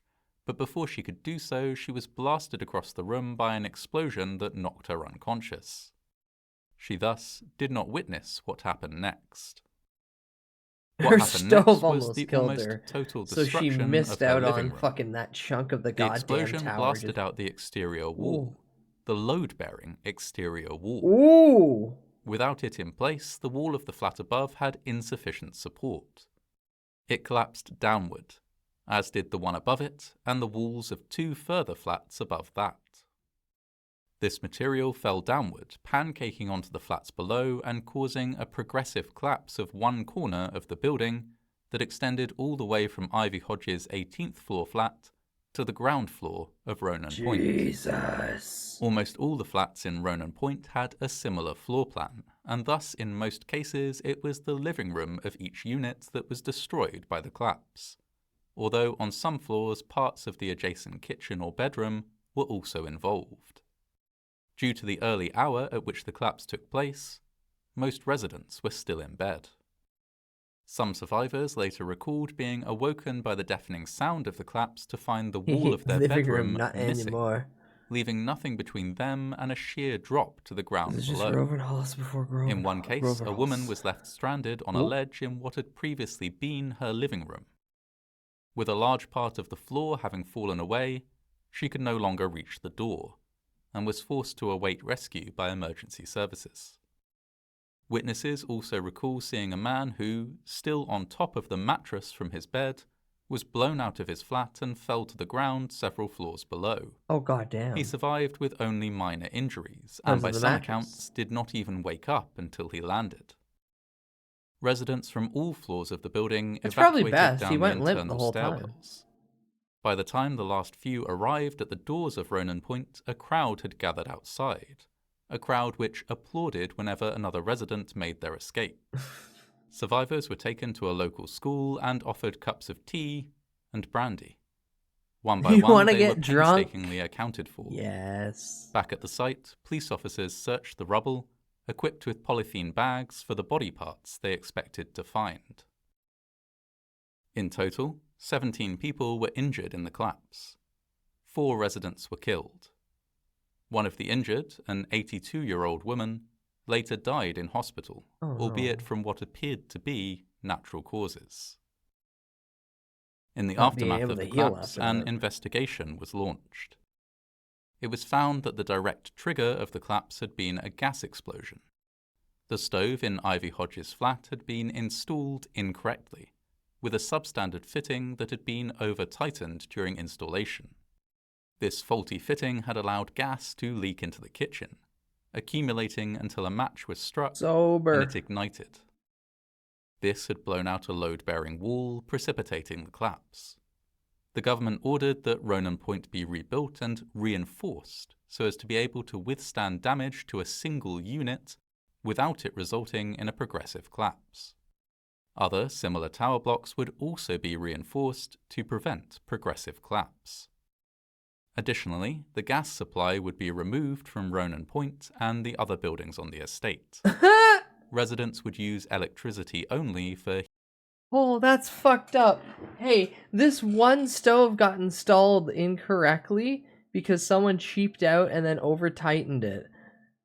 No one gets gas now. Nobody gets gas now. They all have their fucking hydro bill just jump up in price. ...the heating and cooking from that point on. The collapsed corner of Ronan Point was rebuilt, and the building was thoroughly reinforced. In 1973, families who had been evacuated following the collapse were invited to move back in, but very few did so. You want to come back to the building that only fucking one fell elderly couple fell apart? returned to Ronan Point.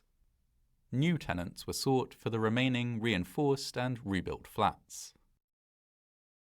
Some questions remained unanswered, however. The explosion that started the collapse had been a relatively small one. Ivy Hodge had survived. Her hearing had not been damaged by the blast. That's lucky. Even the stove itself had weathered the explosion and remained in working order. The building had now been reinforced against progressive collapse. But should such a small explosion have been able to blast out the external wall of even a single flat in the first place? An independent architect, Samuel Webb, developed an interest in Ronan Point after hearing about the disaster. I would assume Residents invited him to visit their flats, and he conducted a series of informal tests. He found that he could drop a coin down behind the skirting board in one flat and have it fall all the way through to the flat below. What? Something that, he surmised, should not be the case in a soundly constructed building. Residents also noted that flats leaked, and damp was a continuous problem. Some residents even noticed cracks in their walls. Complaints to the council would often result in small repairs that only temporarily mitigated these issues. Don't worry, we'll paint over this mold. You'll never see it again. Newham's housing committee invited Mr. Webb to survey the whole building. Assisted by a team of architecture students, he did so, and reported back that they had found numerous cracks throughout the structure. He said that Ronan Point was beginning to break up. Already? And was held up only by the reinforcements that had been made after the public inquiry. He also noted that the joints between concrete panels, which should have been filled with mortar, were often filled with nothing at all, or with wads of newspaper, cigarette cartons, and other waste material. Shove garbage down there, it'll be fine. Revealed that the building was vulnerable to fire.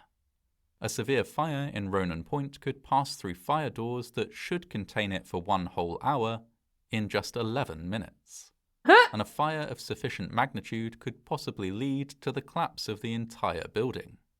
Indeed, even a particularly strong storm could also have caused the building to collapse. What? It doesn't storm in England. These what are you talking about? Bolstered by a petition and numerous complaints from residents, eventually led to the evacuation and demolition of Ronan Point. On the day when the sign above the main entrance was removed, the very first step in the building's demolition, ex-residents celebrated, cheering and drinking champagne. They were delighted that, after years of worry and stress, their concerns were finally being taken seriously and they were being rehoused. In addition to Ronan Point, 8 other tower blocks were also demolished. This was a painstaking process, with the buildings disassembled piece by piece, and architects and other experts invited to examine the site. Samuel Webb commented, "I knew we were going to find bad workmanship.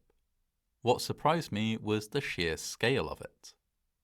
Not a single joint was cracked. Fixing straps were unattached, Leveling nuts were not wound down, causing significant loading to be transmitted via the bolts. Panels were placed on bolts instead of mortar. What? But the biggest shock of all was the crucial H2 load-bearing joints between floor and wall panels. Some of the joints had less than 50% of the mortar specified. Ronan Point and the other high-rise buildings on the estate were removed and replaced with low-level housing. Ronan Point and the estate it had been a part of had lasted, in total, just 18 years, when its expected lifespan had been closer to 60.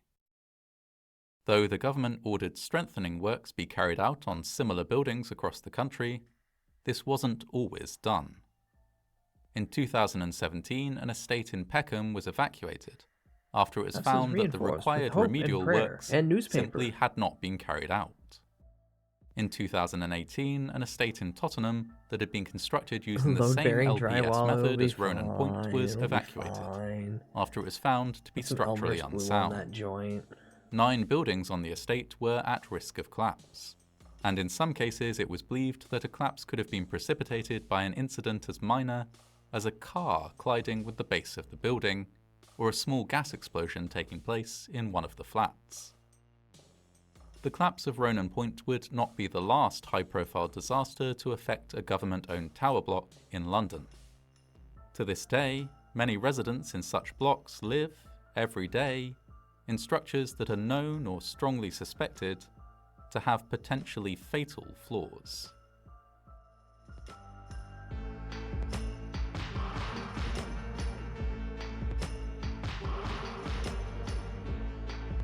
Well, that was horrifying. Your good old British buildings that were.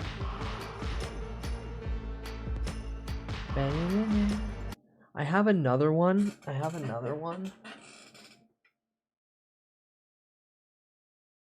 Are you guys interested in this? It's literally a building that should not be designed in the way that it is.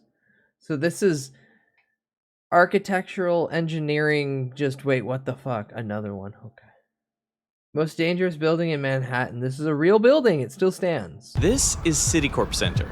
In the summer of 1978, it had been open for less than a year when its structural engineer Bill LeMessurier made a terrifying discovery. His cutting-edge skyscraper, an engineering marvel, had a fatal flaw. Winds of just 110 kilometers per hour could cause it to collapse in the middle of Manhattan, potentially killing thousands. No one have ever heard of a tower collapsing in the middle of Manhattan before, right? Right? Over 200,000 people lived and worked in the surrounding area, and hurricane season was only Why are you guys looking at me away. like that? Here I am, the only man in the world who knew this. This thing is in real trouble. LeMessurier faced a stark choice. He could stay silent and hope for the best, or he could try to fix it and risk professional ruin and mass panic. But Citicorp Center had a 100% probability of total collapse by the end of the century. How could he save New York from I can't have a building disaster? fall before And the millennia. how was this allowed in the first place? Veritasium producer and engineer Henry Van Dyke traveled to New York to investigate further. Wait, is he in the related to 1960s, Dick Van the Dyke? financial giant Citicorp was trying to build a new headquarters in Manhattan. Are you related to Dick just Van down the Dyke? street from their original headquarters was this entire city block, which was up for sale. Well, everything except for this church, St. Peter's. So Citicorp came to the pastor, Ralph Peterson, and asked, "What's it going to take for you guys to leave?" And he came back and said, "We're not leaving. Anything that Citicorp builds has to involve the church as part of it." What the pastor wanted was for the church to have its own separate identity. So eventually they agreed on two things. One was to replace this old crumbling Gothic church with a brand new. That looks so cool! And that looks like the shit! second thing was that the church had to be physically distinct from the new tower. In other words, it had to be completely independent.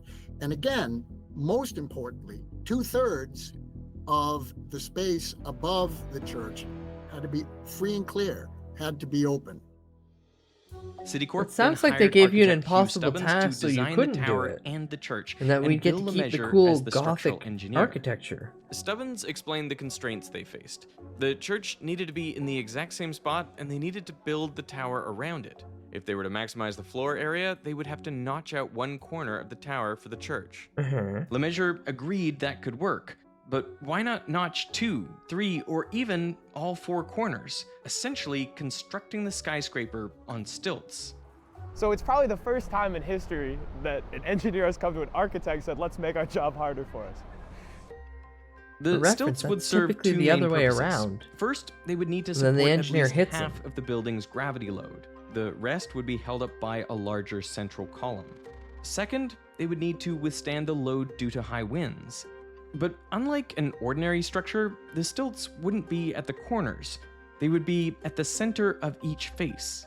Imagine a chair, and instead of the columns or the supports on each corner of the chair, it's at the midpoint of each I've side. seen bar stools like that. Obviously, it's not an ideal situation. It doesn't seem very stable. Exactly. So it created an engineering problem.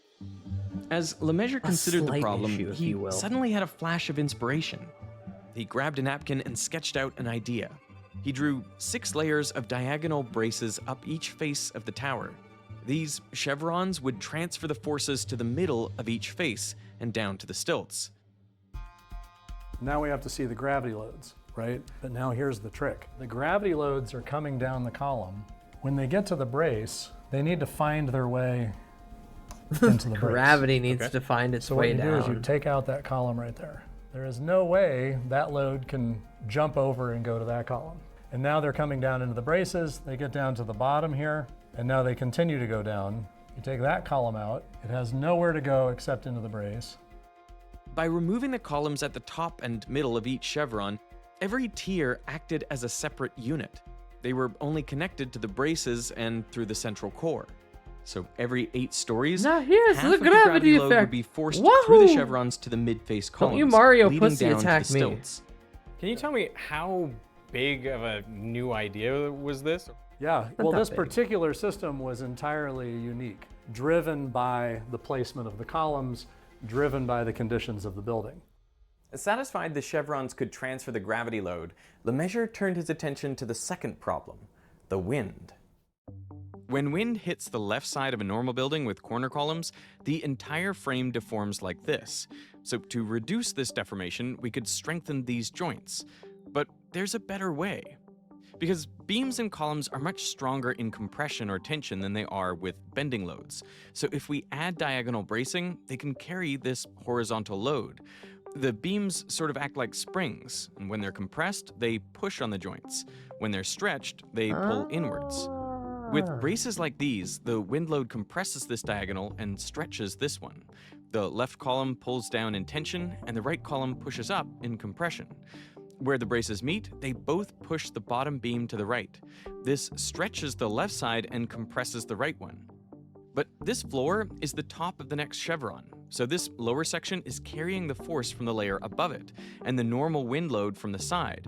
And this keeps happening at every chevron, so the wind load builds up as you go down the building. But Citicorp can't have corner columns like this because of the gravity load. So in the wind, this entire triangle wants to rotate like this. And to prevent that from happening, this chevron pulls down by going into tension, and the far chevron pushes up in compression. The top and bottom beams are again forced into compression and tension. The wind load ends up wrapping around the entire building, so every chevron works to transfer the wind load to the section below. When we think about skyscrapers, like how big of a deal is wind? If we made a skyscraper here, you know, out of all these different things, you push with your phone, you get a certain amount of force. But then you push on my phone as well with a certain amount of force, but your phone is also pushing on my phone. And so that's the shear in the building, what we call the building shear. It increases as you go down the building. You know, at the 10th floor, you may have a smaller force than at the 60th floor, but the total force of the 10th floor is like carrying everything above it. So it's much bigger than what's going on at the 60th floor. God damn it, I'm learning. So these chevrons were key to Lemessurier's design. But the braces were massive, almost 40 meters long end to end. So even if you could fabricate a steel brace that long, there would be no way to get it through Manhattan. So instead, it was sent in pieces to be welded together on site. The chevron bracing solved the wind and gravity load issues, but it also created a different problem.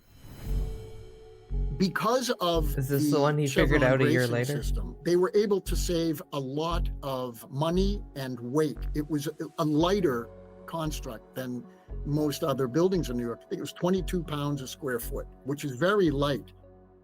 Unfortunately, that made the building swayable. It could move in the wind. That wasn't necessarily a structural problem. It was just, it could have been uncomfortable for the patrons. The way they could solve this was just, let's add more structural steel and make it a lot stiffer.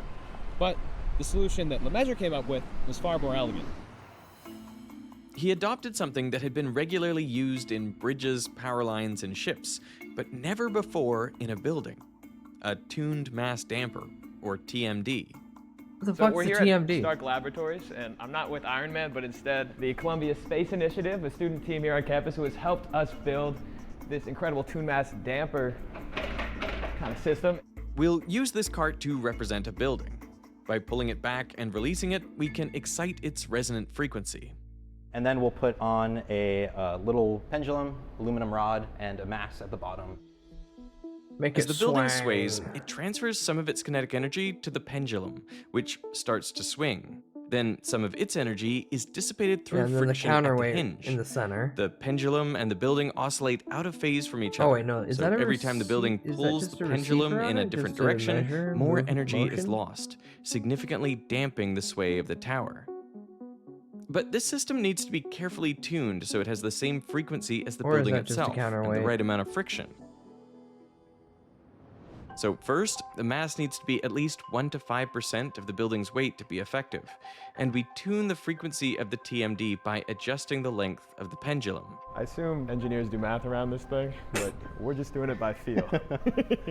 Second, by loosening or tightening the bolt, we can tune the amount of damping. We need to dissipate more energy from friction at the hinge to stop the swaying faster. We just tighten this top bolt to make the whole system a little bit, add a little bit Make more it resistance. swang. And we'll see if we can dampen it now further. Vertically dampered, undampered. Much different, yeah. Yeah, that looked great. That was so quick. Yeah, that was. It is cool when an experiment works. Does not always happen. There are many different types of TMDs, like pendulums, liquid columns, and a large mass on springs. Lemessurier used this last one in Citicorp. What you see is a mass of concrete, which is 29 feet square and about 8 feet thick and Holy weighs shit. 400 tons. It was installed on the top floor, and it's affectionately known as that great block of cheese. As Citicorp sways to one side, the block starts to move in the same direction. Some energy is dissipated through separate viscous dampers. Citicorp's oscillations are damped through those energy losses as the block oscillates out of phase to the building's motion. Lemessurier expected the damper to reduce 363 the tons amplitude of of swaying by concrete, roughly baby. 50%, and he saved around $4 million by not needing an additional 2,800 tons of structural steel. With both the chevron bracing to channel forces to the stilts and the tuned mass damper to reduce sway, Lemessurier was convinced the building was structurally sound. Until... On Citicorp Center's opening day in 1977, Oh, it we was got a the year 11th still. tallest building in the world. It was described Wowie. by the press as an acrobatic act of architecture. Later, the American Institute of Architects even gave it an honor award, calling it a tour de force as a stylish silhouette in the skyline, and for the pedestrian, a hovering cantilevered hulk. So then it's going swimmingly for years, right? Well, it's going A year. swimmingly for about a year. But the first hint of trouble came in May 1978. Lemessurier was talking with another client about welding similar chevron braces. The architect and the steel fabricator said, tell me, how did those welded braces work out? Seems like overkill, they thought. And Lemessurier says, yeah, they were fine. Let me call my guys in New York and I'll check. So he puts a call into his office in New York and they say, oh, Bill, didn't you know? Oh, we no. bolted those connections. Oh, no. The contractor had suggested saving $250,000 by using bolts to attach the braces instead of welds, and Lemessurier's firm had agreed. There is nothing that says a bolt is inherently worse or better than a weld. You use them in different circumstances for different reasons. But it's a little surprising to find out. I thought the connections in this tour de force, one-of-a-kind skyscraper, that's on the cutting edge of structural engineering, was connected one way, but apparently it's connected another way. But if the braces are going like this, where are they going to go? You know, Right you to only the need bolt! weld when the braces are going like this. Since the gravity load was always compressing the braces, some of the chevrons only went into tension under very high winds, and even then, it wasn't a lot of tension. Lemessurier trusted that his team did the right calculations, and the substitution was fine, logical even. But around a month later, Lemessurier got a phone call from a student who wanted to ask some questions about the Citicorp Center. And his teacher said to him, that engineer didn't know what he's doing, and nobody should put the columns in the middle, they should put them in the corners. That's silly. And I told the student, I said, well, your professor's full of it. He doesn't understand the problem we had to solve. Lemessurier went through the calculations with the student to reassure him the stilts were in the right place.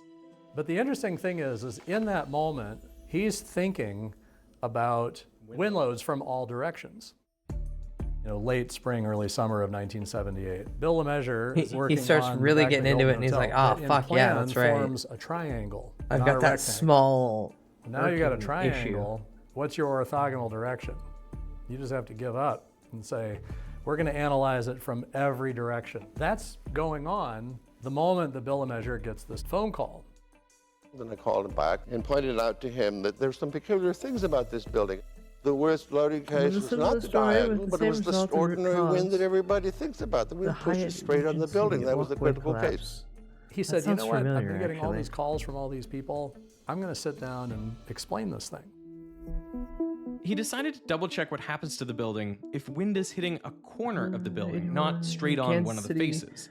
These are also known as quartering winds. Oh yeah, no, that thing So was he split brutal. the wind into its perpendicular components. So the west side and north side are hit by the force divided by the square root of 2. He computed the forces for each, as we I did remember seeing before, fucked up and pictures summed up about the that. result. But then he noticed Not something for the strange. Now regular we look eyes. at the diagonals. The stresses in half of them vanish, and in the other half, double. Since the force on each side was F over the square root of 2, these beams get double that. Compared to Lemessurier's calculations for the perpendicular wind load, the forces here were 40% higher. So 1.4 by itself is not enough to wreak havoc. Okay, it may be, but it may not be. 2.8. So then the question is, well, what happens? This increase Oh, in you know, forces skyscraper wouldn't have that was mattered built on in the soft original ground? design since the chevrons were fully The one that welded together. collapsed? But that wasn't the case anymore.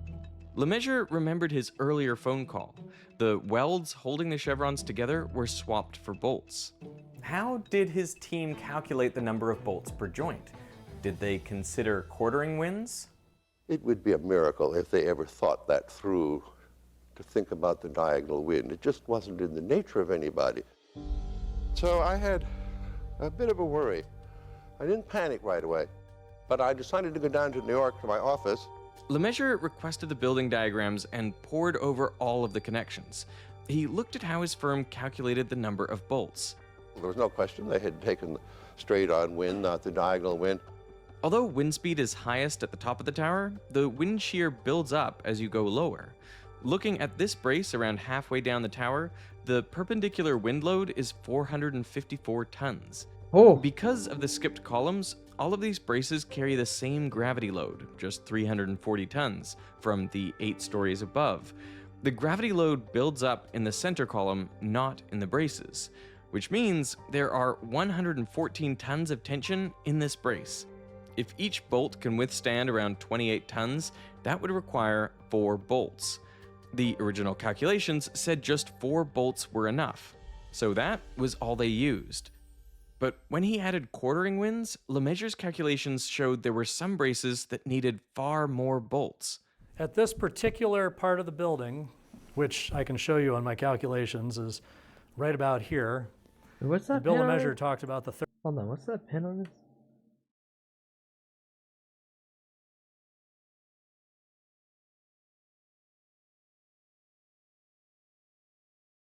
Is that an elephant? Is that an elephant or a dinosaur? I cannot tell. is right about here. And Bill Lemessurier talked about the 30th floor. I always wondered, why was it the 30th floor? The 40% increase from quartering winds means that this brace has a wind load of 635 tons. The tension in the brace is now 295 tons, over double the original calculation. So these braces actually need around 10 bolts, not 4. But then it turned out they had done something else. Lemaisure's firm considered the braces to be minor structural elements. They didn't use the right factor of safety to calculate the number of bolts. They should have overestimated the tension in the brace by underestimating the gravity load. With only 75% of the gravity load, the tension in the beam is now 380 tons. So they really needed 14 bolts, but they used only 4. This thing is in real trouble. You imagine, what Bill LeMessurier was thinking at that moment. You see that number, and you're like, oh my God, this is serious. How It's the really fuck is this serious. going to be standing in the next LeMessurier was starting to panic. handful of decades? He didn't want to rush to conclusions, so he flew to Canada to check his calculations with Alan Davenport at the Boundary Layer Wind Tunnel. After running more tests, they found that it was even worse than LeMessurier thought. The estimated 40% increase in stress was technically correct, but LeMessurier made his calculations assuming the building wasn't moving. This is called static conditions. But the wind tunnel gave LeMessurier a dynamic analysis, how the forces change when the building is moving around. To LeMessurier's horror, the wind tunnel analysis showed that the stresses could increase up to 60% more than originally anticipated. Woo! LeMessurier squirreled himself That away whole in Maine chunk of and the worked goddamn through the data building's from gonna the wind blow tunnel up. again, joint by joint on every floor. The weakest joints were at the building's 30th floor. If those failed, the entire building would fall. But what were the chances that a storm strong enough to topple the building would pass through New York City? LeMessurier dug through the historical weather reports. On average, a storm strong enough to tear the building apart occurred every 67 years, but only if the tuned mass damper was working. If a storm knocked out power, then even 110 km/h winds blowing for just 5 minutes would collapse the building. In any given year, the chance of a storm that size happening was 1 in 16. Just 1 year before Citicorp was completed, wind gusts of 110 km/h roared through New York City as Hurricane Belle passed through. What do you think this moment was like for LeMessurier when he ran these calculations? It must have been devastating. I mean, it just must have been, I can't imagine the fear. I can't imagine the feelings. I mean, it just must have been truly a moment he never thought he would live through. That storm was going to fall down in my lifetime. And since this was July, it could fall down the summer of 1978.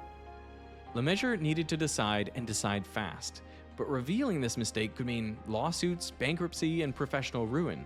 He could stay silent, only Davenport knew, and he wouldn't reveal anything, or he could entirely disappear. In a later interview, he admitted, "I did say to myself, I could drive down the main turnpike at 100 miles an hour and deliberately drive into a bridge abutment. That would be the end, and all of this would go away. I thought about that." What? But there was a 1 in 16 chance of collapse that very fall. With thousands of lives at risk, there was never any other choice. I could just kill but to myself and act. not have to worry about any of this. After speaking to a few lawyers and other engineering experts, LeMessurier told the architect Stubbins, and together they informed Citicorp's chairman, Walter Wriston. Within hours of that meeting, LeMessurier acquired emergency generators for the tuned mass damper. The TMD was originally designed to stabilize any swaying for comfort, but now it became the crutch that the tower leaned on. LeMessurier pinned all his hopes on it. He called the confidential repair plan Project Pandora. I could just But jump off that this sounded very ominous. building. So he came up with the Special Engineering Review of Events Nobody Envisioned, or Project Serene for short.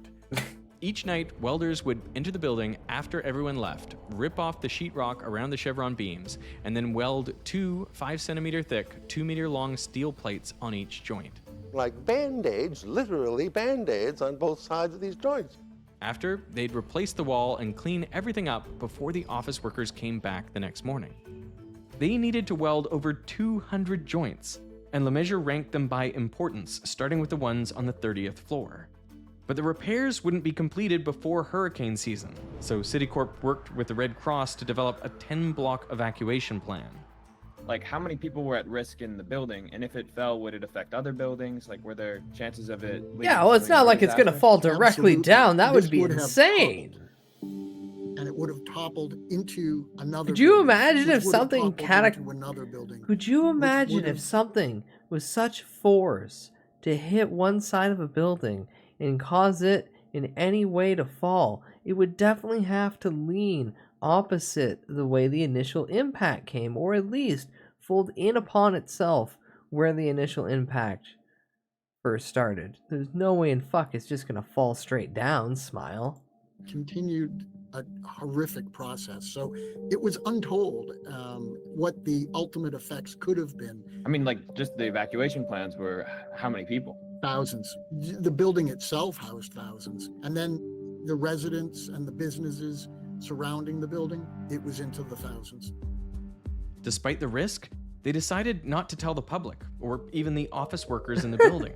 No one wanted a mass panic. Instead, they fitted strain gauges on important structural members. The gauges monitored the skyscraper's every bend and twist from a comm center 8 blocks away. At least that would give them a little bit of warning. But this plan required new telephone lines, and the phone company wouldn't get around to doing this for months.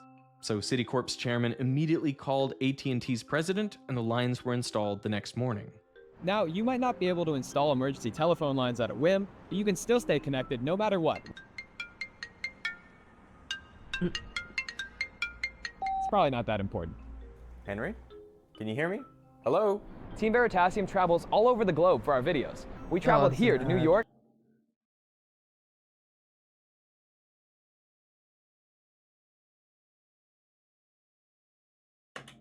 There we go. I mean, should probably take this. But even though Lemessurier tried to keep Project Serene under wraps, people started asking questions. Like, why does my office smell like someone's been welding here all about night? the repairs. No, we had to cook up a line of bull, I'll tell you. And white lies at this point are entirely moral. You don't want to spread terror in the He's right, community though. to people that don't need to be terrorized. We were terrorized, no question about that. Several newspapers reported on it. You don't need to tell everyone, they yeah, didn't we're have coming the in at night details. to fucking, like, Then, Lemessurier re-weld got the a message. joints to make sure The this New York building Times doesn't was trying collapse to and reach kill a him. bunch of If he people. didn't respond, they would know something was up. So I mixed a martini for myself, and it's 1 minute past 6. I dialed the New York Times. I pick it up, the phone. They pick up the phone. It's a tape recorder saying, the New York Times has gone on strike as of 6 o'clock. Not only did the New York Times go on strike, but all the newspapers in New York went on strike until October. So we had a press blackout, and that was the greatest thing that ever happened. The press was off their back, and the weather was beautiful. The repair work continued smoothly. But late August brought the news everyone had been dreading. Hurricane Ella starts brewing in the Caribbean. And this is the one storm that they're nervous about. The repairs were halfway done by now. I think it was a 1 in 200 year storm that it could withstand, but Lemessurier wasn't taking chances because he didn't know the intensity of the storm, and this was a strong storm. So there was a chance. There was absolutely a chance, and they had to prepare for that chance. By Friday, September 1st, Ella was making her way toward New York with winds reaching 200 kilometers per hour. City officials braced to start the evacuation. Katrina, Police would go door to door to Here get comes the everyone hurricane. out It's within a stuck in my 10-block head. radius. For 24 tense hours, Ella stalled around North Carolina. Like Lemessurier said, we were sweating blood. But sometime in the night, Hurricane Ella veered off into the sea at the last minute. It intensified and hit Canada with peak winds of 225 kilometers per hour. But Citicorp was safe. Lemessurier described that next morning in New York as the most beautiful day that the world's ever seen. They completed the repairs in October, just 6 weeks after Lemessurier told Citicorp. Now, the building, according to Lemessurier, can withstand a 1 in 1,000 storm. The repairs cost between $4 and $5 million, but Lemessurier argued that Citicorp approved an earlier building design that cost $5 to $6 million more, so they were willing to spend that much on the skyscraper anyway. And for almost 2 decades, the secret was confined to a small inner circle. But Then in who 1995, the New Yorker finally brought Project Serene into the light. Far from being vilified, Lemessurier was praised for owning up to his mistake and fixing the issue as soon as possible. After the article, New York updated the building code to require quartering wind calculations. And since that first damper in Citicorp, TMDs have spread across the globe, allowing architects to push skyscrapers taller and slimmer. It's the first tall building in the world ever built with mechanical help to make the structure work. That's remarkable. Incidentally, that has been now copied 100 times in Japan. This is ubiquitous, and when I go to Japan, I'm treated like a tin god because I'm the father of the tuned mass damper. I said, really? Of the 20 tallest buildings yeah, in the no, world, they must love him over included there. tuned mass damper. Fucking and they're Japanese especially real critical estate's in insane. typhoon or earthquake-prone regions. For example, Taipei 101 has a massive 660-ton pendulum that stabilizes the building. Jesus. It can withstand up to 200-kilometer-per-hour winds and earthquakes with magnitudes over 6.8. But the legacy of this building is still steeped in controversy. First, who Hi, was Desiree, the welcome in, mysterious bud. student Hope you're that doing started good. it all? I think it You're was just in time for engineering spring of knowledge. 1978. There's a student at Princeton, an undergraduate student by the name of Diane Hartley, and she's studying structural engineering. It was time for her to consider a senior thesis, and they decided that a study of the new Citicorp tower would be wonderful. It's a remarkable thesis. It contains a lot of the original engineering calculations by the engineers. She's looking through the documentation. Where did they consider quartering winds? And she's not seeing it. And I must be wrong, she says. She's just an undergraduate student, and you guys are award-winning structural engineers. The engineer explains to Diane Hartley, quartering winds are not a factor in this building. So she's satisfied. She graduates, that's it. Doesn't think about it again. But a year after the New Yorker article, the BBC released a documentary on the crisis. And so she was holding her baby, and she turned on the television, and lo and behold, she heard them reference a conversation with a student, an engineering student from New Jersey, reaching out to Lemessurier. And she said, I almost dropped my baby. And then so she just assumed, for years afterwards, she assumed that it wasn't me, because I didn't speak to Lemessurier. But then in 2003, her thesis advisor told Diane that he checked all the other New Jersey engineering and architecture programs, and no one else was working on a project about Citicorp in 1978. No, you were the one, ma'am. You were the one, ma'am. You saved the She day. never spoke to Lemessurier personally. She never claimed to speak to Lemessurier personally. The assumption was that either Lemessurier was mistaken and that it was Diane Hartley who made the call, it was a female, or more likely that Lemessurier was basically tipped off by his New York engineers. Then, in 2011, a man named Lee DeCarolis came forward. And the phone call, as we understand it, came from a student at the New Jersey Institute of Technology. His name is Lee DeCarolis. He's not asking for money. He's not asking for fame or glory. He's just saying, this is interesting, and I'm the guy who made this call. And he said, yeah, I had a conversation with Bill Lemessurier, and he pretty much lined up with what Lemessurier himself said. Sadly, Lemessurier passed away in 2007 before he could confirm the student's identity.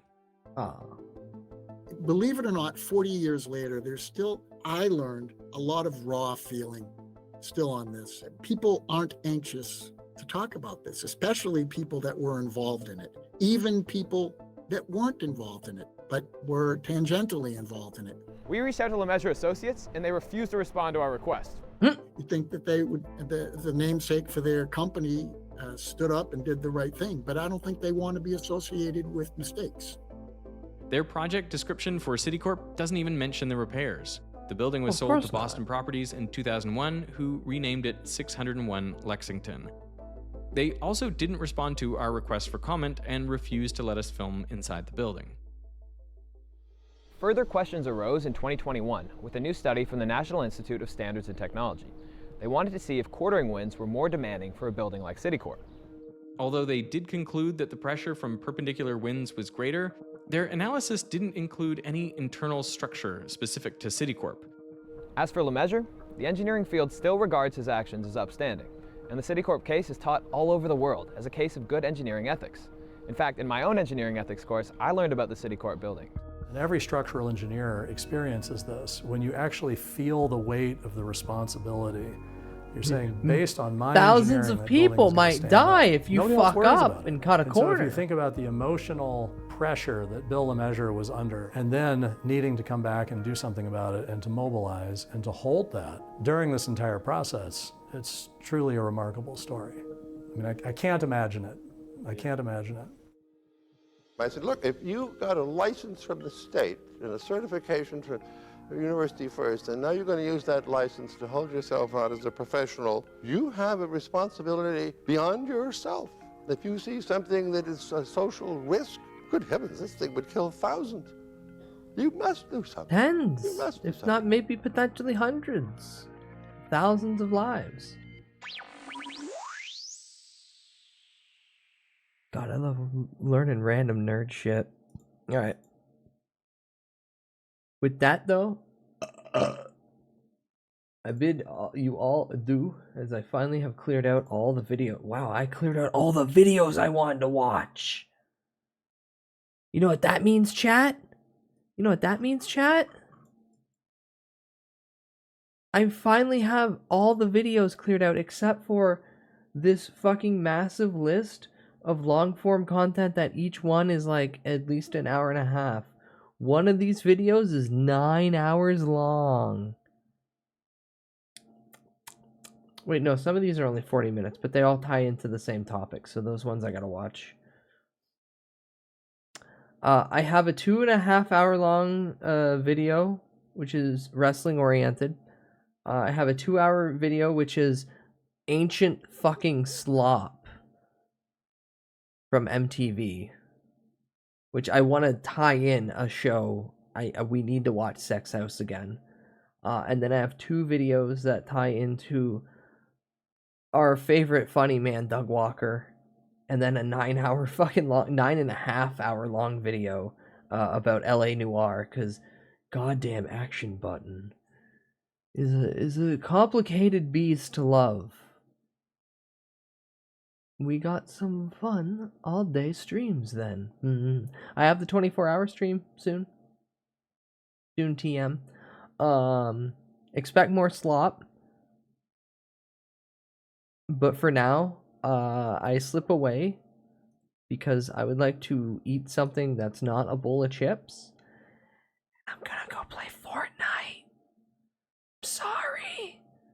But I wanna go skibbity riz and then shoot the children with shotgun. So with that, who the fuck's online? So I can dump you all off to an appropriate babysitter. Stream over for now, but I'll be back tomorrow. And if I get everything I need done in an appropriate time, maybe early stream.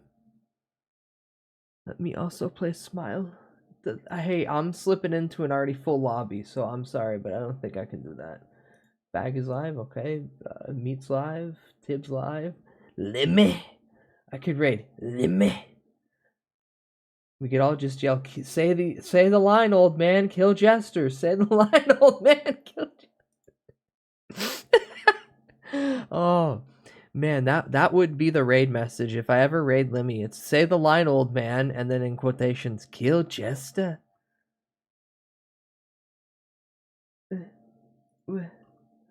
Street Fighter, Mario and Luigi, fucking DMC4, Sports Ball, Retro, Fallout New Vegas.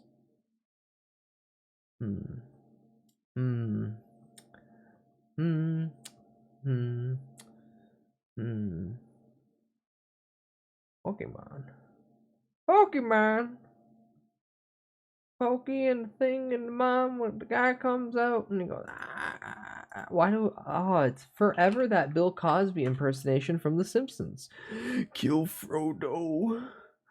Kill Frodo. Bash his little gay head in with a brick. Kill Frodo. Chicken was last. And then a Muppet before that. And then a Cyclops. Okay, 8 days ago.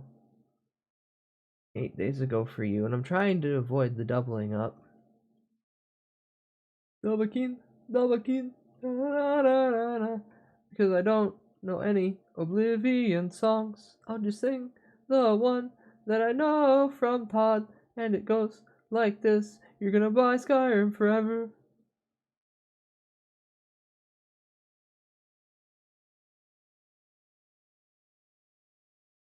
When was the last time? 20 days ago? Was that right? Did I read that right? Yeah. Okay. Fuck you doing?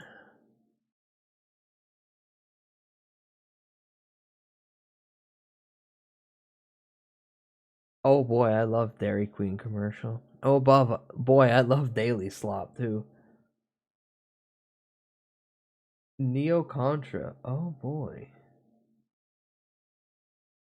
Either Neo Contra or Contra, I can't tell. Either way, I'm dumping you all off at Megamook's channel. Have a good time. Fuck it, we'll do the classic. Bye, George. Hi, George. Bye, George. Thank you for stopping all in if you did. Oh boy, it's the BRB screen too. Yes, yes, yes. I love raiding into a BRB screen. Yes, yes, yes. I'm gonna go kindly eat a little bit. I can't hear Dairy Queen and not think about DBZ Abridged. Muffin Button. You know, maybe I should put myself through the misery and woe that is rewatching that on my off time. And not as content. And I'm gonna keep that quiet to myself. But yeah, there's your raid message. Have a fun time with Megamook. I don't know what they're doing. And they're currently on a BRB screen. I will be back tomorrow. As for now, I wish to go play Fortnite and shut my brain off after eating food. What am I doing tomorrow? I don't know. Probably gonna shave off at least one of those long form movies. Maybe we'll watch Sex House. If you haven't watched Sex House, it's really funny because it's something from The Onion. I'm definitely playing Oblivion more tomorrow. I might play Oblivion instead. I don't know. The joy of not having a schedule is that I just turn on stream and go, this is what I'm doing. And then the annoyance of having ADHD is starting to do something, getting off track, and then starting something else and going, wait, what was I doing like literally 25 minutes ago? A Fortnite stream when? When I gather enough warriors to sit in the lobby with me and then stim and not actually play the game. But that involves scheduling and talking to people, be it direct or in DMs. Both horrifyingly scary. No Nike. Anywho, have fun with Mook. I'm gonna go now. You all have a lovely evening or rest of your awake time. If you need to, consider that you need some sort of nutrition in your body and that hydration's important at some level, though you probably should be adding a little bit of sodium, a little bit of salt to your water just so you retain it instead of just drinking it and pissing it out. That's not what good hydration is. It's not peeing. It's keeping it inside. Other than that, sleep, goddammit. We both know you're not doing it enough. I don't give a fuck if you've got stuff to do. You can sleep. It's 2 a.m.? No, it's 4:58 a.m. for me. And lastly, get the fuck out of my goddamn face. I'm going to drop kick you down a flight of stairs if you keep bugging me about how you would rather hear constant noise and jabbering like metabots from this channel. I'm the constant noise, not the background stuff. I just look at it and talk over it. It's actually about to be 4 a.m. for me. Fuck, go to bed. Another one that needs to go to bread. Okay, fuck off and die. I love you all. Bye-bye, bye-bye, bye-bye, bye-bye, bye-bye, bye-bye. For the people that want their good night kiss. Okay, bye-bye, bye-bye, bye-bye, bye-bye. Now die.